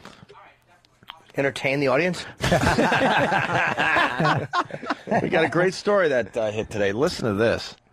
T-shirts for fashion or opinion to make a statement. But is this one too much? It says, I was raped. The Seattle woman selling these shirts online is a rape survivor. She didn't want us to show her face, but says she will wear the shirt. And to even have had that language, to know what to call it, or to know that it had happened to somebody else, would have made a tremendous difference for me in terms of not feeling like it was something I should be ashamed of. You have to think about the consequences and what would be. I mean, it's not likely to happen that you're going to have everyone who's been raped wearing a T-shirt saying I've been raped. This lady's insane. Just trying to get controversial. First of all, I want that shirt. And second of all, I'm not a rapist, but if I was, I would seek those shirts out. No kidding. Like, it's like getting struck by lightning twice, huh, honey? What it's doing is pointing out the easy targets. Fucking unbelievable. Not only did I get raped, I obviously didn't mind getting raped. It's kind of funny when the back says cock tease. Oh, shit. Or it would be even funny if it said braggart. No, it wouldn't. Lucy Berliner, director of the Harborview Center for Sexual Assault, hesitates to say victims should wear their pain on their sleeve. What is this person looking for? Are they trying to get a reaction? Are they trying to see what I think? Why use such a strong message like this? Because, you know, we think that there are a lot of women who need it. I mean, it's certainly not for everybody. Everybody's kind of healing process is a little bit different. You don't think it could backfire? Oh, Jesus. Oh, I think absolutely that you can wear some... What is she talking to Roseanne? That's fucking unbelievable. It sounds so phony. And I want to know where I'm starting a line. I'm a rapist. I'm going to start those fucking T-shirts up. Absolutely that you can wear something like this and probably be met with scorn or embarrassment. That's what Berliner fears. Parents shot down Bon Macy's Boys Are Stupid shirts. The Mariners banned Yankees Sucks shirts. But experts say the damage when these shirts don't get the right reaction could be lifelong and devastating. Yeah. I would love to see someone in that shirt. So how was it? Oh. What? You know. My eyes are up here. Yeah, but your rape sign is right there on your tits. Might I say it's lovely. Well, PC for Virginia writes, I was raped on the front, and on the back it says, by a... Okay, cool. Yeah. Person. But how about she wears I was raped shirt, you walk by her with the I'm with stupid shirt. The rape shirt is ripped. The rape shirt's ripped. Oh, that's funny, too. Right. Yes. It's just has and fingerprints all over it. Or how about your new shirt? I'm with asked for it. It's degrading. That is just horrific. It's a freak show. Just let this show die then. It's the worst of the Opie and Anthony show. They should be shot. All right, here we go. We got we're gonna actually do material for everybody today. Once upon a potty. Once upon a potty? Yeah, we meet Joshua and his body parts. Hello, Joshua. This is Joshua. Joshua is a little boy. Just like all little boys, Joshua has a body. And this body has many nice and useful parts. Yes, it does. Oh dear, very nice and useful. Wow, young boy. Yes, they have little parts, don't they? Like young William. Come with me, William. 10 seconds without the music. Very useful. Seconds. Yes, very useful parts, dear boy. Why don't you come with me? Leave the Jupiter 2. Where did the music go? Wow, they suck. I hope a dog dressed like a creature bites you. See, that's what we had on the show. Oh, dear. Now I have no more material but music. We can't get it together, can we? Wow! Yes, just keep turning it up and down. You incompetent buffoon. You clattering clunk of colliginous junk. You bubble-headed booby. I was talking about young boys. There he goes. All right, shut the fucking thing off. Now I get to break something else. The bit was murdered. That's right. Where do I get to break now? Hey, we're turning the volume up and down, Sam. Even you and your tiny genitals could have done better. That's right. Perfect cue on the music for one line.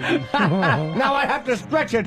Where the hell is Detective Monahan from? That stupid Minnesota accent. He should be murdered. Yeah, turn it down. There you go. Love that. It's the best. Fucking idiot. Murdered. Let's go back to Joshua. Ah, yeah. Head Joshua. for thinking, eyes for seeing, And an ass for ears getting candy. for hearing, a mouth to talk and eat with, hands for playing, a penis for making wee-wee, legs for walking and running, and a bum You forgot for the load sitting, part, stupid. and a little hole for making poo-poo. That's how the trannies talk to Jimmy. The little hole. That's a little hole. Making poo-poo, Jimmy. This thing has to have some bleeps in it. I hear where the bleeps could go. Oh, boy, this could be fun. There you go. Once upon a potty. We continue with Joshua this. was very happy. Oh, hold on. This maybe. Ever since Joshua was born, he's been making wee-wee and poo-poo into his diaper. Until one day, Joshua's grandmother bought him a big present. Joshua opened the box and found something new and exciting inside. Oh. Was it a hat? It was Grandma's uterus. No, it wasn't a hat. She had a stroke and it fell out. Was it a milk bowl for the cat? No, it wasn't a milk bowl for the cat. Was it a flower pot? All right, what was it, bitch? No, it wasn't a flower pot. It was a potty. For sitting on and making wee-wee and poo-poo into. God, the one thing that's depressing the hell out of me is that little piece is well produced. Yes. It's all It's sorts of clear as a bell. sound effects and woo noises. You could hear it. There's no balls in the background being broiled by some dyke. Hi. Nice mullet, cunt eater. Joshua was very happy. He sat on his new potty and sat and sat. And Grandma played a joke on him and left the plunger in. Joshua screamed and went to the emergency room and had little micro stitches put in his bottom while Grandma giggled and yelled, "I got him," and high-fived the staff.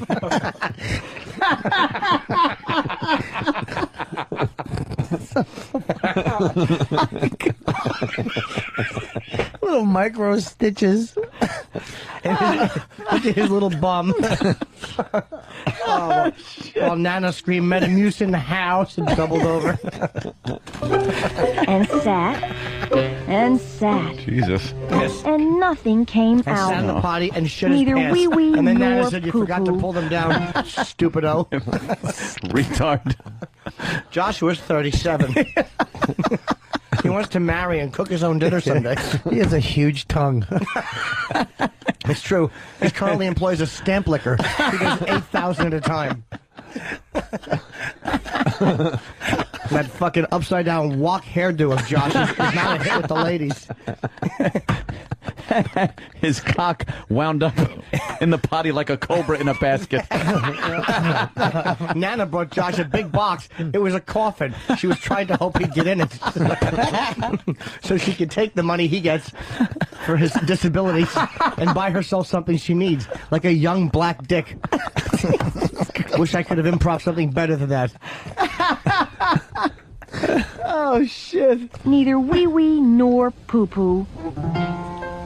Later on, he made wee-wee and poo-poo. Out of the same hole but because not he's a bird. exactly into the And he made pot. it all over Nana's windshield. Nana is senile and didn't realize that Josh is not a boy, but a pigeon. And Nana's granddaughter turned out to be a toucan who pecked her clit until it fell off like a marble. Nana tells everyone her grandchildren can fly. And then the orderly rapes her with a pillow over her face. Right, Jesus Christ. The orderly who looks like Jim Jeffcoat from the Cowboys in 1988. Holy shit. I can't even fucking breathe. Oh, fuck. Oh, shit. God damn it. My grandchildren fly, Nana says, as the orderlies throw breadcrumbs to her grandchildren and then kick them in the stomach. Oh, fuck.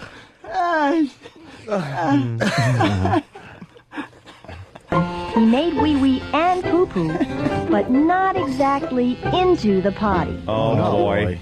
But into the mouth of a German man he kept who had making paid a wee-wee. lot of money for caviar party. And then he shit in a pizza box for Uncle Eddie in Philadelphia.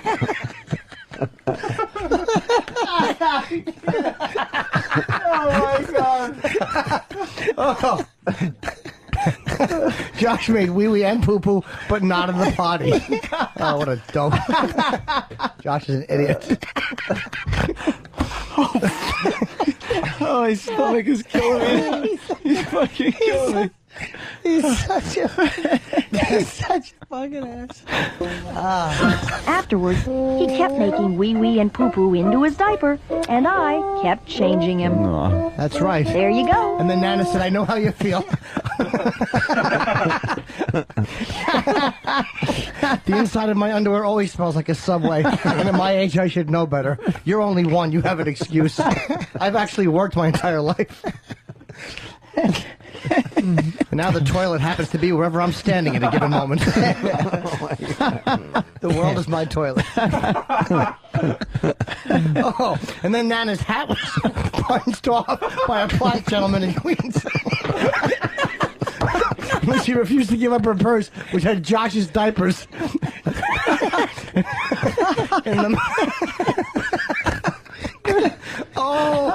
Oh, Nana couldn't get enough of that. Boy. Until one day, when Joshua had a feeling that poo poo was ready to come out, he ran to his potty and sat down on it. And when he got up and looked into his potty, it was filled with blood. He had a miscarriage. Josh is a retarded woman who had no idea that he was carrying a baby.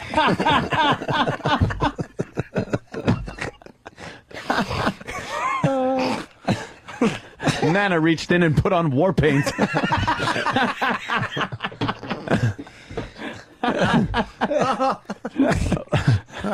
This guy would be perfect for baby diaper mustache. Baby diaper mustache. Baby diaper mustache. There we go. You're killing me. God damn it, this is ridiculous. into his potty, And? he saw all of his wee wee and poo poo right inside it. He was so happy he picked up the potty and swung it around and got all the wee wee and poo poo in the white shag rug. And then caved in Nana's head with it. And that's how the police found her. With a potty caving her head in. Fucking liquid shite in a white rug.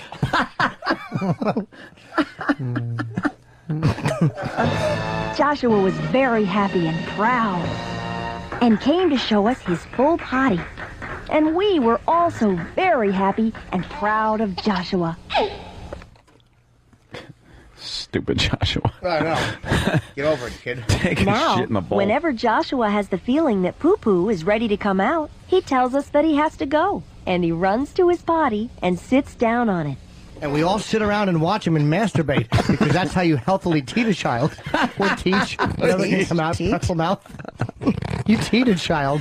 Teat a child? Joshua remembers that it takes time for poo-poo to come out. Just like it takes time to learn to use a potty. And then maybe Joshua should stop swallowing gum. He mistook the sit and spin for a potty and made spirograph shit all over the walls.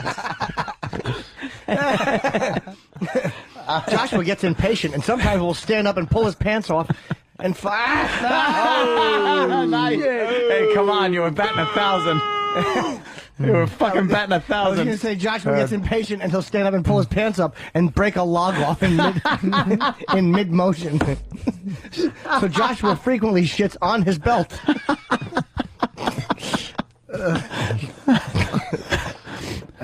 Shit. Joshua is finding out that using the potty can be fun, just like the other things he can do all by himself.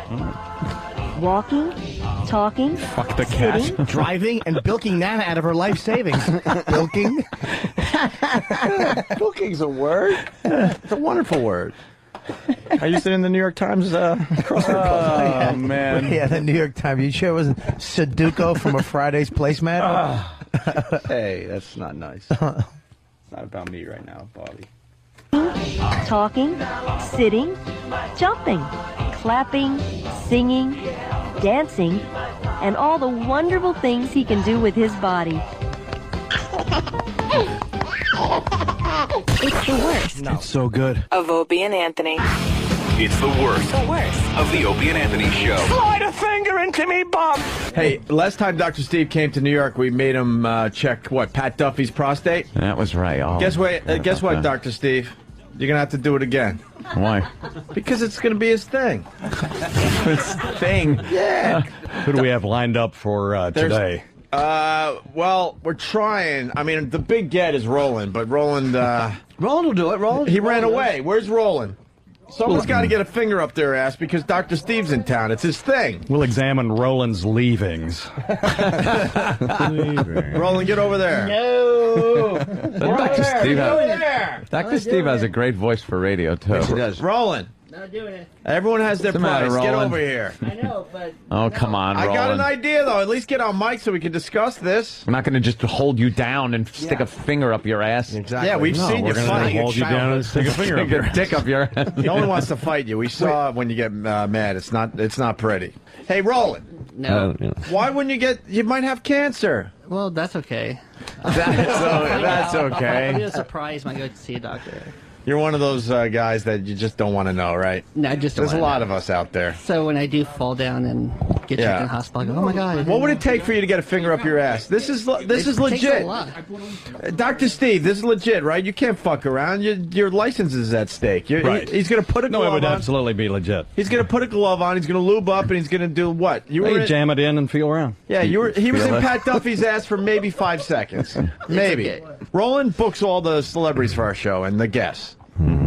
What guest do you want us to have on the show that we said no to? That would be very important for you in your career. See, look, you'd go behind the couch over there. No one will see you. You're bent over. All we'll see is from your chest up.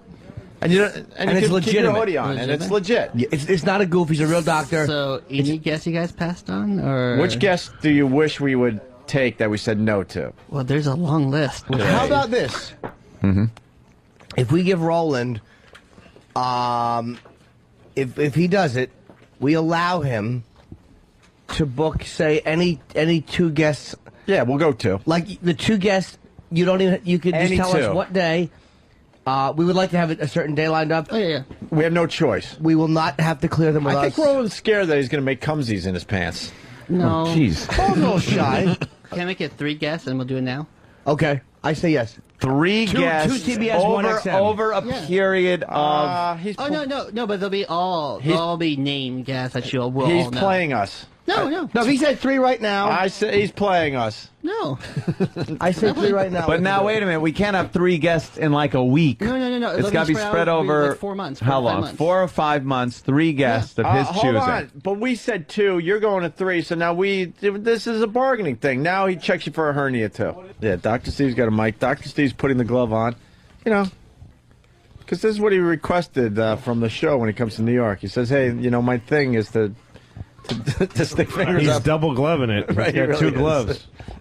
All right, you what do we ready? got, Steve? I'm ready. Steve, you got to talk us through it. Okay, so the first thing you have to do, my friend, is assume the position, which is to put your elbows on Like the. this. Now put your He's already breathing heavy from anxiety. put your face forward. Yeah. Oh, Because man. this is that, and don't move your head around too much. I'm trying Because not this to. is the view we want. Yeah, that's Just what we just want. keep your chin up. Yeah, keep your Let's chin not up. That's good. rain a roller coaster. Yeah, don't show us the top of your head. All right, we love getting the reaction shot. All right, if you Dr. can't see Steve. the camera All right. while you're getting a finger up your ass, the camera can't see you. Right. Getting a finger up your ass. All right. Remember that. Are you doing the testicle first? All right, he's lubing up now.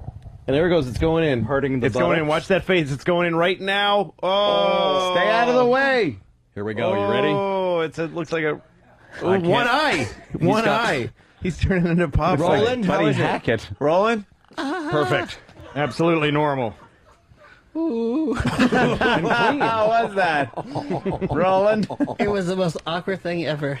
I'm gonna go home and take a shower. His ass is a little big, so I could only get in about one knuckle. Oh, wow. But it was enough, and I've got long fingers, but it was enough to feel you got a totally normal prostate. All right. Hey, this is Roland. You're listening to the worst of Opie and Anthony.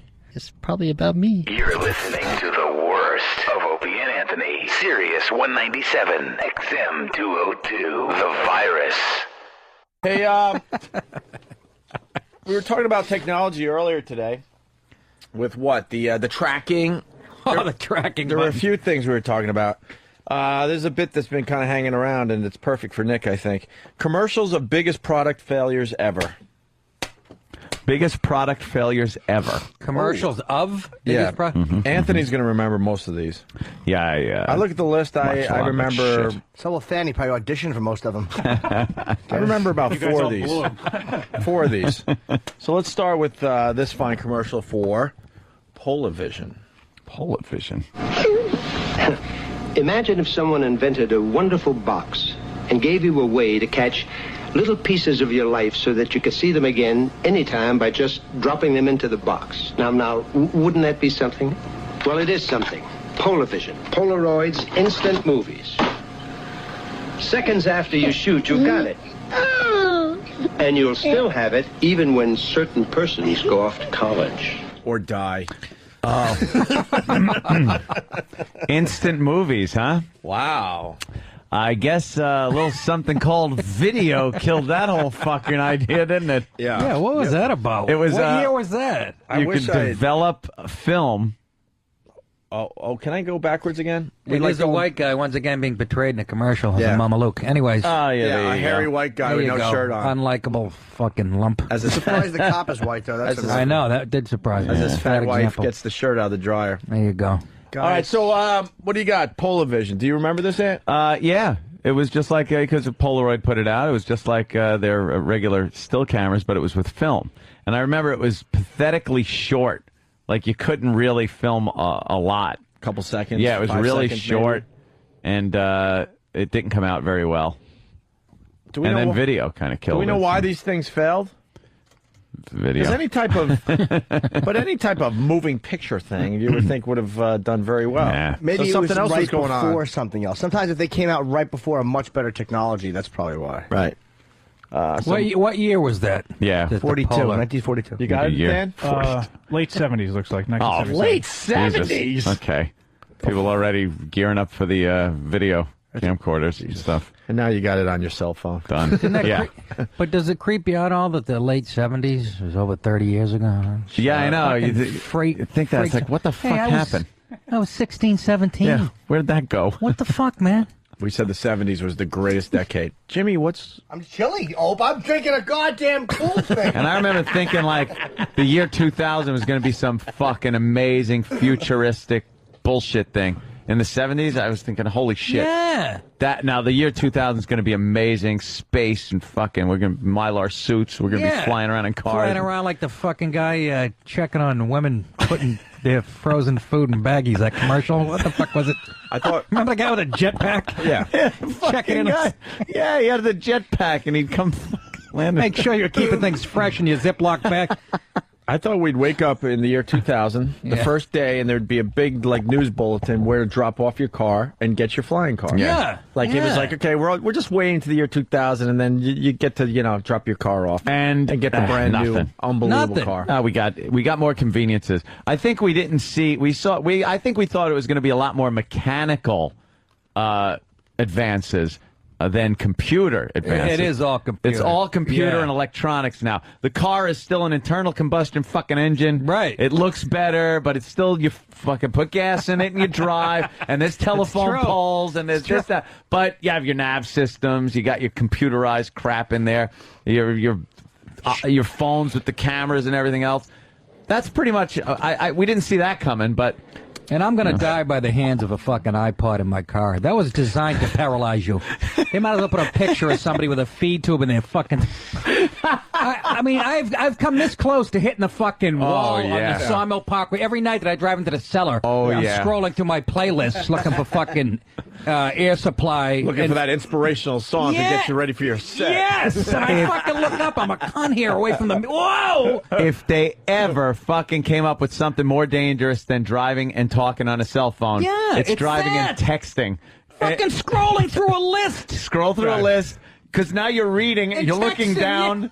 You're doing everything you're not supposed to do. I don't need to look out the window. And when you start thinking about, like, I'm doing fucking 70 miles an hour. Yes. This thing is hurtling with no eyes. It's now an unguided bomb. And I'm trying to find a comma button. Fucking, I don't want to...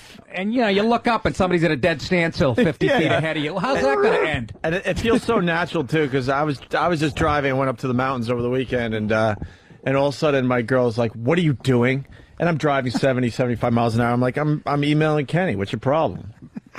Like, it's fucking, like, you're staring with, like, your index finger. Oh, yeah, you don't even think twice about it. Like, what? I'm just emailing Picture Kenny. years ago. Years aago, your dad in the car.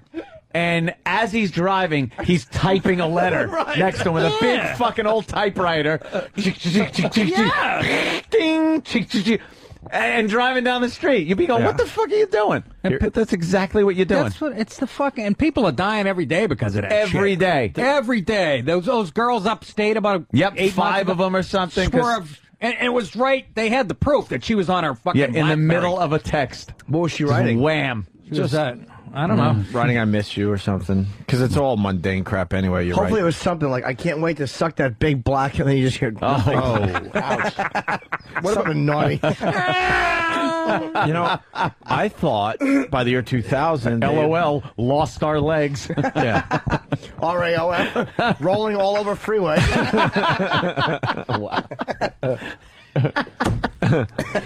It is made for that shit. It is really fucking... is. And I can't believe... And I tell my wife about it. I remember reading, going... I read something in the paper. It's like, 7 out of 10 accidents are caused by... Next day, she gets me like a fucking thing I can plug into the... I'm like... Yeah, the how am I supposed to take hands-free that? and... I thought by the year 2000 we would figure out the whole, like, driving, like...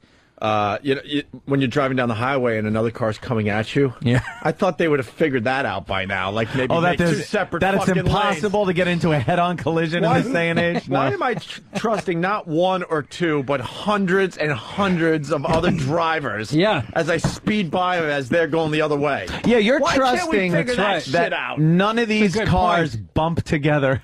So they're not on tracks. If back in the day, if you saw one car coming at you, you'd be freaked out. But now we take it for granted. You're just assuming they're going to do the right thing, and they're not on their fucking iPods. And That's right. That's how Kinnison died. Yeah. Yep. Guy swerved into his fucking Right lane into in a his pickup lane. truck. Yep. Wham. For that fucking day. And then bragged about it. What do you mean bragged about it? He bragged. that he was the guy that killed Sam Kinison. He It's on his resume. He used to go around saying, "Yeah, I was the guy that killed Kinison." He used to walk around. Was he That bragging about it? What Oh a yeah, fucking yeah. Scumbag. Absolutely. Yeah, we could get his brother on. He'll tell you the whole story. We've had Sam's brother on a few times. All right, here's another commercial for another product that failed miserably. Meet the lady. Her name is Lisa, and she's the most exciting thing to happen in computers today. The Lady Lisa, beautiful, a classic triumph for Apple. Pure and simple graphic images and a clever pointing device called a mouse. But most importantly, unlimited expandability, unlimited power. Lisa, from Apple. She's the queefing. future today at Wallace Micromart. Is that a computer? Yes, from Apple. You remember the? It was called the Apple Lisa. Yeah, ain't she beautiful, huh? Lisa. That thing is stupid. What an ugly fucking machine. Yeah. Is that a portable? But see, back then it wasn't about something looking good. You know? 82. That's right. It was about you know what. That's right. Let's see what it's got. It's got 5.25-inch Twiggy floppy drives. Well, that's nice. All right. It was supposed to be Mac pretty much killed it. I mean, the Apple Mac killed this. Some support for up to 2 megabytes of RAM. Get the really? Wow. 2 meg. What do you store on that one letter? Dear Frank, I need a new computer. High five me, someone. I'll give you an air one. All right, across the table. It had a 5 megahertz processor. Oh my! You know, someone is still waiting for a response. They sent something in 82, and it's still downloading. 5 megahertz On his Lisa. Is that good, Jimmy? And it only takes up half your bedroom. Yeah. Like the ENIAC. It's like a fucking refrigerator with a TV screen and a You got to kick your fucking package from FedEx on top of it. You got to kick your twin brother out of your room so you can have a computer. Oh wait, Steve Jobs was forced. God, this fucking LASIK works. I can read that from here. Wow. Steve Jobs was forced out of the Lisa project, so he joined the Macintosh project instead. Contrary to popular belief, the Macintosh is not a direct descendant of the Lisa, although there are obvious similarities between the systems and the final revision. The Lisa 210 was modified and sold as the Macintosh. Oh. I can't believe I can see that from here. Lisa 210, that was my girlfriend's nickname in high school. What? You ready to move on to the next one? I can read from here. I got 22,000. That's right. Can we, the next one? Whatever you need read, I'll read it. Well, no. Need something read? I'll read. That's why we played the audio, so it's less reading for us. Oh. We figured that one out, 2-3 years ago. Arch Deluxe. Do you remember this product? Not by name. I see you press L. G-O-L might stand for lobby, but for me, Chef Andrew, L stands for lettuce. Crisp iceberg lettuce, just one of the ingredients on McDonald's Arch Deluxe, America's favorite new burger. I just can't help myself. I love it. And what was the problem with a burger? Yeah, it was a burger with lettuce and tomato. They fucking that. Wasn't that what your Arch Deluxe was? Seriously. Do you know, Thad? Why did this product fail? I'm looking at a picture of Because it right now. it had been Biggest around. product failures ever, the Arch Deluxe. What was wrong with it? Because it was trying to compete with the Whopper. I know why. They put avocado on it. Avocado. It was just like Before a it was burger. Popular. Yeah, No, it was wasn't a burger. because they were trying to compete With they- lettuce and tomato. All Yeah, right. they're trying to do the They were fucking trying to do the Whopper thing. but they didn't have that, so they used octopus cum. And they thought it would take off. Is that the special sauce? Nothing more delicious than a warm tomato on a burger. Fucking stupid. Is that the only thing? Dumb tomatoes and lettuce? It really was. They Yeah. put it in a nice box. You can see what it's got. Yeah, a bun, secret sauce. Yeah. Onions, lettuce, tomato. Wow. Beef. Somebody was working American overtime. cheese. Wow. But wasn't this the McDLT? Wow. See, I'm confused now. See, that shows your marketing. They just rename shit and sell it to you again. Remember the McDLT? It was the burger on one side, and then the That's a hot lettuce and and cold tomato thing. on the other. You're right. And it was in some big styrofoam box. thing. There's homeless people living in them now. Fucking- yeah. If one of these things would ruin the environment, Well, the you Arch- throw it out. Yeah, that's what ruined the fucking, the ozone. I blame the ancestors again. Those Forgot dopes. about that. It was also. We've been attacking the ancestors all morning long there, Nick. Yeah, I heard you on the way in. I Yeah, was you were part laughing. of it. You got in on that. Power one. Okay, Windows. good. Who would have come up with that? It was also, Yeah. I guess, very expensive. Oh, is that the problem? Yeah, price pickles point were going seems through the roof in '86. Fucking. Yeah. McDonald's spent $300 on research, production, and marketing for the Arch Deluxe. How much? $300 million. Oh, $300 million. That guy's working at a car wash in Seattle now. Look at this. Yeah, I was the guy. I used to be some. Shut up. It's a bad name. It's me a a- bad name for a product. Arch Arch Deluxe? Deluxe. Arch Deluxe. Yeah, it sounds like a guy's name. They should Yeah. just called it. Coach Arch Deluxe That's went right. 7-0 this year in the SEC. They should just called it the Chopper or something. I mean, they're Yes. ripping off the Whopper. Just change the first letter. How about the unoriginal burger? Yeah. Fucking nitwits. That's right. How about the Hoo Hoo Burger? That's right. How about the cunt on a bun? It sounds crazy to us, but That's crazy. What are you talking about? That's Well, fantastic. think of word of mouth. I mean, come on. that's right. On a Oh, bun. can I have some cow asshole cooked? Why not? Let's go to McDonald's. I haven't eaten cunt in 2 weeks. All right, we're going to go to the next product. I got a funny joke too. The Yeah? chicken McNuggets. Like I'm like, what? I don't know. Chickens have nuggets. It's like, but I give the crowd a look like we all know where I'm going with this. You know, it's all how you look at them. You're the worst. I got a fucking Cialis. You're rod looking right at him now. like Ronnie Gold. You want to see his Cialis hard on, Nick? He likes It to just show happens people. sometimes. I'm looking at something on Pal Talk. You say Cialis? You say Cialis. Oh, tomato, tomato. It all equals this. Oh, he's just the worst. I just knocked over my fucking. Oh, see that? Oh, I just knocked over my fucking goddamn juice. It's like a bad ad for Cialis. You're just the worst. For those special times. Yeah, I knocked it over with my hard cock. That's a great ad for Cialis. Good. I fucking knocked over my juice. You're gonna pull a China syndrome. I can still drink it though. All right, let's go to the next one. You ready here? Tampons. And you all right? Oh, Here we go. fantastic. All right, here's the next product failure. Now, this one we all know, finally. If you think network television is a little boring, start your own network. With the Sony Betamax and the portable Sony videotape camera, you can do just that. You can record what you want when you want, and watch what you want when you want. Nice. It's the best family entertainment on television. One more shot, Ma. Come on, smile. This is the best birthday I've ever had. Oof. Oh my God! I know. Fucking Smile. whining old biddy. Oh my God! He walked in while she was sleeping with like the Mexican gardener, and she popped up, and his dick was in her. Come on, boss, smile. And he ruined her good birthday, and that's why she was crying. Fucking blubbering idiot, Ma. Lighten up. It's a camera. Fucking beta. Here, Ma. It's a Polaroid. Take a picture of your clit and give it to Dad. Jesus Christ! Fluff it up. Wow, this is. We love our Canadian callers. Hunter, what's up? Hey, guys. Good evening. Yeah, McDonald's had pizza like 6-7 years ago in Canada. I don't know if you had it there in the States. They but did. It was Did we? pretty awful. Yeah. Pizza at McDonald's? Yeah, it was called like McPizza. Seriously? Yeah. Fucking. We're like, no. Boy, that must have went away in a week. Because I'll eat any pizza. Yeah, we're not McDigging that. So it was a big McFlop. And Mick sucks. Let's just.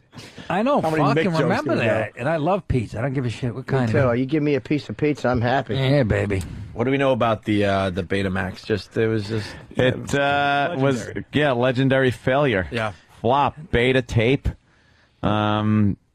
Didn't quite catch on. Yeah, why? How come it was outdone by the other version? VHS people liked it better. I don't know why. It was bigger. It was bigger, yeah. Which was so dumb about it. And the beta was on a loop, I believe. It was almost like a cart. Like it was on a loop. I put 40 grand into that too. Damn it! You I guys was need picked the anything wrong red? one. What? You guys need anything red? No, we don't. Eagle Eye. I can see. No, you don't. I can't read across the room. But I had bad eyes for many years, Nick. You know Well, that. that's. Can It you doesn't read surprise me Steve's, when you're having Korean pee in your fucking retina. Read Steve's sexuality. What? I can his read that too, and I haven't. No, I have fucking. I have better vision. I don't have X-ray vision. Wow. Sony produced a scaled down version. I just took the wind out of my own sails.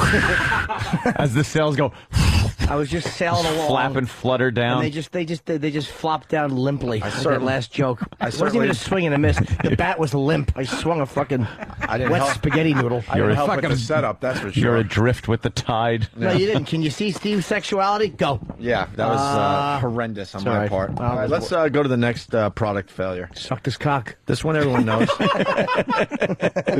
this was just a dumb idea. I will now predict the exact moment in time when every single one of you will enjoy the best tasting Coca-Cola ever. It will be the very moment that you pick up this can, because inside this can is the new taste of Coca-Cola. The best tasting Coca-Cola ever. You will taste the new taste I remember this. immediately, and you will like it a lot. Now, if you're a Coke drinker, wait till you taste this one. If you're a Pepsi drinker, well, I predict we're going to be real friendly from here on in for a long, long time. Yeah, the new Coke. It was called Coca-Cola Jew. New Coke. Yeah, it was a big failure. They say it's probably the biggest failure ever by a big company. They also say it was kind of calculated, that they wanted to put out a new Coke that sucked, and then bring back the old Coke under a brand new classic Coke wow. thing to really like That's pretty pump that fucking up. brave, man, to take that it chance. is, but it's Coke. So how brave could it be? People are going to fucking buy it. What was the deal? Pepsi was starting to take over, and Coke's numbers weren't that bad, and then they decided I'm doing that with my career right now. I'm doing a lot of shitty comedy. That's how fucking funny I was in the 80s. Make it seem better. Yeah. The boys are starting a new bit. Now they're telling us, well, it's Lady Trucker. She's officially started the bit. Hi, fellas. This is a 65-mile-an-hour feedback. She's going 65 miles an hour. She's typing you. Shit. When will Black Phil be on the radio again? Fuck's Black Phil? Was it this past Saturday or this coming Saturday? Patrice O'Neill does a show here on Saturday nights every once in a while called Black Phil. I think it's good. It didn't just pass, right? I think it's maybe this Saturday. Then. What? It did just pass? Danny's just... April 5th is the next show. April 5th, so okay. Tune in. All right, the next product failure. PC Junior, a bright little addition to the family. Junior comes with bright computer ideas, like a keyboard that doesn't need a cord. You can get easy-to-use software like word processing, games and graphics your kids won't believe, plus a starting price you won't believe. And with easy-to-add options, Junior can grow up real fast. PC Junior, new from IBM. Thank you, Kitty Carlisle. What the fuck? Got a 90-year-old lady pushing your product? That might have been the first problem. step. Yeah, try to unplug What was the the problem keyboard. with the PC Junior? It was expensive. It was trying to compete, and they wanted $4 million for it. Failure in the marketplace. Failure in the marketplace. Why did it fail? It says it's $669. The PC Junior's price was not competitive. Why would you buy the Junior when fucking Senior was available? Obviously, had much more fucking wisdom and memory. Experience. Yeah, it was twice as much as the Commodore 64 and the Atari 8-bit family. Yeah. Too much money. Let's say hi to Ben in Georgia. Ben. Gone into the computer business. Yeah. Hey guys, big fan of the show. I just wanted to point out, I heard that the reason why Beta did not survive was that the porn industry actually embraced VHF. Wow. Over the edge. Fucking great point. Great point. Really? You might be right, man. Yeah. Can you imagine I that? have no idea where I heard that from. Well, what else would you need to watch at home alone? Pornography. So whatever, like that was probably the first take-home videos because you could watch. Well, movies I don't know. I had a lot of nice home movies in my family, having picnics and playing. Oh, but football. Nick, Nick, from your lips to God's ears. My sister's wedding. I kind of like that. Jerking You off like to my reliving nieces. that? Well, you guys have always mentioned that it's the pornography is what pushes technology forward. That's true. It's gotta be absolutely true. I had a great video of me, and I was doing a cookout, and I had a fucking thing Apron that said on? "Mama's Little Helper." Yeah, I threw my wife in the pool, and we laughed. We got married, my brother got married on a roof. I know what you're talking about. Of course you do. Of course I do. All right, let's say hi to Josh in New Mexico. Josh. I don't want him to fuck me.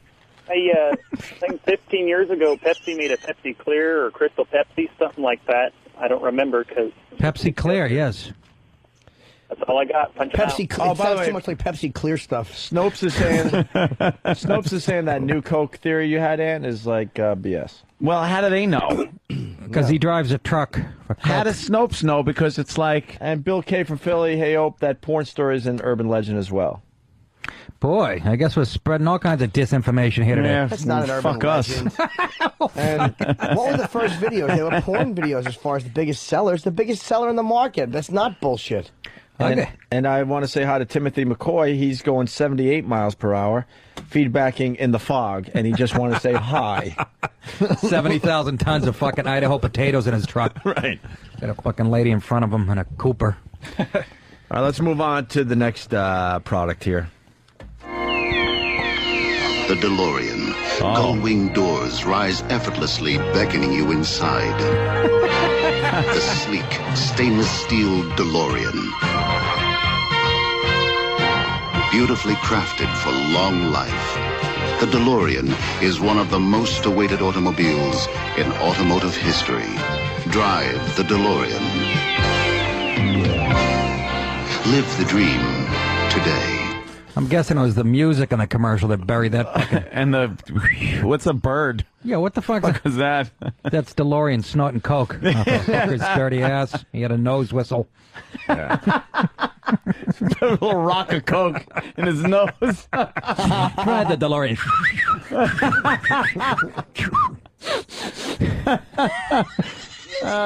What's the reason why that this thing fell? They give a reason? The price?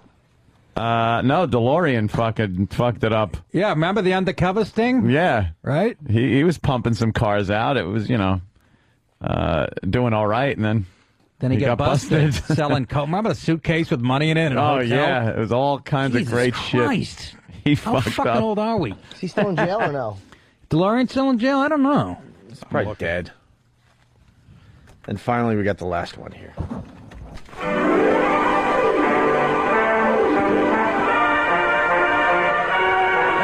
What the fuck? They'll know you've arrived when you drive up in the 1958 Edsel, the car that's truly new from nameplate to tail lights. New from the front. New from the side. New from the rear. Wow. Only Edsel has the sleek, clean line design that sets it apart from the look-alike cars. And it combines new looks with the newest V8 engines in the world, the big new Edsel 400 and the power-packed Edsel 475. It is unlikely you have ever driven a car with so much real, usable power as the Edsel. And with Edsel's exclusive Teletouch drive, you drive more safely, more easily than you ever have before, because both hands can stay at the wheel while the Edsel shifts electrically. There's even the added luxury of new Edsel air suspension that's just like riding on air, because you are. Nice music. How about lying? And remember, The Honeymooners. of all the medium-priced With the stars, cars, Art car for car Carney. across the Sheila board, McRae. the 1958 Edsel is the one that's new and the lowest price, too. How long were these Oh, my commercials? God, enough Holy about the shit. Edsel. We get it. And the best part is it has electric windows you can roll up when Negroes are by. The big heavy grill is good if Negroes get in your way. Because you know what they're here to do. Probably rob you and rape your lovely wife and children. That's what the German Shepherds and fire hoses are for. What year is this? 1958. Yes, 58. The 58 Edsel. Wonderful. We've even tried to cover up the blackness of the tires with white walls. Because, you know, we don't want anything black on this car. Pull into your garage and close the door behind you to keep the Negroes away.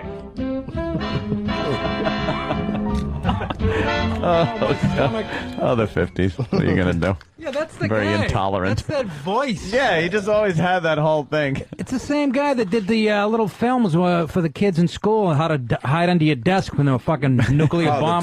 cover. That's right, Johnny. Duck and cover. That's him. When the communist menace drops its hydrogen bombs on you, so you don't burn to a crisp, duck and cover, Johnny. Good boy. Hide under a piece of quarter-inch pine. Yes, that will save you. Some people say radiation is dangerous. Poppycock. Your hair might fall out, but it'll grow back. Same length, same color, same cowlick.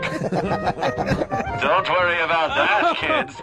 Your government's here to protect you from the commie menace and the Negro. So light up a lucky strike. Yes, you, pregnant woman, have a drink. And a lucky. Good for your baby. Unfiltered. Yes. And let the doctor inject you with some thalidomide. It's good for your children. He'll be a hell of a swimmer with those flippers. Save on yarn. Sweaters have never been so cheap. For Grandma to knit. That's right, one armhole. Oh, my stomach is fucking killing me. Holy shit, that was... Coming down the red carpet, it's Tracy and Hepburn. Wonderful, look at the couple. Uh-oh, please look out, a Negro. Oh, it's Sidney Poitier. Sorry, Sidney.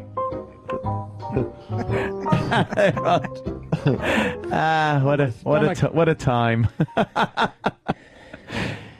Yeah, they seem to get the same guy for everything. He was in war films in the Yeah, 40s he and did the all that 50s, shit. educational things, and all the shit.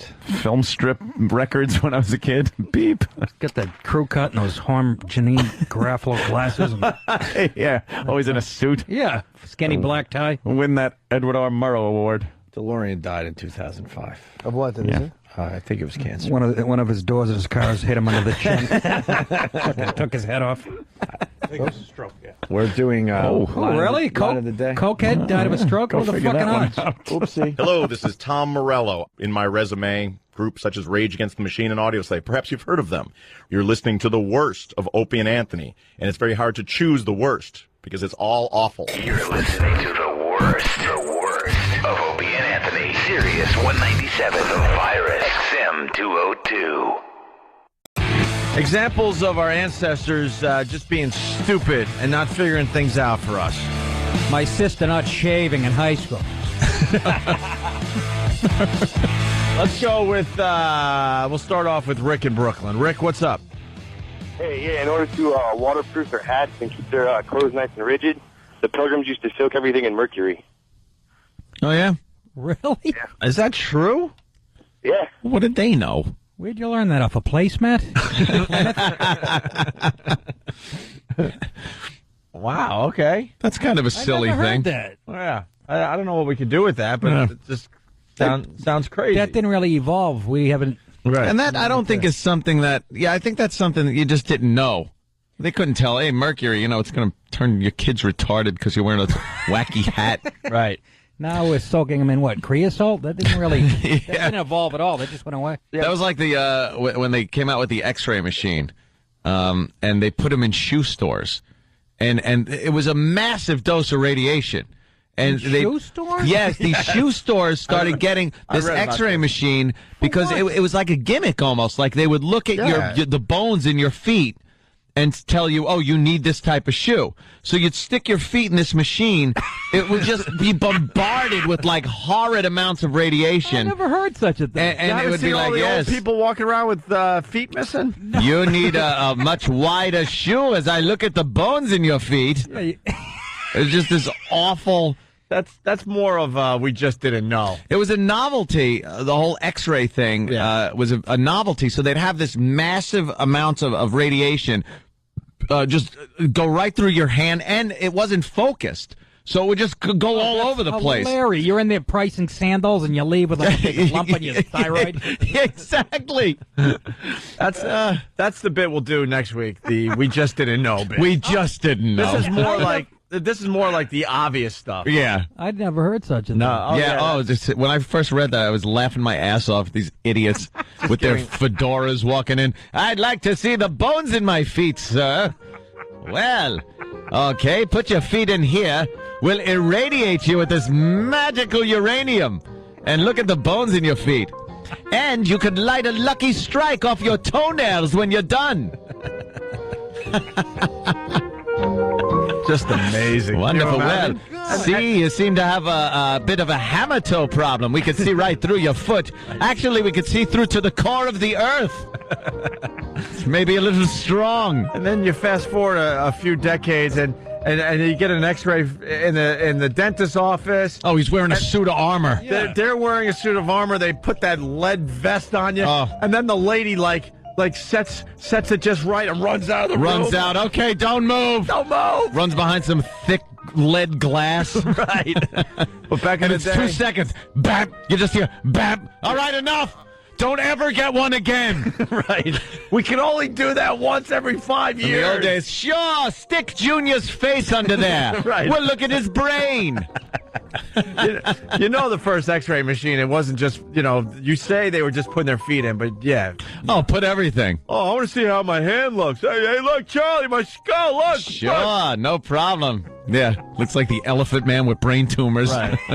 I've never heard such a thing. Oh, it's fantastic. That's beautiful. Who We started that? just Tom didn't McCann? Whose idea was that? Right. Well, so... we'll do that one day. We just didn't know. Yeah, we'll do write that down for next week. We just didn't know bit. Michael, Atlanta, what's up? Yeah, I'm not sure we had warfare figured out. In like the Revolutionary War or Civil War, you just line up all pretty and take turns shooting at each other until somebody runs out of men. Yeah, that was a little wacky, and actually worse than that, when we were fighting the Revolutionary War, some guys, instead of getting guns for the war, they got a drum kit. Drum, a flute. That's what I'm getting at. Ambush. That's not a... We just didn't know. That is just stupidity. Who would sign up to be the drum guy, or the fife guy, or the guy that just carried the flag at the battle? While your buddies have guns around you. Commander Buddy Rich. Right. The whole thing with battle back then was they knew when and where the battle was going to be. There wasn't an ambush. There wasn't an airstrike. So you could be loud. You would come wheeling up to this music. Yeah. And they go, all right, they're up on that hill. We're down here. We got to get up there. It was more of a sport. Yeah, it was a war of attrition. You had to kill more of them than they killed of you, and then you won that battle. It's like taking on the Michigan marching band. At halftime, showing up with guns and. Medic, he got me with a trombone. Tuba, play it down. Amputate his lips. Just a horrible way to fight a war. Who's the first guy that thought, you know something? If we go around their side, I think we'll call it flanking. Flanking, yes. They won't expect us there. And I think we'll kick their ass. As they're all lined up facing forward, they get the side of their heads blown out. Right. This tactic kind of works. Let's go to Juan in Brick, New Jersey. Juan, what's up? Hey guys, love you guys, love the show. Thank you, sir. Yeah, thank you. I wholeheartedly agree. Thank you, sir. Listen, I got two of them, one sports and one non-sports related. Okay. How about the monuments in Yankee Stadium out on the field? Yes, good one. Good one. There was a time the monuments were just in the middle of center field, basically. Yeah. That's right. That's right. You're trying to run down a fly ball. And Let's put a few tombstones around second base. trying to run down a fly ball, and you get knocked on contact. That's what. Yeah. You get knocked out by Babe Ruth. That's what you want to bang bang for 50 years. Oh, bang your shin on. Oh, bang your God. shin on granite. Imagine you're chasing a fly ball and you hit your knee on a tombstone. How would that hurt? Open your shin up like a fresh mackerel. Oh, that's gotta hurt. Hey, Juan, that's a good one. That's an excellent one. You got another one? Yeah, how about when they first started putting seatbelts in the car, our parents would put us in the back and not buckle us up, and we'd just be flying around everywhere when they slam on the brakes. You know what, though? I think there's nothing wrong with that. I never got hurt, did you? Yeah. So what? I maybe hurt a little. You'd sometimes whack your face against the back of the front seat, but, you're alive. Well, the stupidity with the seatbelts, first of all, having one that just went around your waist. That was good. Let's bend you in half like a folding bed. Exactly. But the other one also, the stupidity, like seatbelts for the people in the front, and no one even thought that maybe you need seatbelts in the back as well, because it's pretty much the same thing. Yeah, you're in the same vehicle. You're in the same situation. They just thought, the seats will stop them. Right. I remember as a kid, we had an old Rambler. And a lot of the cars back then had what is called the rear deck lid. A lot of cars don't have that anymore, but it was just behind your head in the back seat was a little flat portion that had speakers in it sometimes. Oh, yeah. It was just by your back window of your car. Yeah. And it was perfectly acceptable as a child to crawl up in there and fall asleep. Yeah. And if you got into a collision, you would become a child missile that would probably take your parents out and whatever was in front of the car, flying at 60 miles an hour through the windshield. Decapitate mom. Yeah. With your little baby. You and the little box of tissues that were back there for grandma. But I think we're becoming over-evolved and civilized. You see kids now, they're in literally a suit of armor with a hockey helmet and 11 straps around their neck. Come on. Not allowed in the front seat because the airbag might hurt them. Yeah. Yeah. My father used to do cat stops like the cops do when you get arrested. You know, they hit the brakes, your face goes into that screen. He used to do that to shut us up. My favorite, too, with my dad was because the seatbelts, you didn't wear them. They were shoved so far in the seat.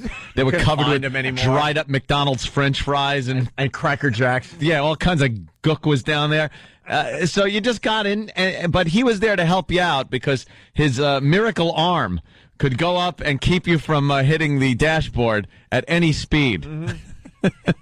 Hey, I'll hold you up. I care. We just didn't understand That's all right. physics. That's when he didn't have a beer in that hand, by the way. Right.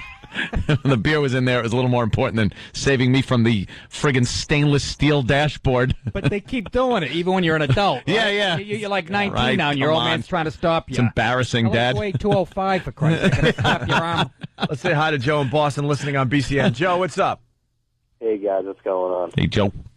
My favorite thing I gotta say is who was the rocket scientist to figure out that when basketball was invented, you had to cut a hole in the bottom of the peach basket instead of crawling up a ladder to grab the ball every time? There was a time, Joe is so correct, that they couldn't figure out to cut a hole in the bottom of the peach basket. So every time you scored a basket, and they actually used peach baskets back in the day, they had to break out the ladder and climb up and get the ball. I'm convinced a basketball game back in that day must have took 7.5 hours. Yeah. And the score was 6-2. Not much dunking either. No. Thanks, Snap guys. off I your- just want to shout out Toucher and Rich in Boston. Right on, man. 3-7. They're doing a fine job up there. Let's say hi to Ziggy in D.C. Ziggy. Hey, boys, what's going on? Hey, what I up? just wanted to say the term "mad as a hatter" comes from the mercury in the hats that guy was talking about earlier. Really? The That guys was that from Alice made in the Wonderland. hats, they would kind of bite down on the rim of the hats to help shape the hats, and they're actually eating mercury.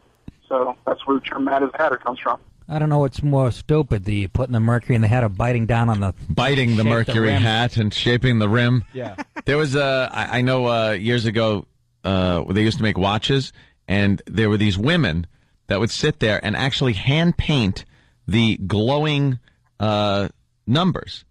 And they'd sit there and they'd need a very fine brush. So to get the tip very pointy, they would lick it and roll it on their tongue and then dip it into this radium paint. No. And they were just Yeah. dropping dead by the dozens. Oh, yeah. Where was that? This was like in a lot of cities in the Midwest, a lot of places that made watches. And they'd sit there and just roll it on their tongue and then dip it in the radium and paint the little dots for the numbers so it would glow in the dark. They were called radium girls. Ooh, the radium girls. Hot. A woman subjected to radiation exposure at the United States Radium Corporation factory Radium Corporation Factory in Orange, New Jersey, around Wonderful. 1917. 1917. The 5 female workers gained notoriety for their efforts in challenging their employer in court. Wow. That must have went over well. yeah. Shut up, bitch. Right. The women Have and no many rights. other radium paint workers received large doses of radiation. A few of the so-called radium girls died as a result of their previous radiation exposure during the course of the litigation. I'd like to call my witness. Get up here, Baldy. Would you like to testify? Her tongue's just burnt away. Looks like a ballpark Frank in her mouth. Oh, my God. DJ in New Jersey, what's up? Hey, boys, how you doing? Good, man. As a hockey fan, Nick, a lot of people forget this. Remember, 6, 7 seasons ago, it took them to finally put the nets up before 20 people got killed by pucks? Well, I think this goes back to overprotecting and stuff. I do too. One dopey broad wasn't paying attention and took a puck to the skull and died. And it hadn't happened for how long? I think she was the only. I think she was the only one. Every once in a while, a puck would fly into the stands, and Yeah. you would get a Yeah. few stitches or something. Yeah. but they would give you free hot dogs. You'd free be all right. puck. Well, And yeah. a free puck or whatever. Yeah. But then one girl died behind the net. Young girl, of course. One. So now they wreck the view of everybody that sits behind the goal. I'm with you on Okay, that put one. nets up. Yeah, you don't need that. The nets go all the way up to the ceiling now. Can't even get paying a attention. souvenir there. You used to want to sit back there to get a Yeah, souvenir. there's a happy fan with a concussion. But See, we got a couple more here. We have a guy that had one of those X-ray machines you were talking about. What? Mark in Pennsylvania. What's up? Hey, guys. Hey, man. Yeah, we had one of those. My great-grandfather, grandfather, and then a couple more generations had shoe stores in northeastern Pennsylvania. And we used to play with that thing when we were kids. well, nice knowing you. I used to play with it. What? Say that again? Yeah, we'd bring friends in, stick your arms under elbows. Fortunately for us, you couldn't get your head under it, or I guess we'd all done by now. Yeah. And basically, in the early 60s, somebody came by from the government with a lead box and dismantled it and took it away. Oh, really? Lead box. The government they had were it. provided- They figured it out. Government's like, oh my God, we got to get rid of these things. You get 3. Oh, yeah, they were provided by Dr. Scholl's Corporation, and it was free. And it was an expensive store. You put your feet in, you could see where It was a novelty item where people would come in just to see the X-ray of their feet, and it would bring people into the stores. It wasn't. Was it to help fit the shoe to get a? They proper- said that but obviously it wasn't. You just measure the feet and put it in a goddamn shoe. But it was kind of a novelty thing that would bring people into the shoe stores. Yeah, it was quite the novelty, though. Yeah, it sure was. You could see through yourself with massive doses of radiation. This guy's laughing. He's probably got like 3 white cells left right. You're done, dude. You are so guys. done. Take it easy. All right. Oh, there's blood in my urine. Let's go to Steve in Brooklyn. Steve, you got one? Yeah, if you're about 40 or over, I think drunk driving was not even illegal in most states. Yeah, we all have our stories about the cop that would take your keys and kind of throw them in the woods, or say he'll be back in a few hours, get some sleep, or drive safe home, or follow me home. When did they make it illegal? Is that true? No, it was always illegal. Well, not always, but back then it was. But they were a lot more lenient about it. Yeah, the cop would decide. They didn't want to deal with, Hey, just a bunch of dopey teenagers drinking underage. Yeah. I still think it's over-exaggerated, the dangers of drinking and driving. Yeah. I really do. How many bars in the country? How many people drink on the weekends? A lot. 600 I'd say million? Seriously, and how many people die? Let's break it down. It's got to be What do we- 0.001% of a percent of I how many really- people are actually drinking and driving. But we talk about it like if you have, you look at a bottle of wine, you're going to take out a family of 6. Once again, mothers against drunk. Anytime you get the chicks involved, it gets over-exaggerated. Yeah. And we're sorry you lost your daughter, but, I can handle a 6-pack. I've been defending this my whole life. I consider myself a pretty good drunk driver. course you do. Up to a point. If you drink to the point where you can't stand up, you're not going to be that good. Yeah. But after a few beers where you'd probably be legally drunk, Yeah. 0.08. 0.08. Yeah, 0.08. 0.08, you're fine. Are you kidding me? I'm just getting warmed up here. Yeah. 0.08. I've been advocating this for a while, and I hope to get it into legislation when I become a politician someday, based on my past history on this program. That'll happen. Yeah. I would like to see a rating that you could get on your license, that they set up a test. It costs a lot of money. Let's let the states make money off of this, where you get a rating on your license that gives you a blood alcohol level that you can drive with. And you have to take a pretty intricate driving test as you're drinking. They check your blood alcohol level and see how well you do on this course. If you pass up to a certain point, you get rated for that blood alcohol level. So when you're driving, you could blow in, maybe instead of a 0.08, you blow a 0.12, but you're rated for a 0.14. Wow. And the officer goes, all right, you're free to go. That would be impressive. You're all right. Obviously, you did the test. You're fine to drive. Imagine a real politician trying to get this through. No, never. Ted Kennedy would be doing it. I think it's a good idea. I love it. I love it. Especially when I'm driving women home over small bridges. Let's go to Pat in Philly. I don't know if this is true, but Pat, what's up? O&A. Hey. Great to hear you. Thank you, Pat. Back in high school, friends and I were cruising around on an old Beetle. It was snowing, screwing around, drinking. Car flipped over, flipped it right back over, started up.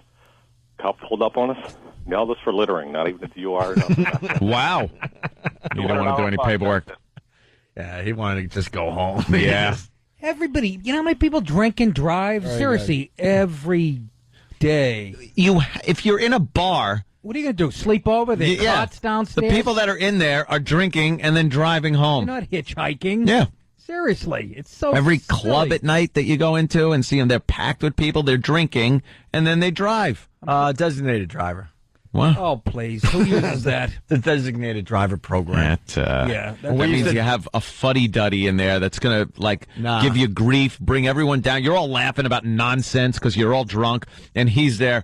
Ugh, not funny. Who's getting dropped off first? Don't puke in my car. Well, or you went the other way and the designated driver got loaded. Got drunk. Got drunker than everyone. The better than a designated driver, I think it's a waste, is the designated decoy. That's the guy that leaves the bar first and drives erratically, but he's stone sober. Now he gets the cop's attention, and when the cop pulls him over, everyone else leaves. Yeah, it's helping everyone. The designated driver just helps the guys that he's driving home. The designated drunk or the designated decoy, he helps the whole bar. They could all leave at once. They just flee the area. And all he has to do is tell the cop, I dropped a cassette. Yeah, I dropped something. I'm fine. All right, you want to blow into this thing? Check with blood alcohol? Sure. Yeah. Sprites all night. 0.0 again. 0-0, and everybody's just weaving down the road going in the opposite direction. Kenny Rogerson used to do he'd like to pull up to those roadblocks and act like he's really drunk out of his Just mind, hammered. but he's completely sober.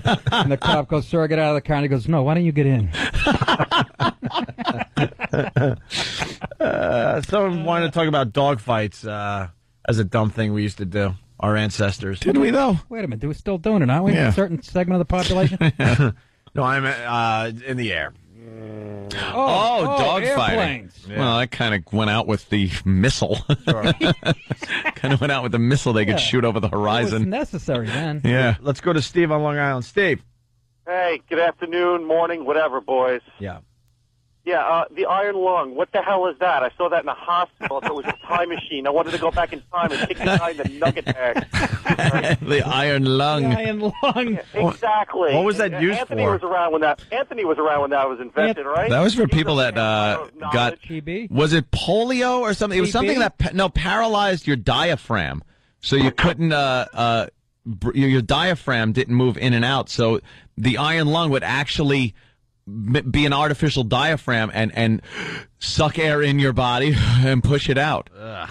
It's I thought pretty I saw twisted. him in the audience at my last show. I was in Miami and Olga. Yeah, those things are definitely. They always ended up in like some wacky Marx Brothers comedy where they're wheeling someone around in an iron lung and wacky music's playing. It just sounds uncomfortable. It's Yes, E-Rock? It was for polio? Polio. Yeah. Iron lung. Oh, that polio paralyzed your Yeah, it would diaphragm? paralyze your diaphragm so you Sorta- couldn't breathe. So would a good meal at Patsy's. All right, we got Not very convenient to travel around in an iron lung. Go to a movie. I can't. I'm in an iron lung. You had to look at through the mirror, the tilted mirror, like you're a bus driver looking at unruly students. Who threw gum at me? Yeah, they look at that big wide mirror. Jesus. Good one. Iron lung. What did we replace it with, though? Yeah, what the hell? I What's guess the the replacement? cure of to polio. Oh, that's right. Jonas Salk. A tight sweater. What did we cure it with? The cure for polio. No! And that's the worst. The worst. What the fuck is it with you? Of Opie and Anthony. Are you professional or not? Listen to Opie and Anthony live and uncensored weekday mornings from 6 to 11 a.m. Oh, good for you. The Virus, Sirius 197, 197, XM 202. Fuck's sake, man, you're amateur.